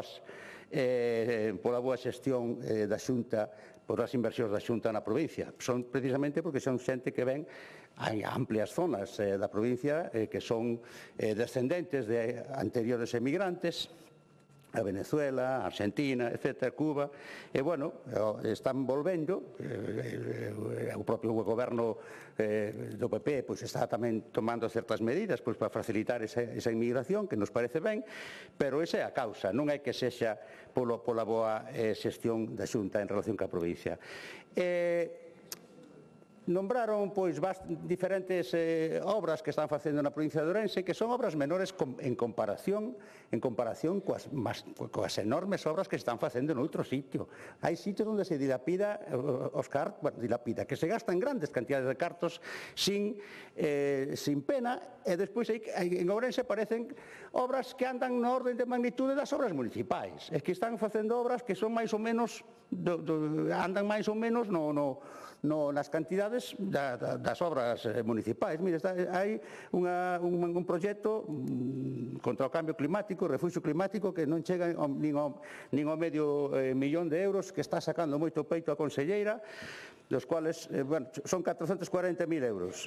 Mais ou menos, moitas obras municipales son o doble e o triple que eso. E non se para a pensar que o que queríamos nesa zona, aparte desa acción, que está ben, pero que despois gástase no camiño literal 2 millóns de euros. Na axuda a establecementos costeiros 5 millóns de euros. Axudas a establecementos costeiros que están moi ben. Pero claro, se gobernáramos nós, eses 5 millóns de euros iban primeiro pos establecementos hosteleiros da provincia de Ourense que se viron afectados polos incendios, primeiro, porque os establecementos da costa gustaralles ou non, pero van bastante millor cos establecementos turísticos hoteleiros da provincia de Ourense. A costa, afortunadamente para eles, e tamén polo que revirte positivamente no conxunto da contabilidade, funciona moi ben turísticamente. E logo van e danlle 5 millóns de euros. Que nos parece mal que ellos den? Non. O que nos parece mal é que estableza a prioridade en darlle 5 millóns de euros aos establecementos costeiros, por eso de que están volcando o litoral, cando os están precisando moitísimo máis por verse afectados por os incendios na provincia de Ourense, e para aí a prioridade é o litoral. Bueno, xa lle digo, ustedes gobernan así, a xente que o vexa, sobre todo a xente da provincia de Ourense que o vexa, 5 millóns de euros pros establecementos da costa que están a reventar durante todo o verão e durante boa parte do ano. Priorizando sobre a axuda aos establecementos hosteleiros, que xa falábamos antes do Camiño de Santiago, etc., do interior. Bueno, mire, en Santiago teñen todo. En Santiago había unha universidade con séculos. Está a catedral, que, digamos, destino turístico de primeira orden. Teñen a Televisión de Galicia, está o Parlamento Galego, teñen o Gallás. Ainda encima, cualquier outra entidade nova que se crea, ven para aquí hai turismo de congresos. E ainda encima, en vez de tratar de descentralizar un pouco, porque é a forma unha das maneiras de combatir a despoboación no interior da autonomía, repartir un pouco as sedes dos servicios públicos das administracións, e encima nun efecto de retroalimentación positiva, ainda lle dan máis. Lóxicamente, estamos indo en contra do que debería ser, porque lóxicamente, se queremos loitar contra a despoboación, o que hai é que instalar servicios públicos, que serán deficitarios durante uns cuantos anos, lóxicamente, pero é a forma de revertir o círculo vicioso e convertirlo nun círculo virtuoso, non? Quer dizer, cando alguén monta unha empresa, xa sabe que durante 10 ou 15 ou 5, depende da natureza da empresa, anos, pois non vai ser rentable. Usted monta unha empresa, terá que ter primeiro un capital inicial pois sobre o que ir tirando, porque a empresa empezará a dar beneficios a medios cando, se é que os dá no mellor dos casos, claro. Pois 5 anos ou 10 ou os que sean. Pois se usted quere, se vostedes queren revertir a situación de despoblación da provincia de Ourense, da provincia de Lugo, das provincias, digamos, nas que hai unha tendencia a despoblación, terán que poñer por diante, non confundir a causa coa consecuencia, terán que poñer primeiro os servicios, que claro, a resposta vai ser de longo plazo e, por lo tanto, habrá que facer unha discriminación positiva. Porque a despoboación é rapidísima. Neste verao hubo incendios en prácticamente, bueno, non chegou a mitad, pero casi da superficie da provincia de Ourense. Lóxicamente, as persoas que vivían das explotacións gandeiras, as persoas que vivían do turismo, as persoas que vivían pois, de algún recurso relacionado co territorio, co medio ambiente, non van a esperar 2 ou 3 anos para marcharse. O máis seguro é que se marchen dali, se non teñen outra maneira de vivir, ao cabo de un mes, ou ao cabo de 2 meses, ou ao cabo de 3 meses, buscarse vida por outro lado. Esa despoblación vai ser rápida, porque a xente ten que comer todos os días e enseguida vai ter que buscarse vida por outro lado. E, sin embargo, a recuperación en sentido inverso, cando se a Xunta pois, ten que axudar a establecer pois, facilidades para as empresas, etc., a resposta temporal vai ser moito maior, lóxicamente. Entón, terá que ser moito máis forte. Pero se ainda encima asignamos recursos a onde hai xente, porque é a desculpa que puxo o señor Corjos, pois, lóxicamente, vai ir máis xente para ali. A xente que quedou sin traballo na zona de Ourense vai irse para Vigo, para Coruña buscar traballo. Entón, máis justificado no seguinte exercicio de asignar máis recursos. Pois, entón, estamos, lóxicamente, nunha espiral. Aquí, o que ten que facer o goberno, había non sei quen era, un estadista que decía que o político ten que controlar a ola, non surfear a ola. Ustedes están surfeando a ola, o sea, a ola vai para ali, eu súbeme na tabla de surf e tiro a xente vai para ali, pois vamos de recursos para ali. Non, terán que tomar, senón non é gobernar. E, lóxicamente, claro, pensar desa maneira, pensar en poñer servicios para sentar población é pensar a largo plazo. E é o que dicía tamén aquí o outro estadista, que o político non pensa no largo plazo, pensa nas seguintes eleccións. Digamos, para esta clase de cousas, o mellor hai que ter unha visión a máis largo plazo, pensar na seguinte, pois xa non xa nas seguintes eleccións, pero polo menos a 10 ou 15 anos vista, cousa que non parece funcionar moito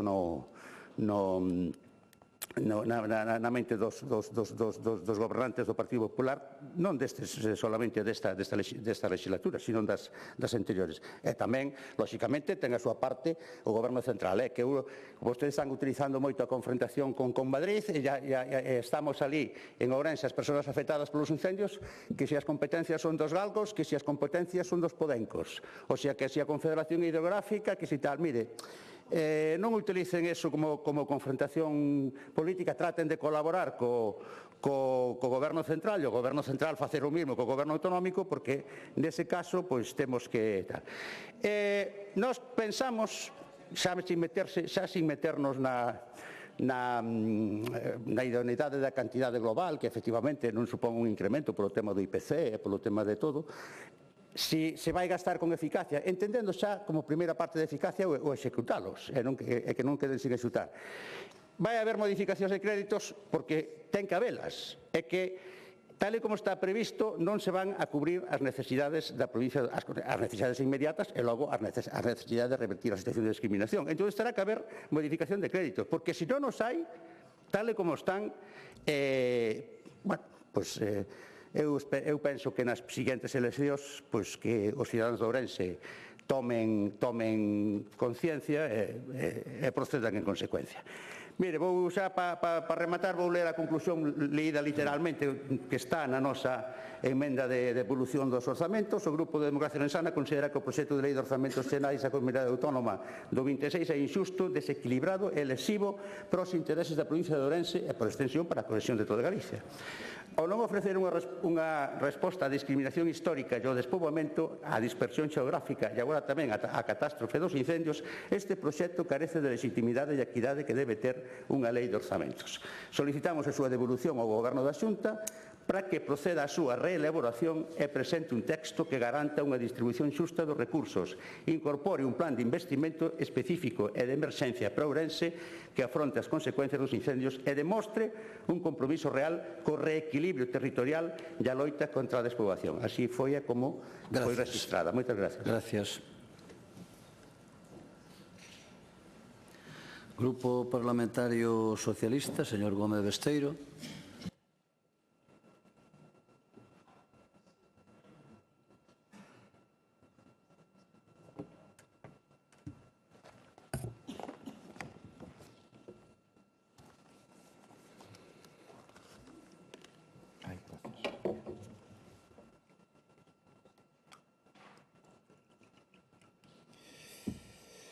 Moitas grazas, señor presidente. Ben, señor conselleiro, señor Corgos, a verdade é que vamos a facer un repaso rápido, temos menos tempo que vostede, lóxicamente, e vamos, por así decirlo xa, directamente ao grau. Mire, o marco de financiamento da Unión Europea para o ano 2028-2034, que, como sabe, está programando a Comisión, donde a maioría desa Comisión Europea está formada polo Partido Popular, é a que precisamente está trasladando a programas nacionais frente ao que nós defendemos, e parece que vostede tamén, a programas rexionais. Isto é unha evidencia do plan da programación para os vindeiros 6 anos. Esta é a realidade. O Partido Popular Europeo aposta por nacionalizar os proxectos, os plans, os fondos, e nós defendemos a regionalización. Que é o que veñen a dicir vostedes aquí? A ver se nos poñemos de acordo. A ver se nos poñemos de acordo. Deso tamén me falaron en Bruselas, de que a ver se o Partido Popular é medianamente coherente. Igualmente de coherente en política medioambiental. Na miña intervención anterior lle decía que os eurodiputados do Partido Popular español votaron diferente dos membros do Partido Popular europeo e que a ultradereita en contra da votación sobre a lei do clima. En contra do que vostedes dicen. A ver se nos poñemos de acordo. E a reprogramación da que vostede falaba a FEDER sería interesante varias cousas. Primeiro, saber que partidas son as que non se executaron e tiñan que estar executadas e que van ser obxecto de reprogramación.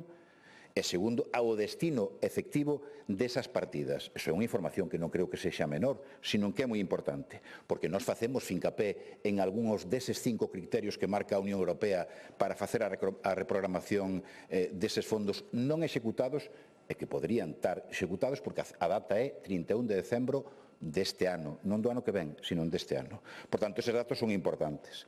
Excuso outra vez máis sobre a condonación da débeda, eu xa me resisto a volver a falar desa tema, porque cando o presidente da Xunta, Alfonso Rueda, fala da condonación da débeda, ninguén lle entende.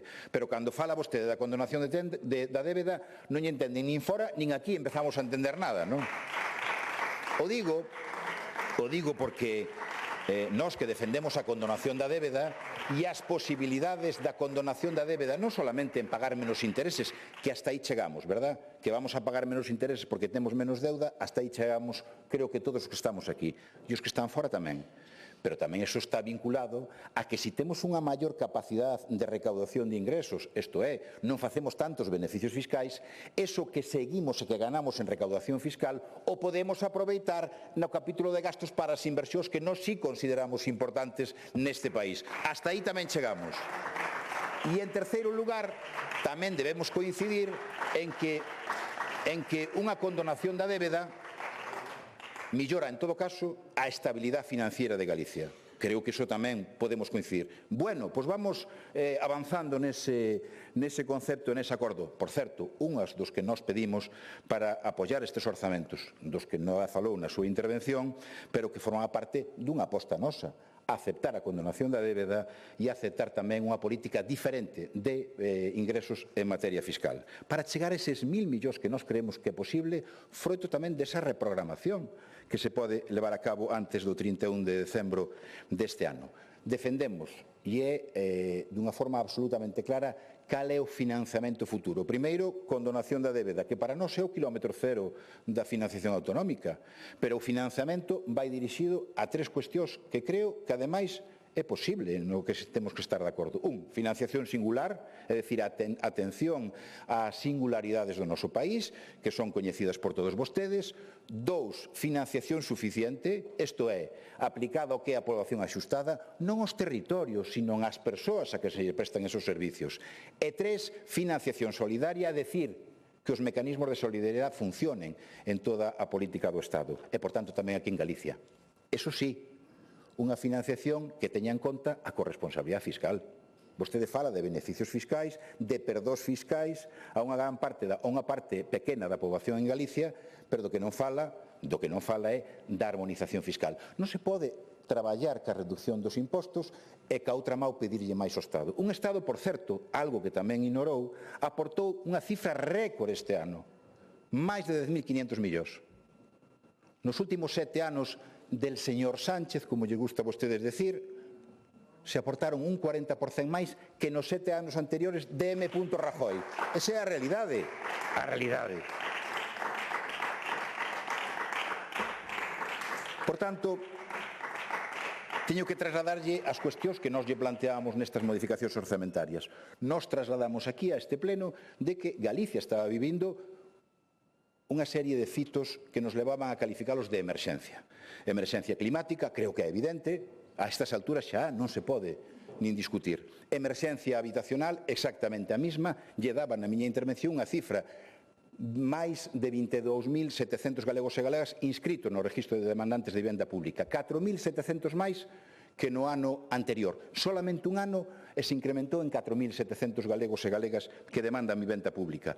Emerxencia da dependencia. Isto é evidente. Cando se tarda en dar unha resposta oficial por parte da Xunta de Galicia do Partido Popular, casi un ano en dar contestación aos galegos e ás galegas. 349 días, casi un ano. Emerxencia, tamén hai que dicilo, lingüística, polos datos do que temos observados en relación ca utilización do noso idioma. O máis importante que temos, o noso patrimonio cultural, o que nos proxecta hacia o futuro. Emerxencia lingüística e emerxencia local, porque lle trasladábamos efectivamente as dificultades que vive o mundo local pola falla do seu compromiso e pola falla de falta de compromiso nestes orzamentos para o ano 26. Eu lle falaba, e non me contestou tampouco, en relación a todas as conclusións que sacamos, é que a economía española está medrando, e a galega tamén. Eu non o discutín en ningún momento. O que dixen era que medraba de xeito distinto da economía española. Un crecemento sostido. Hoxe non hai ningún analista que negue, salvo, os que se dedican a sembrar bulos, de que a economía española é a que máis medra, pero a máis medra de forma sostida no tempo. Non é algo puntual. En Alemania están en crecementos non negativos, pero casi. E Francia exactamente igual. Nos medramos co 3,2% no ano 24. E a evolución de algo que apuntaba vostede sobre débeda e PIB é cunhas previsións francamente positivas. Abandonamos a aposta negativa. Por tanto, nese sentido, afrontamos un proceso de crecemento expansivo, pero a diferencia entre vostedes e nós é que nós creemos que é posible crecer económicamente, como estamos demostrando, pero non repartimos. Evidentemente, de onde cree que saíron ese máis de 40% nos últimos 7 anos de transferencias á Xunta? Dos impostos, meu querido conselleiro. Dos impostos. Eses que vostedes non lle cobran algúns, pero que outra mão estamos todo o día pedindo ao Estado máis cartos, máis cartos, máis cartos. Fondos Next Generation. O maior exemplo de cogobernanza nos 45 anos de democracia neste país. o mellor exemplo de cogobernanza, de confianza nun Estado nas comunidades autónomas. A mitad deses fondos van dirixidos ás gestións que teñen que facer vostedes. Por certo, nos próximos días falaremos de todo eso, de cal foi a súa xestión eficiente sobre esos fondos Next Generation. Pero a maior esforzo dunhos fondos que vostedes pelearon en Europa, o seu partido, non o digo persoalmente por vostede, pero o seu partido peleou en Europa para que non viñeran. A mesma política que están facendo ahora o Partido Popular de España en Europa. Sí, estánse opoñendo a todas as medidas de avance en dereitos, as medidas de avance en protección do medio ambiente. Deso sí se fala en Europa. Desa posición que ten o Partido Popular Español, dirixido por Feijóo, e que en Europa torpedea todas as políticas de avance dos últimos 5 anos. Por qué? Porque queren apoiar a ultradereita, porque ainda non teñen cerrado o acordo en Valencia e porque non saben o que vai a pasar en Extremadura con quen van a ter que gobernar. Esa política nos afecta a nós, claro que nos afecta a nós. Esa deriva nos afecta a nós e moito. Por iso eu pido coherencia. Coherencia a ese Partido Popular de España que cando chegan aquí o proxecto da Xunta de Galicia de que vamos a reducir as emisións no ano 40 e chega a Madrid e en Madrid o transfire a Europa, dice que de eso nada. Que de reducir as emisións na nai de la China. A quen se ocurriu esa idea tan brillante? De eso na nai da China. E, por tanto, nese proxecto regresivo, claro que efectivamente non pensamos o mismo. Deixei claro cal eran as nosas posicións, creo que ademais respetuosamente e de forma absolutamente positiva. Condonación da débeda, lóxicamente replantearse a política de beneficios fiscais, apostar decididamente de verdad pola vivenda, protexer o noso medio ambiente, deso tamén se fala en Europa, que andamos retrasados na protección da nosa reserva natura e que perdemos oportunidades económicas por desenvolver eficazmente a rede natura con instrumentos de xestión. Deso tamén se fala. E se fala con preocupación tamén do parón eólico. Pero falemos de sanidade e falemos de contribuir a paliar a emerxencia local que viven os concellos non por calquer cousa, sino pola prestación de servicios como é o servicio de axuda no fogar, algo que sirve a milleiros de galegos e de galegas. En definitiva, nós facemos un planteamento de corrección positiva, renunciando a algunhas cousas, pero recordándolle, señor conselleiro, de algunhas cuestións como fago tradicionalmente. Bueno, tradicionalmente non. Foi o ano pasado, tampouco exageremos nas cuestións. Pero lle vou recordar algúns dos programas que sí teñen pérdida e reduccións. Programas de prestacións ás familias e á infancia, autonomía personal e prevención da dependencia de persoas con discapacidade, servicios sociais comunitarios, remato en nada. Mellora o fomento da empregabilidade, formación profesional de desempregados, promoción da economía social, ordenación e inspección do transporte, aquí baixamos e bastante, infraestructuras pesqueiras, promoción de solo para actividades económicas, control ambiental, baixa.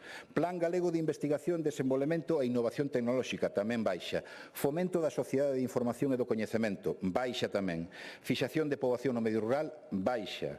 Modernización e diversificación do tecido productivo rural, baixa tamén. Implantación de sistemas agrarios sustentables, baixa e moito, case un 42%. Benestar animal e sanidade vegetal. Regulación das producións e dos mercados de pesca. Eficiencia enerxética e enerxías renovables, menos 28%. E, finalmente, por citar, non todas, pero si algunhas, potenciación e promoción do turismo, 16,96. Estes son os orzamentos, non son os nosos, nós pretendíamos melloralos para ben de todos os galegos e das galegas. Moitas grazas. Gracias.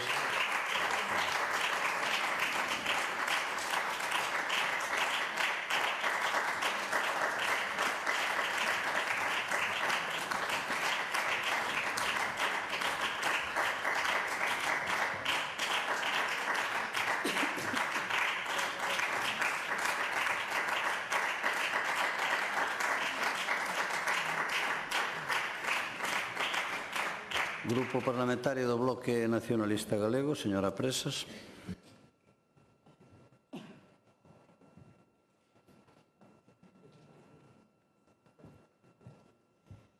Grazas, presidente. Bo día de novo a todas e a todas. Señor Pazos, non se preocupe. Vostede non se preocupe que no BNG nada nos distrae. Nos atendimos a actualidade recente con fervor, aínda que non estivera aquí a nosa portavoz nacional. Agora, do noso país, que é Galiza. Igual vostedes o que lles pasa é que miran tanto para Madrid que, ademais de ter tortícolis, xa teñen unha visión distorsionada de cales son os problemas de Galiza. Están todo o día mirando para outro lado e buscando como distraer os galegos e galegas das súas preocupacións que xa non atenden á realidade. Pero a realidade é a que eu describí na miña intervención, é que non teñen un servizo público esencial neste momento neste país que non teña problemas. E fora da estrategia do Partido Popular de vitimizarse, de criminalizar os demais, o certo é que é así.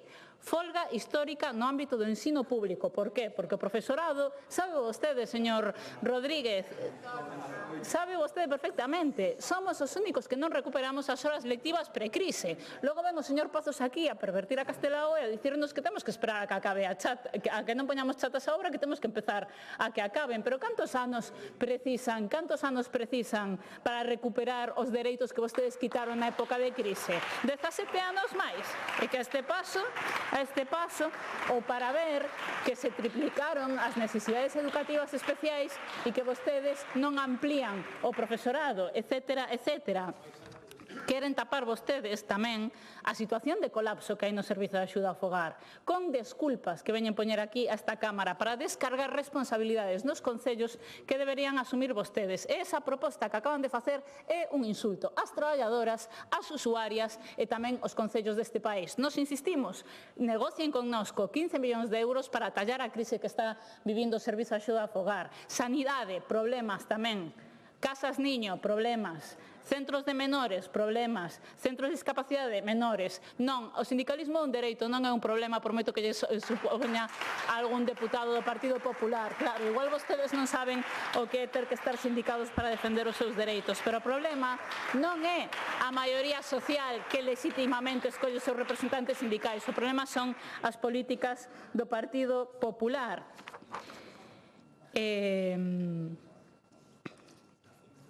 Señor conselleiro, que agora ia con vostede. Mire, nós non criticamos que suba o gasto corrente. Nós o que dicimos é que a suba do gasto corrente o que demostra é que hoxe custa máis soster os servizos públicos esenciais, polo tanto, con este orzamento recortado non vai chegar. O que criticamos é que o gasto non financeiro aumenta un 2% e, en cambio, o gasto financeiro aumenta un 17,8%.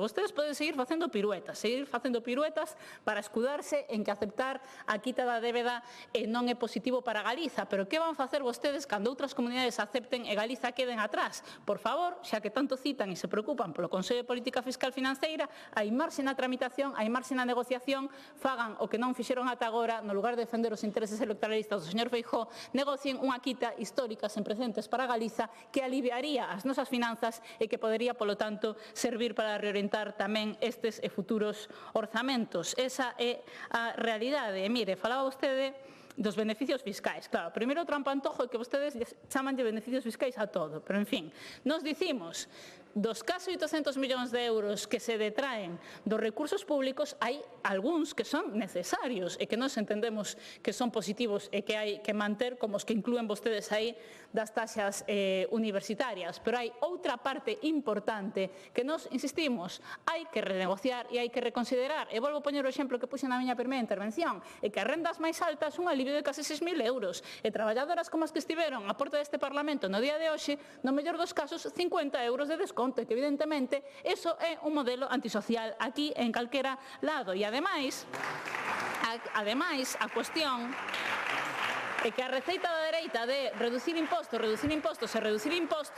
ten dous grandes problemas. O primeiro, que estamos detraendo recursos públicos nun contexto de baixada de recursos e nun contexto de ralentización da economía, pero que a segunda é que por riba o que disfrazan vostedes de medidas para resolver determinados problemas a través das rebaixas fiscais non funciona. E poñolle un exemplo, o ámbito da vivenda. Empeñados en reducir impostos nese ámbito, pero mellorou o acceso á vivenda por parte das maiorías sociais, por parte das rendas máis baixas? Pois non mellorou. E poñolle un exemplo. Quen compra vivenda hoxe en Galiza?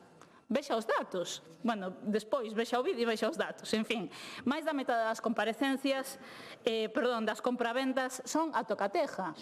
Son por parte de persoas que xa tiñan un importante capital acumulado e que exercen unha compra. E que máis compra? Isto que o din os datos do Colexio Notarial de Galiza, de setembro de 2025, un 46,8%. Esta fiscalidade a quen favorece? A que as rendas máis baixas podan acceder a unha vivenda? Non, non, está favorecendo que compren rendas estranxeiras. Primeiro semestre de 2016, 270 adquisicións. Primeiro semestre de 2025, 1072. A terceira maior suba das comunidades autónomas. Quen está accedendo con estas medidas a comprar vivenda? Desde logo, as clases traballadoras deste país non son quen están accedendo. E miren, nós o que criticamos da súa política de vivenda é que as promesas están moi ben, son moi bonitas, pero que a realidade é absolutamente distinta. E vostede, ao final, non me respondeu que foi desas 1.800 vivendas protegidas que ia haber neste país en 2026. Onde están? E acaban de anunciar, despois do seu retiro espiritual, non rectificaron a cifra e volveron a anunciar 4.000 vivendas. Pero que clase de credibilidade ten esa? Non ten ningunha. Quen desprestixia, señor Corgos, son vostedes. Desprestixian a palabra política e desprestixian a credibilidade pública. Porque, miren, en 2024, por ver un ano pechado, en 2024, segundo o Instituto Galego de Estatística, cantas vivendas protegidas se remataron en 2024? Segundo, o IGE, 5 vivendas. Veremos que resultado nos dan agora que xa cambiaron o IGE para a Consellería de Maior Control Político. Igual, agora que expulsan tamén esta lei de orzamentos a pluralidade política e institucional do IGE, cambian as cifras. Pero de momento é a que temos. E é máis, é que cando escoitan algunha proposta da oposición o que fan é un copy-paste cutre. Como que fixeron con Innogal, unha proposta de fundación innovadora ademais que propuxo o BNG 2 veces neste Parlamento a través dunha lei que votaron en contra, sacaron da chisteira ese Galtius que agora volveu falar vostede na súa primeira intervención del, mire, e que prometían 35 millóns de euros iniciais, e neste orzamento van 3,6, volveu non repetir vostede. Iso é o que fan, publicidade e propaganda. A realidade da execución orzamentaria, ano tras ano tesoirazo no Plan Galego de Investigación. Nestes orzamentos redúcese xa, pero que a execución entre 19 e o 23, como foi, señor Corgos? Recordo eu, sen executar 220 millóns de euros, caída dun 30%. Queda moi bonito. O Plan Galego de Innovación, nos orzamentos e no PowerPoint, queda moi bonito. Na realidade, ya tal. E mire, quería referirme a unha cuestión na que non profundicei demasiado na miña primeira intervención, que é o desequilibrio territorial. E nos insistimos, fora de populismos localistas, que son estériles, o certo é que hai un problema neste país de desequilibrio territorial e de accesibilidade aos servizos públicos que prexudica enormemente a unha parte importante dos galegos e galegas que viven no interior deste país. E iso é así, señor Corgos. Polo tanto, nos insistimos tamén no noso orzamento alternativo en presentar un plan de reequilibrio territorial. E póñolle un exemplo. Eu falaba do informe demoledor do Consello de Contas en materia de atención á saúde mental e que insistía no desequilibrio territorial de amplas zonas coincidentes coa área sanitaria de Lugo e de Ourense, pero dígolle máis, é que hai pouco trouxemos a este Parlamento unha situación que se estaba dando cos cribados do cancro de mama en Valdeorras, que estaban sendo mulleres desprazadas a Ourense 1 hora e cuarto de coche, si que tes coche, a facer as súas probas e que estaban sendo ademais adiadas. Ningún día pasou de que o BNG defendera esta cuestión neste Parlamento, que xa vimos como non había incubadora no Hospital de Valdeorras e as mulleres e crianzas tiñan que ser desprazadas a Ourense. Unha semana tardaron en arranxar ese problema, pero que é problema tras problema tras problema. Hai pouco víamos unha carta tamén dun pai nun medio de comunicación de Ourense dicindo como por un apendicite tivo que ir a súa crianza de Valdeorras a Ourense, de Ourense a Vigo. 2 horas e media para que se trate na sanidade pública un apendicite infantil. Estamos de broma. Iso é accesibilidade aos servizos públicos? Iso é equilibrio territorial? Non, iso é un sistema sanitario afectado por unha política de recortes e de parches que non funciona. E xa daríame para entrar no Hospital de Ourense, do que tanto se gabou, que tamén habería algunha cuestión que comentar, pero por cuestión de tempo e para concluir, coas nosas propostas abordamos esas deficiencias que non se atenden, abordamos ausencias tamén dolorosas, como, por exemplo, que, pese a súa publicidade e propaganda en materia de protección da lingua galega, constatase un ano máis que ese pacto é unha absoluta fraude. Non teñen propostas nin sequera para desenvolver o Plan Xeral de Normalización Lingüística que incumplen. É máis, é que por riba hai un castigo selectivo nestes orzamentos os organismos críticos coa política lingüística do Partido Popular. Real Academia Galega, baixo orzamento. o Consello da Cultura Galega ten a friolera da suba de 45 euros que non lles vai dar nin para poñer uns cafés no próximo congreso. Así, con todo, é un orzamento cheo de ausencias como as que lembrei hoxe pola mañá, de cambios na política de prevención e loita contra os incendios, de dinamización rural e un longo etcétera e tamén neste aspecto. Polo tanto, insistimos en que non vai servir este orzamento para dar resposta aos problemas dos galegos e galegas, insistimos en que rectifiquen. Hoxe pola tarde defenderemos máis de 60 propostas que son de calado e que van a atender esas urxencias vitais dos galegos e galegas e seguiremoslo facendo durante o próximo mes de tramitación. Eu non me resisto tampouco a rematar con Castelao, a ver se así desta vez teño máis éxito co Partido Popular. Dicía Castelao tamén que o pobo nunca debe perder a esperanza. Nós, desde logo, damos unha garantía aos galegos e galegas que, mentre o BNG continúe avanzando as súas posicións políticas, o BNG seguirá traendo a este país esperanza de que se pode facer, incluso con este marco tan limitado de emendas orzamentarias e político, pódense facer propostas en positivo para defender a esperanza deste país e o futuro que merece. Nada máis e moitas gracias.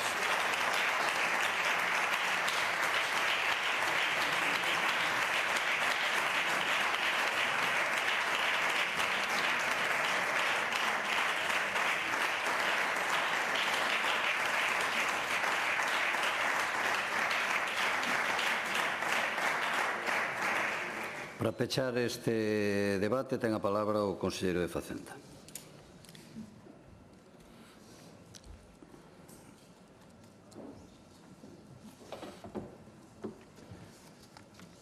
Gracias, presidente. Bueno, antes de pechar, por alusións, me gustaría responder a tres cosas puntuais. En primeiro lugar, señor Ojea, eu penso que investir 35,6 millóns de euros nas obras do Chúo, 2,1 no Centro de Saúde da Rúa, 6,5 para construcións de vivenda de protección oficial, ou que Ourense sexa a provincia onde máis se vai investir para xerar solo industrial, 2,7 millóns de metros cuadrados e 5,4 millóns de euros, non é facer política municipal en Ourense, senón que é apostar pola cohesión territorial. O que nos gustaría é que xogasen connosco a nivel local para seguir apostando con ese proxecto sectorial, por exemplo, da cidade de transporte que está paralizado por la inoperatividade dos ministerios implicados.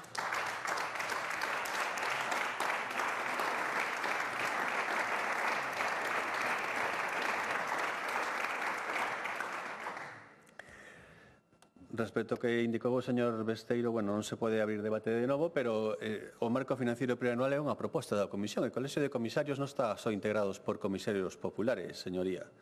Ese é unha decisión colexiada e compartida que rexeitamos de fondo, a rexeitou en persoa o presidente no Comité das Rexións e fomos quen de artellar unha declaración de Santiago que apoiaron todas as comunidades autónomas, ata socialistas, señoría.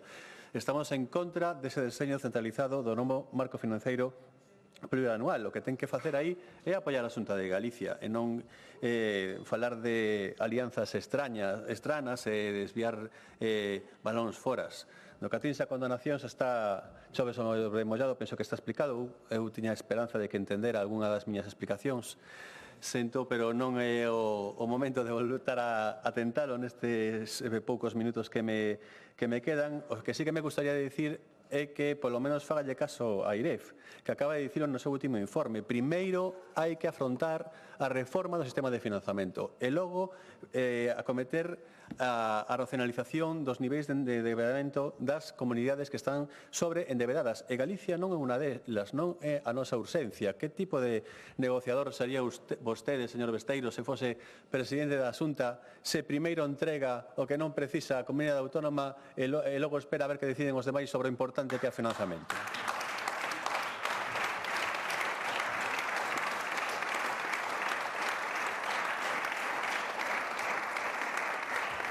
E, ademais, vexo que non era certo tampouco que non entenderan ben as explicacións, porque o dixo moi ben. O único que vai facer esta proposta é mudar a solvencia das comunidades autónomas. Galicia cede a súa boa solvencia ás demais que se benefician da nosa boa solvencia e nos asumimos débeda das demais. pero ningún euro de gasto adicional. Eso tamén está dito nin de intereses, nin de principal da débeda. Isto está dito tamén pola AIREF e pola propia ministra de Facenda no último Consello de Política Fiscal e Financeira. Por lo tanto, por favor, sexan rigurosos coas cosas que din por aí e non enganen a poboación. Autonomía fiscal. Por suposto que non renunciamos a exercer a nosa autonomía fiscal. Por suposto que sí, que cumplamos as regras fiscales nos habilita precisamente a exercer a nosa autonomía fiscal e a baixar impostos, porque sí que o facemos sempre que podemos. É parte do noso ADN, baixar os impostos sempre que se pode. Vostedes subir os impostos sempre, se pode ou se non. Nos baixar os impostos sempre que se pode.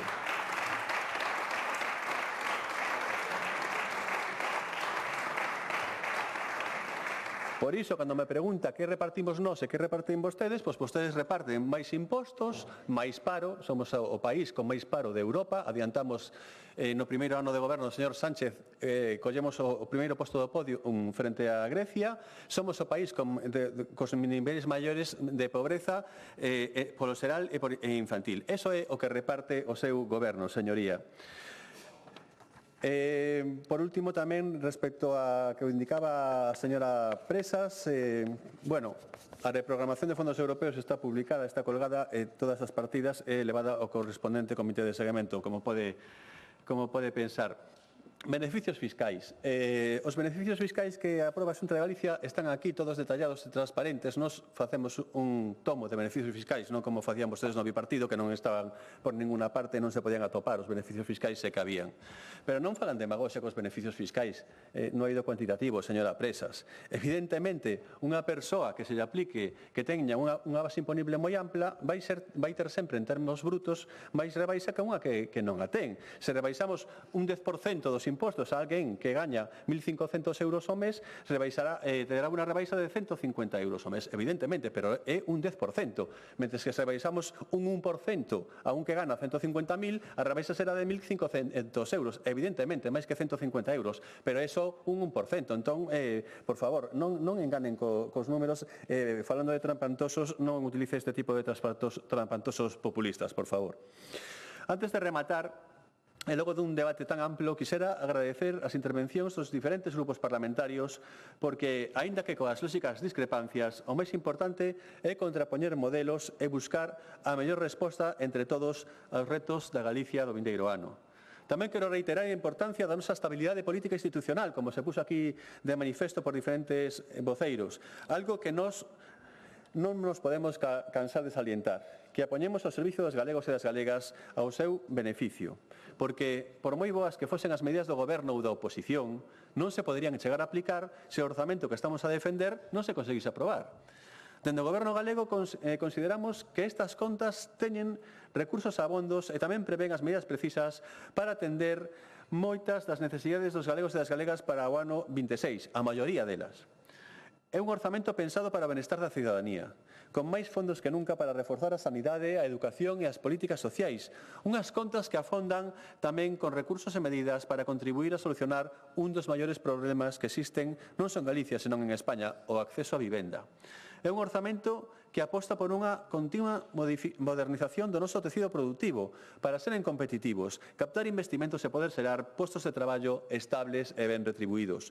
Son unhas contas para poder pôr en valor o noso territorio, con novas ferramentas como as novas políticas e competencias do litoral, que buscan implicar a todos os propietarios para que, co apoio da Administración, manteñamos un medio rural vivo. E, sobre todo, un orzamento planificado, que si obviamente ten que respostar ás necesidades do ano 26, pero que tamén se enmarca nunha estrategia de maior alcance como é o Plan Estratégico de Galicia 2030. Un plan estratégico que está a favorecer un crecemento en unha creación de empregos sostidos na súa primeira metade, e que revisaremos o vindeiro exercicio co ánimo de reforzar aqueles indicadores que estean dando un mellor resultado e reorientar aqueles outros nos que vexamos unha mellor marxe de mellora. Moitas grazas a todos. Gracias.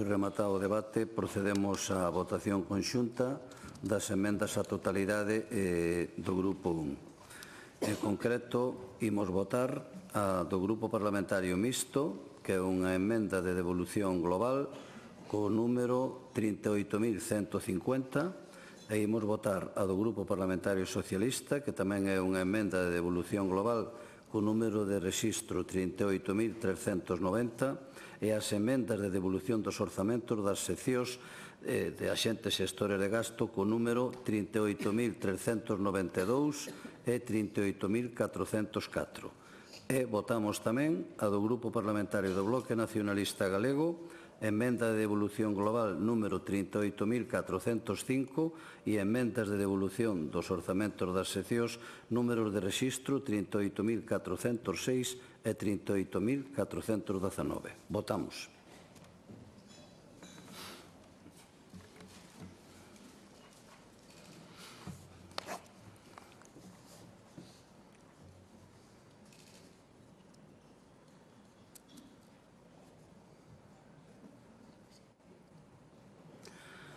Presentes 71 máis 1, afirmativamente 33, en contra 39, quedan, polo tanto, rexeitadas estas emendas á totalidade do Grupo 1. E suspendemos a sesión hasta as 16 horas.